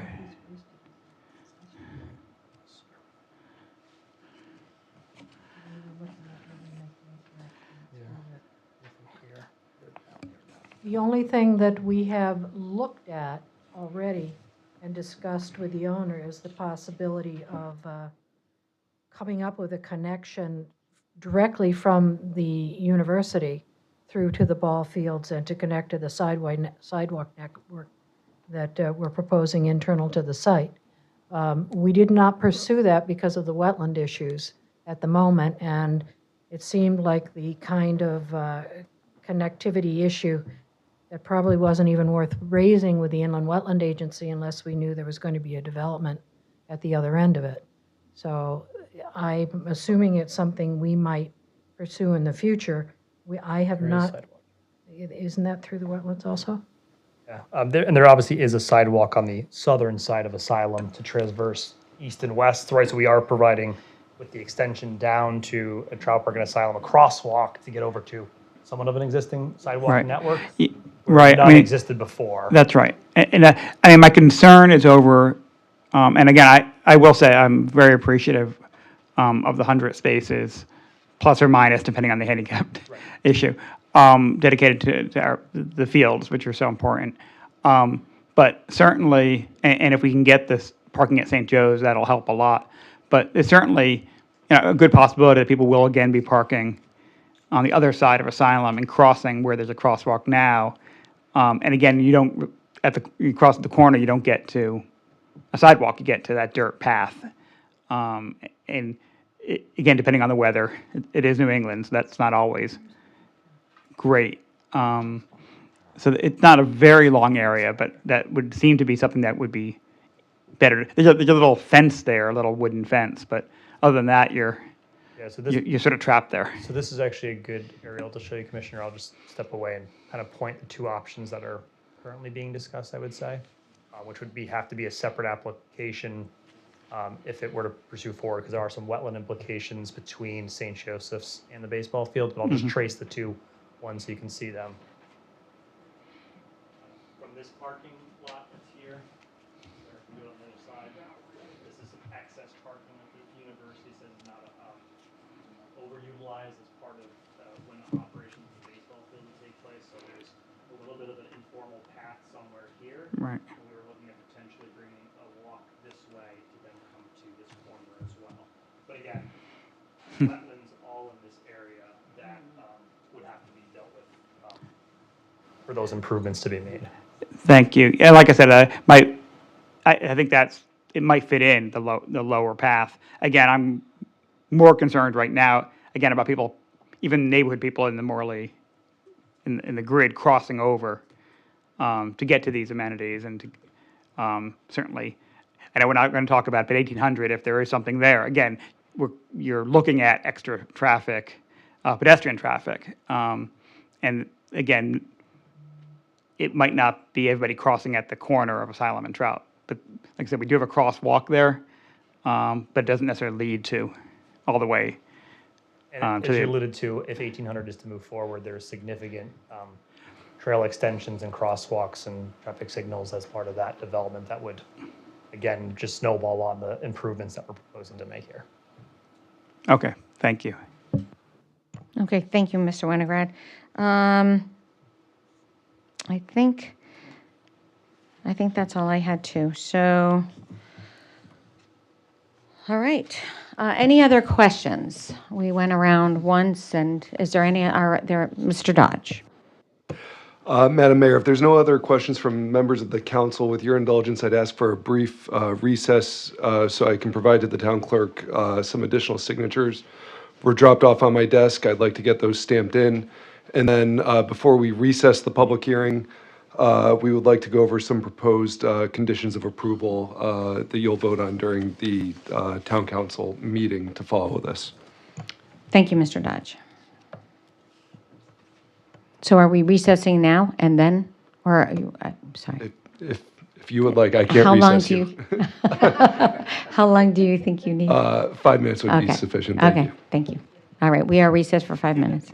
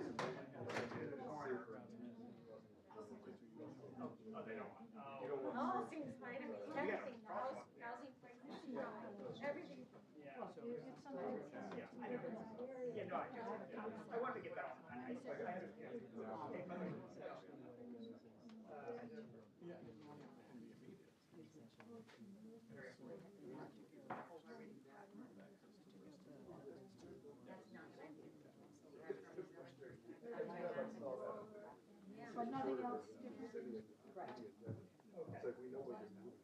Oh, really? Okay. Well, yeah. Hey, what? I know.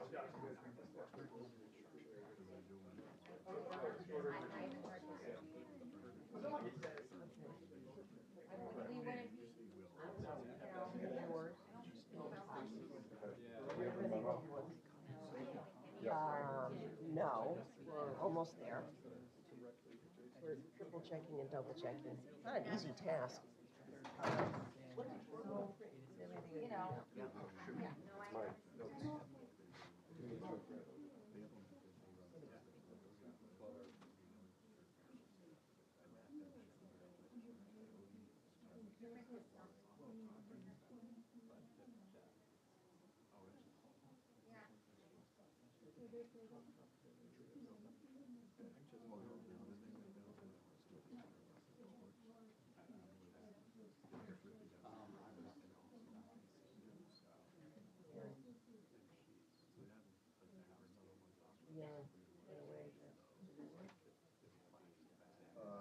Yeah, I gave you.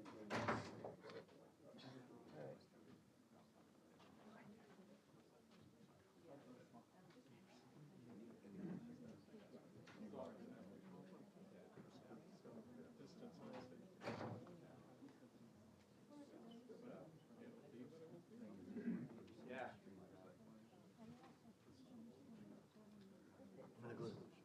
All right, we'll wait for you. Yeah. We do, yeah.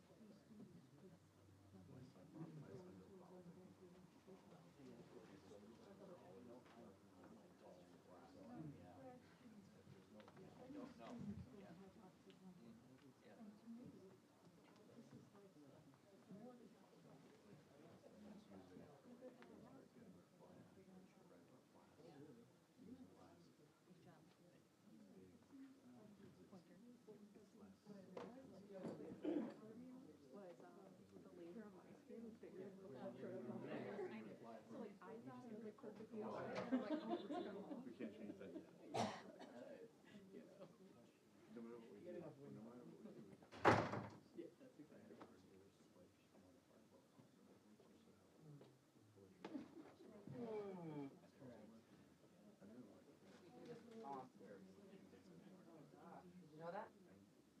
Yeah.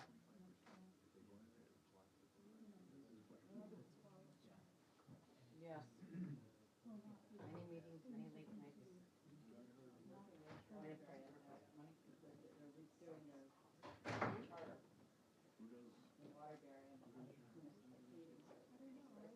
You work for the architect?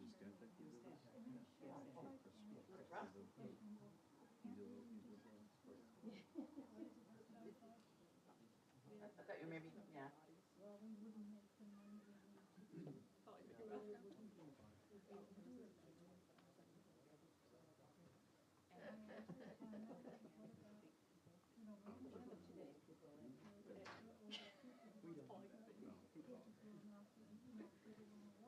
Oh, yeah. Oh my God. It's so funny. You can, really.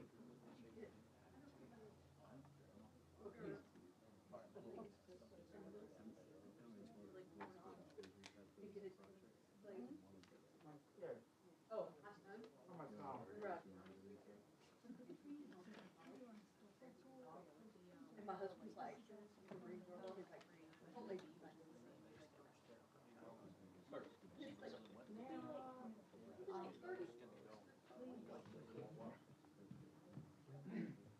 That's what I wrote.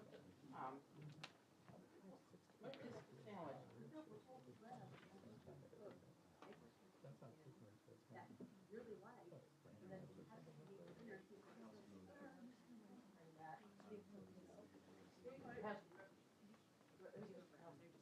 When I went to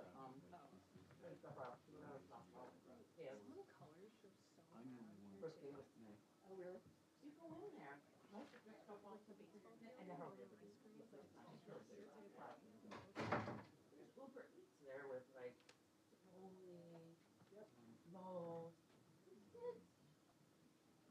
used to see when I was up from school, the kids that were staying for practice or whatever, or band, they would be outside waiting for the bag. Wait, I want in on that. I haven't had dinner yet either.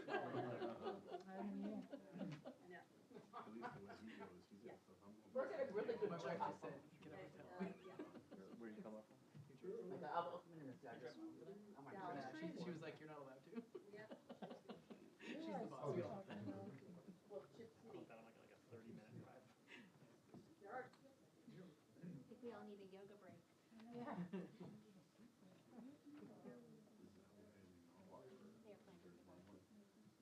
Walk 95 for 3 hours.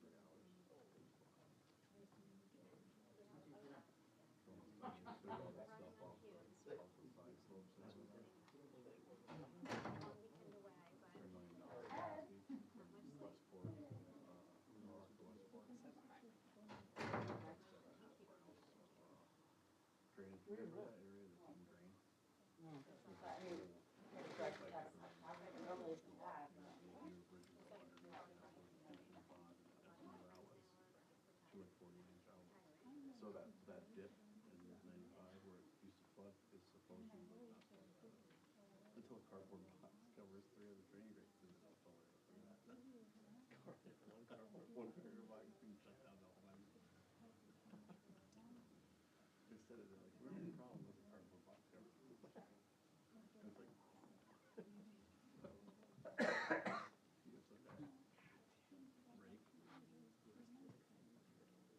I watched him come past and he's like, look at this.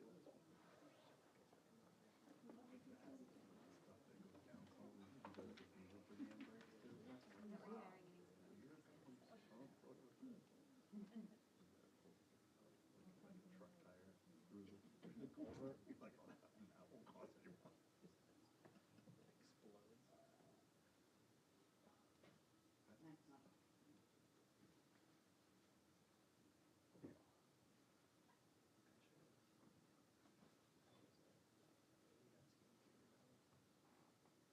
What's that? Yeah. Were you really? I heard they got some nice snow. That's where you were. Garrett told me, you told him, and then Mr. Sheldon was like, where's Matt? And Garrett's like, He's up 6. yeah. No, I told them all. I threw them all. Well, I guess she didn't see it. And Garrett was just in the meeting, and he had to be the one. Yeah.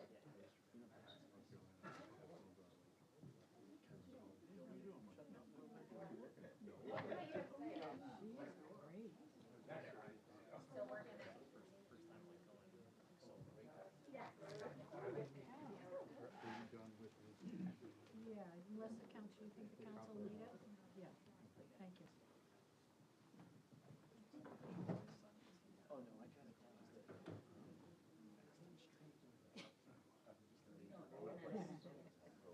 Wait till he finds the drum.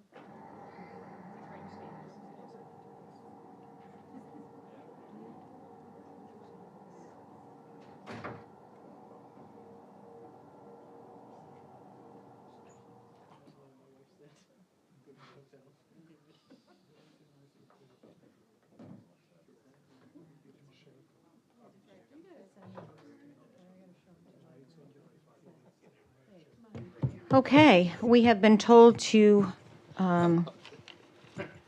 continue without our corporation counsel, so if we derail, it's his fault. But, all right, so we are calling our special town council meeting to order Monday, April 15th, 7:30, give or take 3 hours. Madam Mayor. Oh, I'm sorry, we didn't adjourn the public hearing. I jumped right ahead. Thank you for keeping me on. Okay.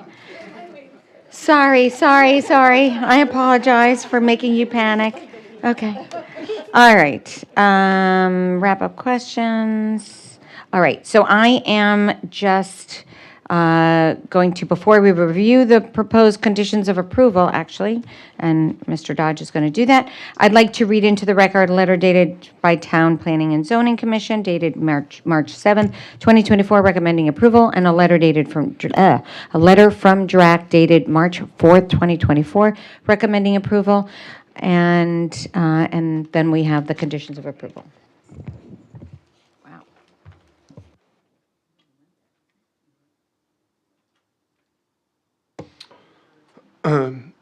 Thank you, Madam Mayor, Dallas Dodge Corporation Council. Madam Mayor, before you are proposed conditions of approval. We've also provided a copy of these to the applicant. All of our standard conditions of approval are included. However, there are some additional conditions and modifications that I would like to highlight. The first condition, Madam Mayor, is standard, but I do think it's worth highlighting here. This is the condition which is implicit in all of your approvals of any SDD, that the area covered by the SDD will be used only in accordance with the official application materials. We have some additional conditions which I'll discuss shortly, but I do want to emphasize that if the SDD is approved by the council, as Attorney Pearson indicated, these plans effectively become binding on the applicant. Madam Mayor, condition B is our standard requirement that the applicant maintain and provide to the town and abutters, if requested, contact information for a property liaison. Condition C includes our standard conditions for waste management, but here I'd also emphasize is the requirement to store refuse inside the refuse enclosures that are inside the buildings highlighted in the plan, which is a new design feature that I don't think I've seen in a plan recently. Madam Mayor, condition D includes our standard operational requirements for snow removal, property maintenance and sweeping, landscaping, lighting, and storm water maintenance. The condition also requires that all construction-related parking occur on site and specifically restricts construction parking on Asylum Avenue, Lawler Road, and Troutbrook Drive. I know we also received some questions earlier tonight about issues that we've had with rodents in some areas of town. And this also includes what has now become a standard requirement that the health director review and approve a pest management plan before any site disturbance on the SDD. And finally, Madam Mayor, in conformance with the conditional finding of the MDC that there was adequate sewer mains to service the SDD, we've included a requirement that the applicant enter into an agreement with the MDC for the removal of a certain amount of off-site stormwater and groundwater inflow as may be required by the district, which we anticipate will be the equivalent amount to the sanitary sewer that will be produced by the project, or roughly 67,000 gallons per day. Condition E requires the applicant to construct certain off-site improvements that are described in more detail here, but do include the new sidewalks along Troutbrook running from Lawler to Asylum, and also the crosswalk enhancements that were discussed earlier tonight. Condition F provides for a deed-restricted affordability plan that requires 26 units to be leased for 30 years, is affordable at 80% of the area median income for the town. In response to Councilman Winograd's question about how this will be administered, I would just note that this does include a requirement to create an affordability plan to be approved by my office, which does include all the elements of administration of the plan. Madam Mayor, condition G addresses what I know was one of the administration's priorities and a priority that you discussed earlier in the evening about preserving the ball fields and recreational assets that are currently on the site, which I know the town and also the Miracle Leagues have made a significant investment in. The plan showed that the southern end of the property will continue to be ball fields and recreational areas. However, condition G further requires that this area be reserved exclusively for municipal use for athletic and recreational purposes and associated parking. And we've included this requirement again to ensure that this area remain available for our Little League, Miracle League, and other recreational users. Condition G requires the execution of certain easements necessary for the new sidewalks on Troutbrook Drive, again running from Lawler all the way to Asylum Avenue. Condition I requires the applicant to install a streetlight conduit under the driveway, which will accommodate future streetlight projects by the town. And items J, K, L, and M are all standard conditions concerning engineering, inspections, certification, and final improvement of, excuse me, and final approval of improvements, computer media information, and final plan review. Madam Mayor, that summarizes the conditions of approval. I'm happy to answer any questions about the conditions that we have, that we will be proposing for this project.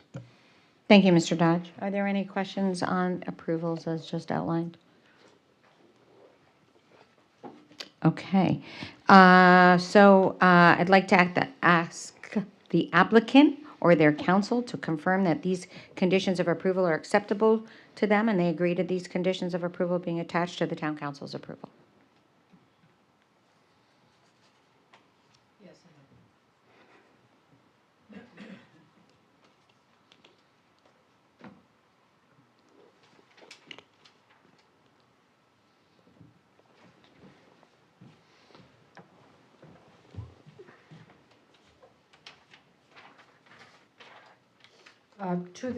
Robin Pearson for the applicant. To the extent that the limitation on the use of the ball fields relates to the SDD plans that you have before you, we are comfortable with those conditions.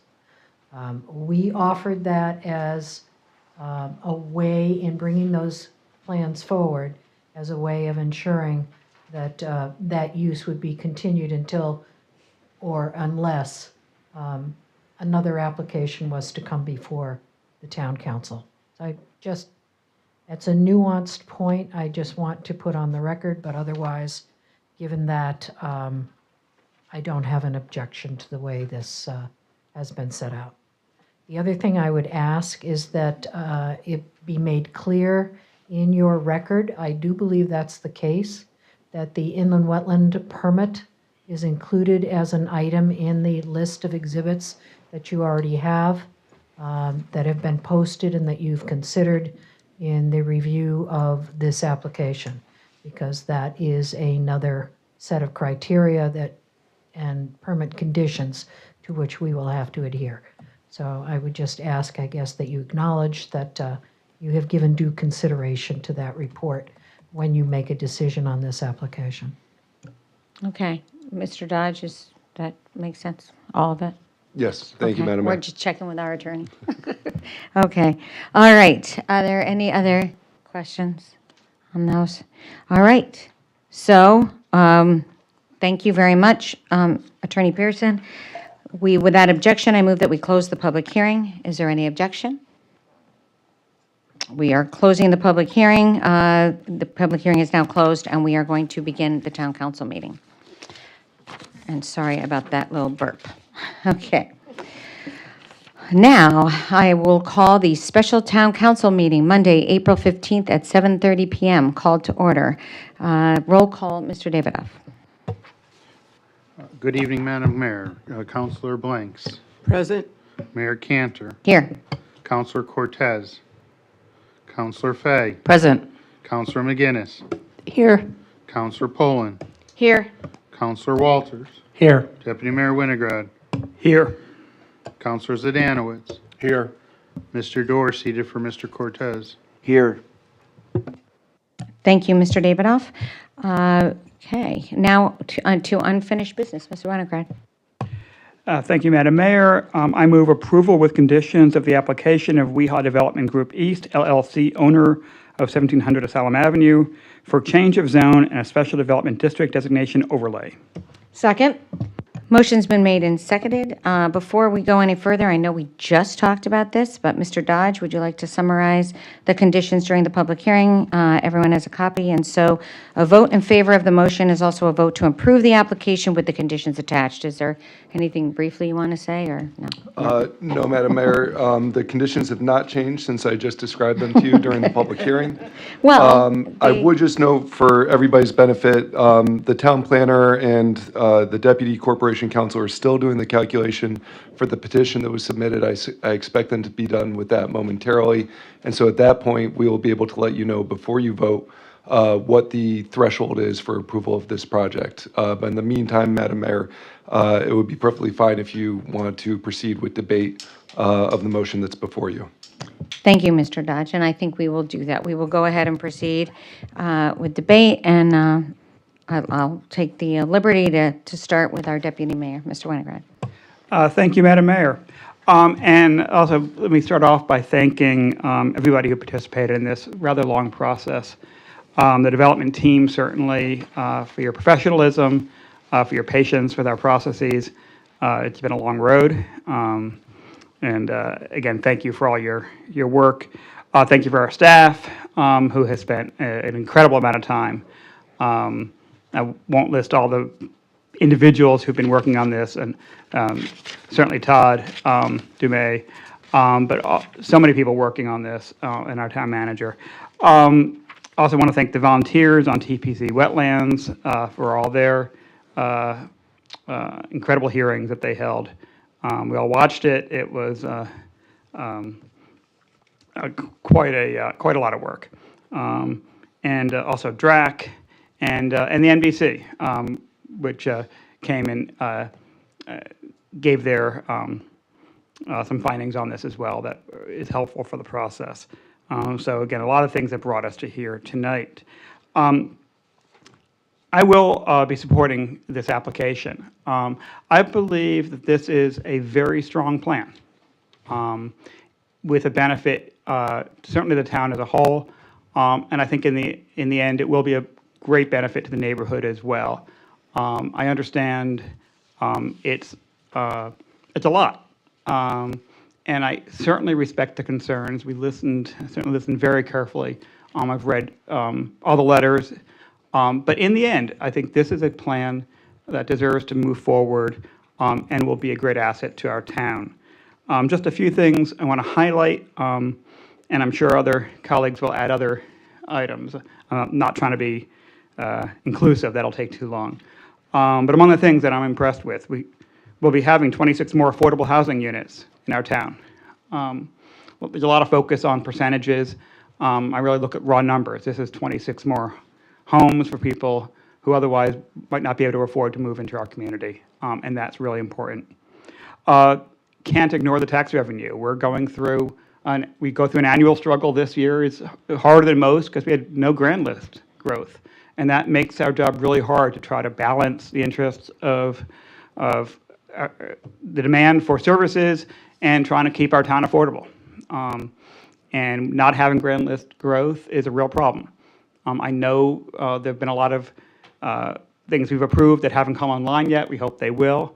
But as people complain about taxes, which is a legitimate complaint, we have to understand that it would be worse if we didn't have the plans we've recently developed. And so, again, there's the two sides of one thing. It's that we don't approve anything just because of the taxes, but we can't ignore that factor. Stormwater. We all know how bad stormwater is in town, this neighborhood in particular, but throughout town. Some of the efforts, we can't put all of this on the developer. The town itself has a responsibility, and we are working towards remedying a lot of this, but this is an improvement. I don't think there's any legitimate question that this will make things better for this neighborhood. We're getting rid of impermeable surfaces and reducing them. That is a good thing. Storage on site. Again, right now we're dealing with a parking lot, which is about the worst thing you could have in that area. Moving on, general sustainability. We have in town declared climate change to be a crisis. If we actually mean that, then it means that we actually have to take votes and that affirm that crisis mentality. Multifamily homes are better for the environment. They have a smaller carbon footprint per person. I don't think we can simply say that we're only going to have single-family zoning and pretend to be stewards of the environment. Listen, single-family homes are great. I live in one myself. I don't want to live in one forever, and I'm one of those empty nesters who might be looking at something different and looking for different options. But I can't pretend that even my small house isn't particularly energy efficient. Sharing walls has a real advantage, and again, not everybody has to live there. We're not forcing people into multifamily homes, but we have to acknowledge the benefits to the environment. In terms of the the condition, the findings we're making, I do find that this is superior to what would be there instead. A viable single-family home option in this neighborhood would be horrible, both for the environment, I think, and also for our general goal of having a diversity of housing. These would be probably large, expensive homes. We're not going to get, 30, 50 small affordable houses for ownership. This is private property. They're looking to have a profit. You're going to end up, if we had to go single-family homes, if it were viable, they'd be really big ones. Very expensive, not helping the market at all.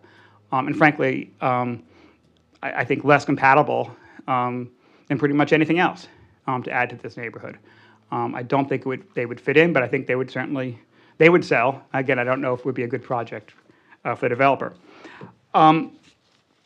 And finally, what we're talking about here is replacing a parking lot. We're getting rid of a parking lot, and we're building homes for people.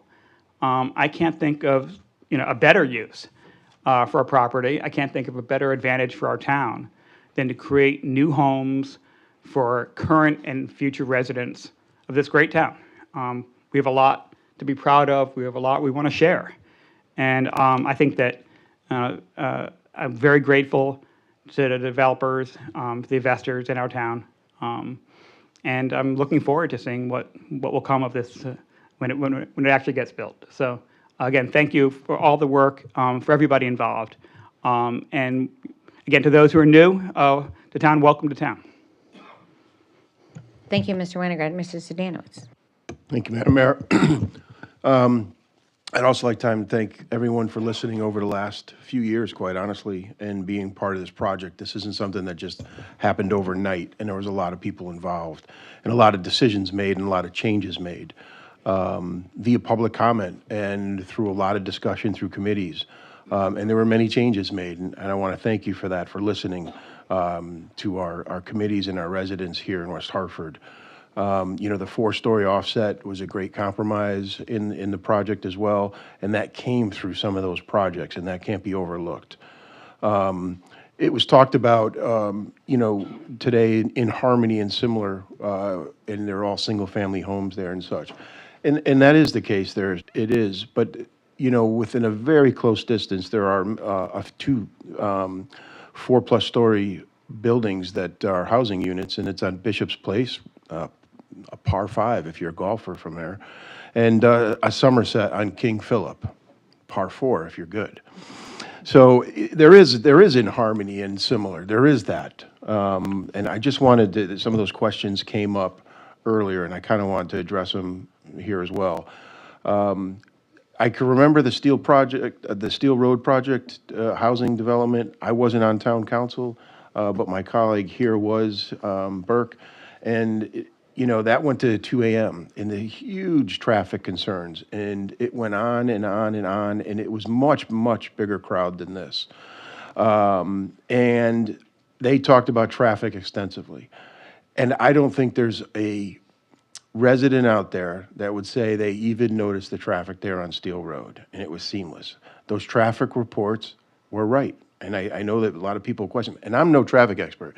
I got to tell you, before joining the town council, because I've been through this a few times, I would have disagreed with the traffic as well, and the traffic results. But I've seen it, and I've seen it real time. I've said this often too. Where is there a lot of traffic? When people get out of work, over in Bloomfield, and when high schools get out. There's a lot of traffic there because they're all getting out at once. It's not from your typical neighborhoods and such. Over the past few years and currently, there was up to 700 to 800 cars parked there. And they came mostly within 2 hours and left within 2 hours. And there were buses every 7 minutes to bring those employees back and forth to St. Francis. And not one complaint, if maybe one complaint came into the town. And, because everyone was concerned about the traffic. Well, there it was. I think we can alleviate that traffic concern for the most part right now. It started and ended. There were no accidents per se. and there were no real complaints. So I just kind of want to address some of those things that were said earlier. Growth, we talked about growth being a good thing, right? Or growth can be a good thing, but it has to be responsible growth, and responsible growth is essential. And what took place over the last 2 years is responsible. It is getting everyone involved. It is making sure that the wetlands, DRAC, the town is heard, the people are heard. You know, and everyone says the majority, right? And how come, you know, we have a lot of people here, how come you don't listen to us? Because if you haven't guessed, I am in favor of this. And they say, how come you don't listen to the majority? We have to worry about 64,000 residents. That's the majority. That's how we get elected, and that's who we have to worry about the town. Now, mind you, it was, I think there were, this is the number I got, 17 against, 6-4. I think that I missed a couple, actually, but my point being is that we have to worry again about the 64,000, and I do appreciate every single resident and neighbor that came out. It's important in the decision-making process, and we hear you. We really do hear you. It's not taken lightly, and we need your input to make these decisions. You know, a town versus a city, we talked about that. 1970, we had 68,000 residents. 2023, we had 64,000 residents. So in 1970, we had 4,000 more residents, and that's not even the high. We had actually more than that, like in 73-ish. I just use those numbers as bookmarks. So, you know, we have lost a lot of residents here, but no one talks about that either. So it's just some of the things that I wanted to address. You know, zoning that comes to town council is not always done like that in other towns around the surrounding areas. It's kind of a unique thing for us. Not everyone does it. They have zoning commissions and departments that handle these things and makes those decisions. And you may not always have that same vision of the people here making that decision for the town. You know, with the town manager, it happens, I don't want to say it happens in a smaller environment in other towns, that's not, but we're involved in a lot more decisions around town, and zoning happens to be one of them. And I hope, and I think that this model works well because we're also working on, you know, Vision Zero. We're working on other things, and that culminates to decisions made here. And I think that those decisions are better made with all the information that we actually have to decide on throughout the year. So I just wanted to mention that too as well. Again, I just want to say thank you for all the residents that came out, all the hard work that took place, because this is a very big project that hasn't been this big of a project in a long time in West Hartford. And I don't want to give you years, but it's been a long time, and it's an important project. And I think if I hadn't mentioned it, a lot of people come up to me and say, you know, Mark, West Hartford's not affordable. What are we going to do about our taxes? Well, without additional grand lists and with trying to make cuts too, it's difficult with payroll and contracts and unions. But you need to grow. You can't stay stagnant. Growth is not a bad thing, and change is not a bad thing. It's hard, but if it's done right, it's done well, it makes a difference in the long run. And I think that's what we have here. So I appreciate the time, and I'll pass it off to my colleagues. Thank you, Mr. Zidanowicz. Ms. Pullen? Thank you, and I'll align my comments with those of my colleagues who have thanked the dozens of volunteers who serve on DRAC and on TPZ, which also had to act as Inland Wetland Watercourse Agency, who just gave dozens and dozens and dozens of hours of volunteer time learning about this project and asking questions and trying to make sure that they got it right before it moved on to the next step of the process. And also a thank you to the many residents who have once again demonstrated why West Hartford tends to win like the Civics Cup or whatever we call it here in Connecticut, because we have such an engaged population of residents, and it's, God bless you, it's gratifying to represent you, to be one of the people representing you. I feel confident that the applicant has met the requirements for us to approve this zoning change with the Special Development District Designation.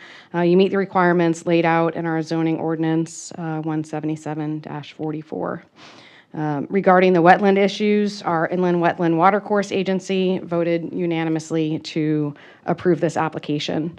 It actually creates more natural space on that land than currently exists, and more than is required. The application has also been recommended for approval by DRAC and TPZ. It helps West Hartford meet its goal to provide diverse dwelling types and including some affordable units as well. It is a dense development, and that is different for those of us who live in that general vicinity. I know there are a lot of smaller single-family homes in that area, but also some condominium complexes and apartments as well. So it is dense, but we also know, as Deputy Mayor Winograd indicated, that dense development is better for the environment, and it will offer more opportunities for people to live in West Hartford, whether they are current residents trying to stay here in a different type of home setting, or whether people are trying to move to town. This area is really convenient for public transportation. It's walkable if you like nature, or if you want to walk up to the library or the senior center or to one of the local synagogues, or over to St. Joe's or one of the many wonderful businesses at Bishop's Corner. As somebody who lives about a half a mile away from this development, I will be happy to gain a couple of hundred new neighbors, and we'll be glad to go over and welcome everybody here, and I'm happy to provide my support.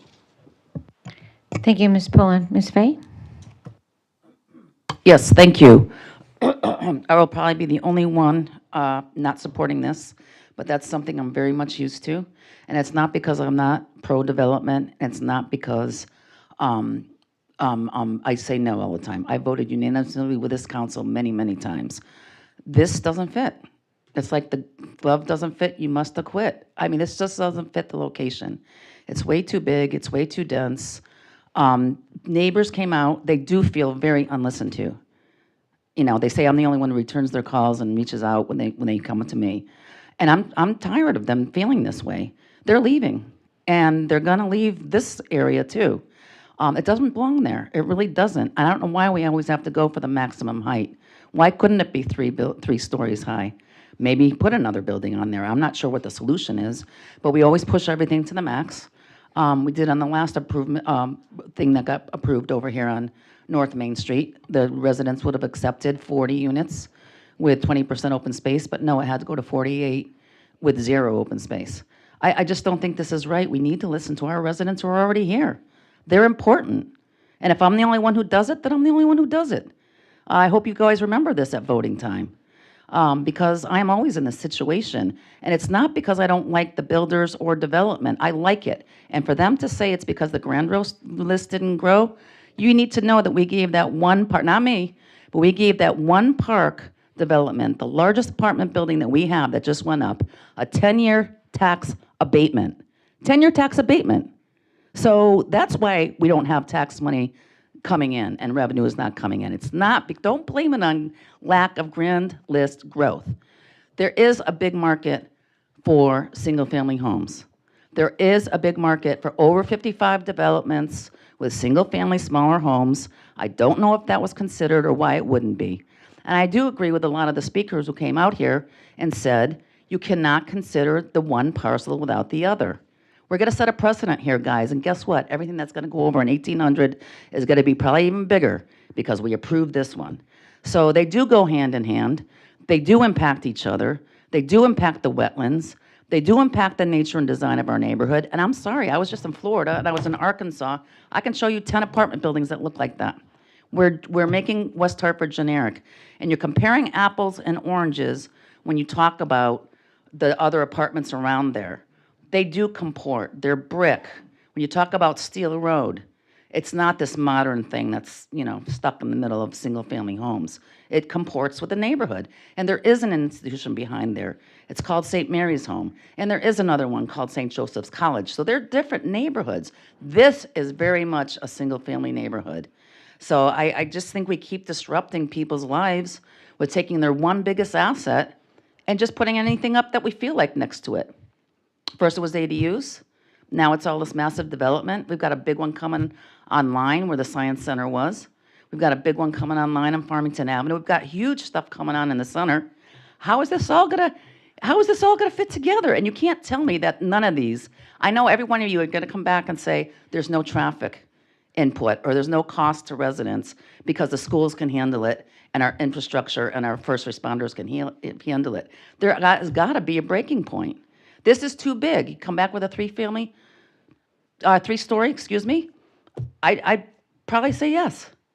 I have relatives who live in California, in Manhattan Beach, a very expensive town. They live in a beautiful California ranch. They've approved these gigantic skyscrapers next to them. They have no sun in their house or in their backyard. That's not how we want to live. And if everybody thinks that they should live in a apartment building to, be more efficient with our space and for the environment, then they should move there. They should move to an apartment. But it's almost like, the people who fly on these luxury jets to their meetings, they want us all to be in electric cars. It just doesn't work. We need a variety of stock. We've been doing that.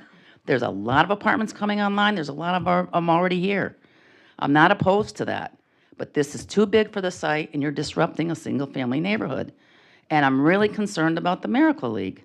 There's too many open questions about this. That's how I feel about it.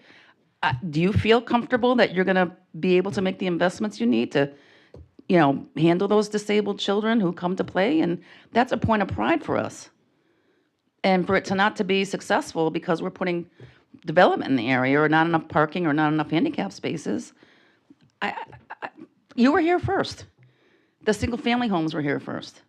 So I can't support this. If it was smaller, I probably would. But I just think it's too big for where it is. So I will not be supporting this. Thank you. Thank you, Ms. Fay. Ms. McGinnis? So it doesn't matter how many times I go to speak on something like this, I still get nervous. And I think it's truly because I care about this town and I care about, the development in this town and the citizens of this town. Echo my colleagues with their thank yous to everyone who worked on this. Thank you for the presentation. It was very thorough and informative. I want to thank everyone who came out and made comments, whether they were for or against the project. I know that change is hard, and I know that change is difficult. And I really do understand the concerns, or many of the concerns that people brought up. I live in the area near this development, and I think it's a very good project for the area. There is one thing that I do want to say, and mainly I want to say it because I want to get it on the record. Renters are a part of our community. And I know that I can't speak for all of my colleagues, but I know that many of us understand that just because you rent a home and do not own a home does not mean that you don't care about what happens in the community and that you aren't part of it and that you aren't invested in it. This development, parking lots are horrible for the environment. The water runoff, urban heat islands. This development, sorry, I wrote down several notes, gives us around 300 more trees that are currently there. It's going to provide pollinator gardens, which are kind of a big deal since we just designated ourselves as a pollinator community. And if my numbers are correct, which they might be a little off because I didn't have exact numbers on the parking spaces that are currently there, I think this will be close to 200 less parking spaces than we currently have. I'm going to support this development. I'm excited about this development, and that's really all. Thank you. Thank you, Ms. McGinnis. Mr. Dorr? Thank you, Madam Mayor. I also want to start by recognizing, of course, the residents of West Hartford that appeared tonight and spoke either for or against this application. It's always a privilege for me to come back here. I served on the council, as many of you may know, several years ago, and to come back and see the input from the community and also the thoughtful comments, the hard work that many of you put in to analyze this and what impact you think it may have either for or in detriment to your own property in the surrounding area.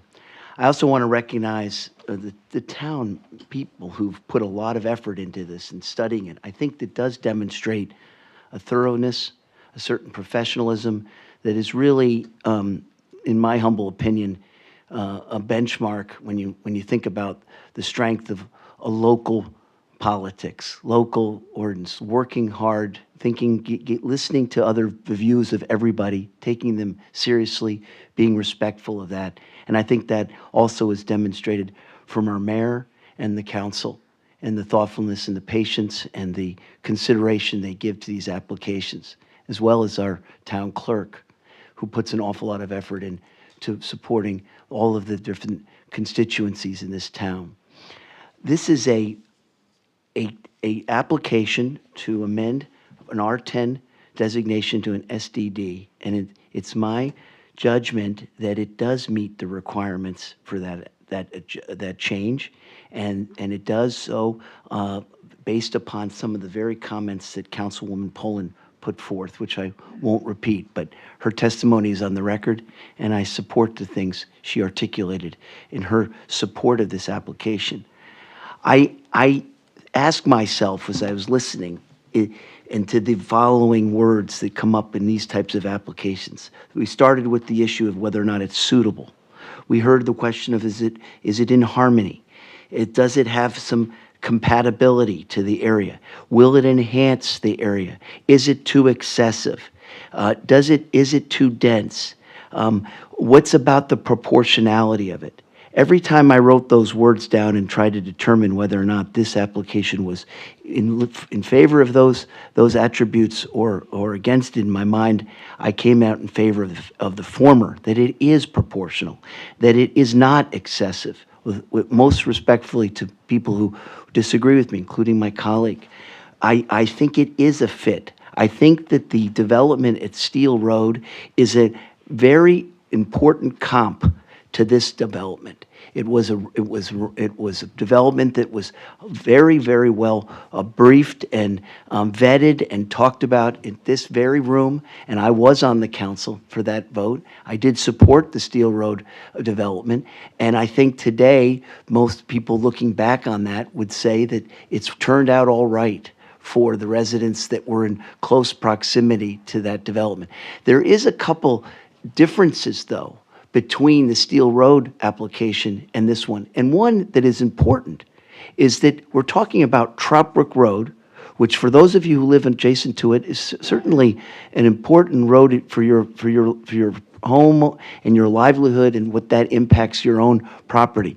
But it is a 4-lane road. It is a major artery in this town, and it's right now, it's encumbered by 2 properties that are completely in distress. And here we have an applicant who's come forward where the town has heavily vetted the application, has made significant changes to it to try to address the concerns of the community. And I think they've balancing that and taking into consideration all of the good input put forward by DRAC and by our town manager and his team is illustrative of the work that goes in to ensuring that the details of a development like this are considered and followed and fulfilled. And so that in the months ahead, that when you look back on this, I think you'll see that in retrospect, this application will enhance the thoroughfare that is on Trout Brook. It strikes me as very different from the road on Steel Road, where we had only a two-lane road. And if you think traffic is a concern on this application, you should have seen what it was like as we studied the traffic. And it is an objective study. I mean, I'm certainly could have another traffic expert come and give a slightly different version, but it's based upon empirical data, a lot of studies. It's not a subjective study, and I think we can have confidence in that traffic study. I think that the issue of renters in West Hartford, this is a diverse community. We should embrace people who are not able or maybe not want to invest in a private home to live in. And the idea that we would somehow be critical or in any way be less welcoming of people who choose to rent as a means to live. I happen to live on the apron of Farmington Avenue. I live one house in from Farmington Avenue. My children went to Whiting Lane Elementary School. We have renters all up and down Farmington Avenue. I can tell you, and the quality of my children's life, and my wife's life, and my life, living on Walbridge, one house in from Farmington, with a lot of renters, who, by the way, came to this town with an opportunity, many of them with small children, to go to Whiting Lane, to take advantage of the public education system in this town. That is our value. That is our proposition. We've got to hold on to that. We need our elementary schools to be robust and full of students. I actually think that it's likely that you could get families like Mr. Wang's. You remember Mr. Wang tonight. He grew up in St. Louis, came from not a wealthy family. His parents rented a place in a community to enable him to take advantage of the public education there. He spoke in favor of this application as a resident of West Hartford. I thought he was very compelling. And for that, and a lot of the other reasons that have been addressed by the colleagues who are in support of it, respectful of those who disagree, especially from the residents as well as my colleague, I'm going to be supporting this application. So thank you, Madam Mayor. Thank you, Mr. Dorr. Okay, Ms. Bikes. Thank you. Thank you, Madam Mayor. I, too, would just like to thank the application as well as Attorney Pearson for your presentation. And thank you to all of the speakers, and especially to those who wrote in, whether they were in favor or whether they were opposed. And I really want to send a big shout out to the town staff, Mr. Ledwith, Corp Counsel Dodge, Deputy Corp Counsel Verano, and staff, TPZ, DRAC, Wetlands Agency, and MDC. And I point that out because I know that this application has gone back and forth for quite some time. So I really want to offer to you a big thanks, because you hung in there and you worked with the town, you collaborated, you made modifications, you made changes. Despite what we heard tonight, you listened to the residents, you took that into consideration, and you made huge modifications. But at the same time, Mr. Businessman over there, you're in business. And so you don't want to create a project where you're going to lose. That's unrealistic. And I think we can all relate to that. And for the town, we have talked about how important it is to grow our grand list. And as we near to adopting a budget, and we struggle through this every year, we want to keep our taxes reasonable and affordable.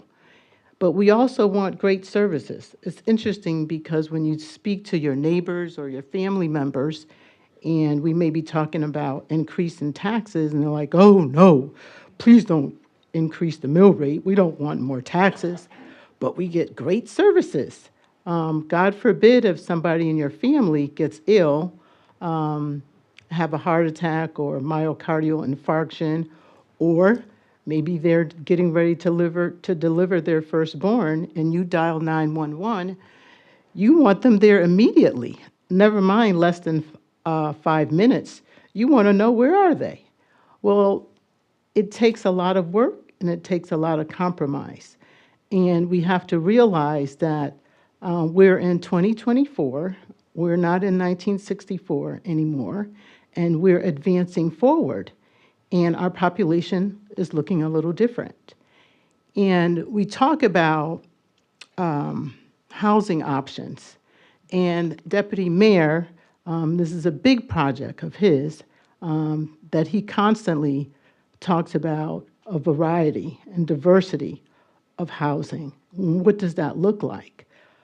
How are we being inviting as a town if we're saying we only want a single family residence? We don't want any multifamily residents because that might increase our crime rate. Well, I can tell you, I'm the chair of public safety, and that's not it. So I think that we need to be a little more open and embrace those who want to come to town and be able to provide them with a housing stock that's affordable so that they, in turn, when they have children, they can do more for their children what they was unable to receive. I came to this town because of the education, just like a lot of other people for my children. And many of the people that I speak to, that's what brought them to West Hartford, because of the great education. Maybe they weren't able to buy a home initially, and so when they came to West Hartford, they rented. And guess what? Eventually, they were in the position to buy that single-family home. And so I think that this creates that same type of either foundation or option for people. Looking at the renderings, looking at the PowerPoint, going through all the information that was sent to us in advance. I think this would be a great fit for this particular community. And I understand, because when you're living somewhere for 20 years and 30 years and 40 years, and there wasn't any multifamily housing in your neighborhood, you had an educational institution, and that educational institution then went away because of another option for them. Then you have to think about, okay, so what's the next step? Is change really that bad? No, it's just different. And I think that we have to be open to receiving differences. And as a result of that, we can only become better because of it. So, like many of my, it's a good one. And I think years from now, we'll look down the road and say, you know what? We made the right decision. Thank you, Ms. Blanks. Mr. Walters. Thank you, Madam Mayor. So much to say, but really, the gratitude does go out to the residents first. I think that we live in a place where voices can be heard, and trust me, this process is not automatic. If it were, we would have been done with it 2 or 3 years ago. We wouldn't be sitting here tonight. So voices are heard, you are listened to, and I greatly appreciate the passion behind some of those that feel very strongly about this. I can respect those who just don't want it. You know, that's a very valid reason. I just don't want it. You know, once we start getting into things where it's subjective, then I have to really start thinking about what and how to consider those. And, you know, there's been a lot of conversation already here, and I'm not going to repeat a lot of it. Most of it I'm not going to repeat, but my colleagues, Mr. Zdanowicz and Mr. Dorr, greatly impressed with what you had said, and I share many of your feelings about this project. West Hartford, what is West Hartford? And as much as we like to think that we have a great identity, a great sense of place, there's one thing that I think that sometimes we do not really give much thought to, and it's been brought up tonight. And that's, are we a town or are we a city? Well, you know what, it's semantics. It really, especially here in New England, especially here in Connecticut, where, what, all cities are towns, but not all towns are cities, or something crazy like that.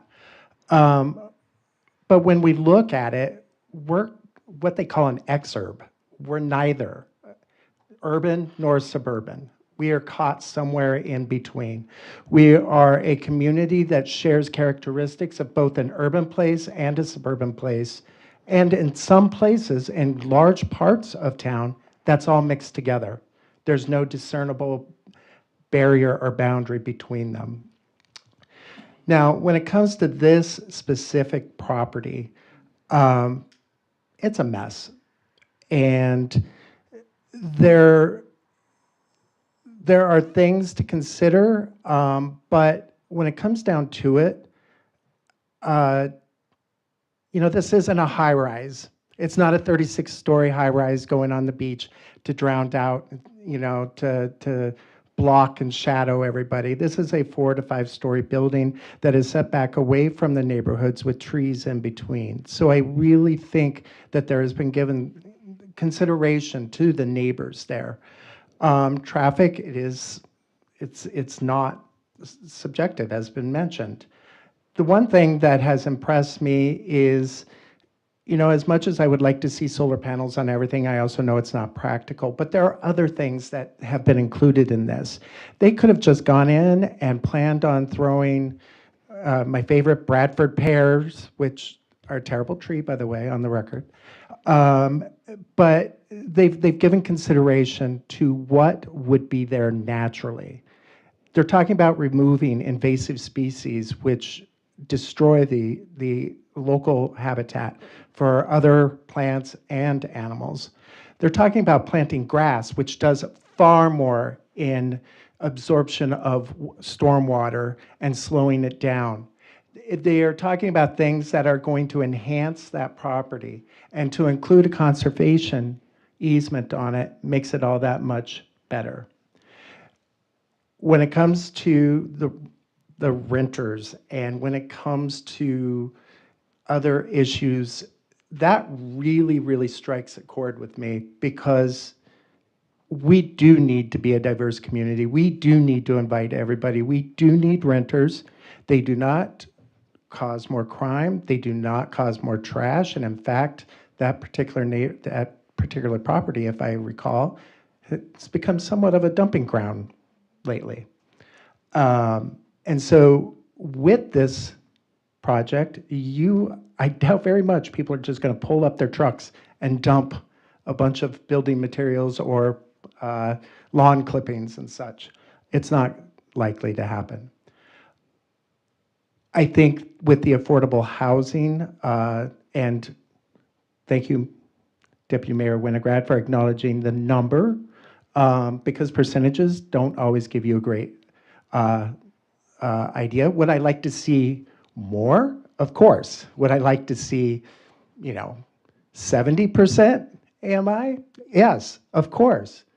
But the reality is we go with the economics of what we have and what we're presented with. The last thing I will say is that when we're talking about comparable, one thing I think about is what could it be? And there are things that it could be that we would have little to no control over. And that, you think that people are upset now, there'd be a whole crowd up here that would be just as upset, and we would be not powerless to stop it, but there wouldn't be a whole lot we could do. I will be voting in favor of this project. I think it's going to be a great asset. Change stinks sometimes, but it also is required for us to move along. Thank you. Thank you, Mr. Walters. I appreciate it. Ms. Fay? Yeah, you guys were all looking at me when you were speaking about these things. I didn't mention renters, and I don't discriminate against renters, and I don't think they bring more crime. I didn't hear that from anybody in the audience, quite frankly. So I don't think that's an issue that anybody brought up, but I could be wrong. Thank you, Ms. Fay. Okay, I want to do my thank yous and just say a few things. So much has been said and so many great points. And again, I don't want to reiterate, but I do need to extend my thank yous to our town staff has been working on this since 2017. Since the UConn gave notice that they moved to Hartford campus. Our staff has been working really hard to bring in a development that the town would be in the best interest of our community. That required town feedback, put into a dynamic of economic development, and again, tirelessly working on this particular property, as well as the 1800 property, which I'm sure we'll be hearing about in the not-too-distant future. I see Todd Dumais, our town planner, in the back. So much has fallen on his shoulders. Thank you so much for everything you do. And our town manager, our previous town manager. This has been, again, a long journey and a lot of work. All of our staff, Dwayne Martin, the work that he's done on this, so much. A tremendous amount of volunteers that weighed in, DRAC, our TPZ, Wetlands, MDC, and then, of course, our MDC, even our MDC commissioners, and all of the people, the input, and Mike Mashad at Miracle League and Little League, the tremendous amount of interest and passion and care of this property, and all the community around it. Many of us do live right around it, or have children that live around the corner or whatever. But this is so important for us to have all the perspective. But as town councilors, we have to step back and not think about either our own situation, which is actually the worst thing for us to do, but to think about globally, what impact will this have long-term on our community and on the quality of life of our community, obviously on the safety and well-being of our community, but also in the financial stability of our community, and what this signals also to other investors that want to be in our community. We saw priorities of the people wanting green space. A third of this property is recreational and green space, a third. Actually, over a third. A third is just the ball fields, and then we have walkable spaces. This is private property that the public is being invited to walk and partake in and connect. And the connection and the wanting to be connected to the university behind it, the most immediate abutting neighbor, is really meaningful. And so that's really important. We've heard about the traffic and stormwater. It is a primary reason why the town adopted Vision Zero. We have issues on our road. We have issues on this stretch of Chapel Drive. We have issues on another stretch of Chapel Drive. I almost got hit yesterday. It's not because of this development. It is because drivers are driving too fast. We have designed roads that enable drivers to drive too fast. Bringing buildings closer to the road actually slow drivers down. And that is one thing we want to make sure we do. But Vision Zero, we have to build on all of the ideas that have been proven around us to make sure that we keep our communities safer. Stormwater, we are working on stormwater remedies. This improves the stormwater. I don't think it just keeps it stable. I actually really believe that it will improve a little bit with what is happening, but we have work to do. We have culverts to build. Not only with storms that are more severe and the clay and all of those things, we've we have to fix the stormwater system. Many of our homes, our single-family homes, have contributed very substantially to a stormwater issue of stormwater going into our sewer system that has created a problem. So, and we have to address it. And it's a long-term issue. We have millions of dollars going into it every year, and we are committed to doing that. Either we do it on our own or we do it with a little grant-less growth, which really would be helpful too, but, and hopefully some grant money, and we will get there. This development is not happening because we want grant-less growth, but it is happening because it is a very good use of providing homes where a parking lot stood. And I do think that it is going to add to the vibrancy of this area of town. We have not seen much investment in the north end of the community. We've seen significant investment in other areas of town. We really haven't seen it. And I want people to put in perspective. I know it seems like a lot is happening now, but Blueback Square happened and then nothing. We had no development in our community till one park, and 7 years we tried to build one park. The reason that there was a tax agreement was because they couldn't get the historical credits, and we would have lost the 120-year-old chapel. And the town felt that that was a very important project to bring to fruition and save that chapel. So we worked out an agreement where over 10 years, the full amount of taxes will be recovered. We are already receiving money on a property that was not tax-bearing at all. It wasn't cost us any money, but we're not making as much as we would have if we hadn't built, if the chapel hadn't been saved and there was something else there.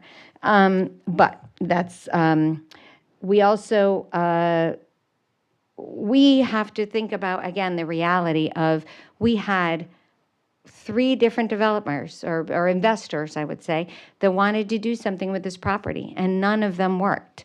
And so, again, 2017. So this has been a long time. These are contaminated, distressed, unutilized properties. It's not great for values of homes around it. And I know people are concerned about their home values for investment property, but all the realtors I have talked to, this will have the reverse effect of leaving vacant property and having livable spaces that are well maintained by a quality developer that wants to be in our town. Not a fly-by-night, here, build it, and leaving. This company has a fabulous reputation. Thank you for your investment. Thank you for being here. So I think that's all I will say. I want to, again, thank everybody for their input and thank my colleagues for their tremendous insight. Mr. Dorr, thank you for being the alternate tonight. We all learned, again, from you. You're an amazing public servant. And I loved serving with you before, and I appreciate you being back tonight. Thank you so much. All right. So I think we have our guidance on how we're going to, I don't know if it matters, but we will. Okay, sorry, I think I took 2. I did. Okay, Mr. Dodge. Thank you, Madam Mayor. And I'll try and be brief because I suspect listening to the debate that this may be immaterial. But Madam Mayor, I've passed around to the town council, and the applicant has a copy of this as well, map illustrating what I'm about to discuss. As you know, a petition protesting the pending application that is under debate right now was received during the public hearing earlier tonight. And I do just want to thank briefly, I know it seems like we did this analysis very quickly tonight. This is a very work-intensive process that requires going in the property record vaults and pulling out deeds and verifying signatures and ownership of different properties. And we did have the foresight to ask our paralegal to do that work ahead of time tonight. And also the town planner and deputy corporation counsel did a lot of work to do this analysis. But we have undertaken the analysis to determine the sufficiency of the petition. And just to sort of provide an overview of why this matters, a petition typically serves 2 purposes. The first and the most obvious purpose is political. A petition can be used to express the views of the signatories regarding the application and to demonstrate opposition to an application. This petition certainly serves that purpose. as it quite clearly states the opposition to the project, and it can be considered by the council in that regard. The second purpose that is served by a petition is more technical and legal. The legal question presented by the petition is whether the petition triggers the application of Section 5F, Chapter 7 or Chapter 12 of the West Hartford Town Charter, which provides that the council may amend the zoning ordinance by a vote of not less than a majority of its members, except that if action is other than is recommended by the Town Plan and Zoning Commission, or if a protest is filed at the hearing with the council against such change, signed by the owners of 20% or more of the area of the lots included in the proposed change, or of the lots within 500 feet in all directions of the property included in the proposed change, by a vote of not less than 2/3 majority of its members. Madam Mayor, this provision has been construed previously by my office to mean that the verified signatures of the owners of at least 20% of the area within 500 feet of the property subject to the zoning application is required to trigger the supermajority vote of the town council. So the first question that we analyze is whether the petition clearly states a position that can be deemed to be a protest. In this case, I read the language of the petition during the public hearing, and it clearly states language opposing the application. And so in my opinion, or in the opinion of this office, the statement in the petition does sufficiently indicate to any potential signatory and ultimately to you, the council, that a signature constitutes opposition to the application. So, Madam Mayor, the town planner prepared a map of the 500-foot buffer area, and every lot or portion thereof within the 500-foot buffer area for which a signature was found on the petition was then plotted on the map, and that map is now before you. A total of 34 lots within the 500-foot buffer area are represented by signatories on the petition. Calculations reveal that that makes up 13.2% of the area within the 500-foot buffer area, which is represented by signatories on the petition. There's an important distinction, though, that for a property to count, it must be signed by all owners of that property. And so those are what we call verified signatures. So when we look at verified signatures, only 29 of the properties within the buffer area were signed by verified signatories, which constitutes 11% of the area within the 500-foot buffer area. Needless to say, Madam Mayor, the petition is insufficient to trigger the supermajority approval requirement under the town charter, and a simple majority of the town council is sufficient for adoption. Thank you, Mr. Dodge. Any questions for Mr. Dodge? Okay. Then, seeing that it's 11:30, 5, we're going to go to roll call. Mr. Davidoff. Thank you, Madam Mayor. Councilor Blanks. Yes. Mayor Cantor. Yes. Mr. Dorr for Councilor Cortez. Yes. Councilor Fay. No. Councilor McGinnis. Yes. Councilor Poland. Yes. Councilor Walters. Yes. Deputy Mayor Winograd. Yes. Councilor Zdanowitz. Yes. Motion carries 8-1. Thank you and congratulations. Thank you very much. And good night. We are, without objection, motion to adjourn. Any objection? We are adjourned. Good night.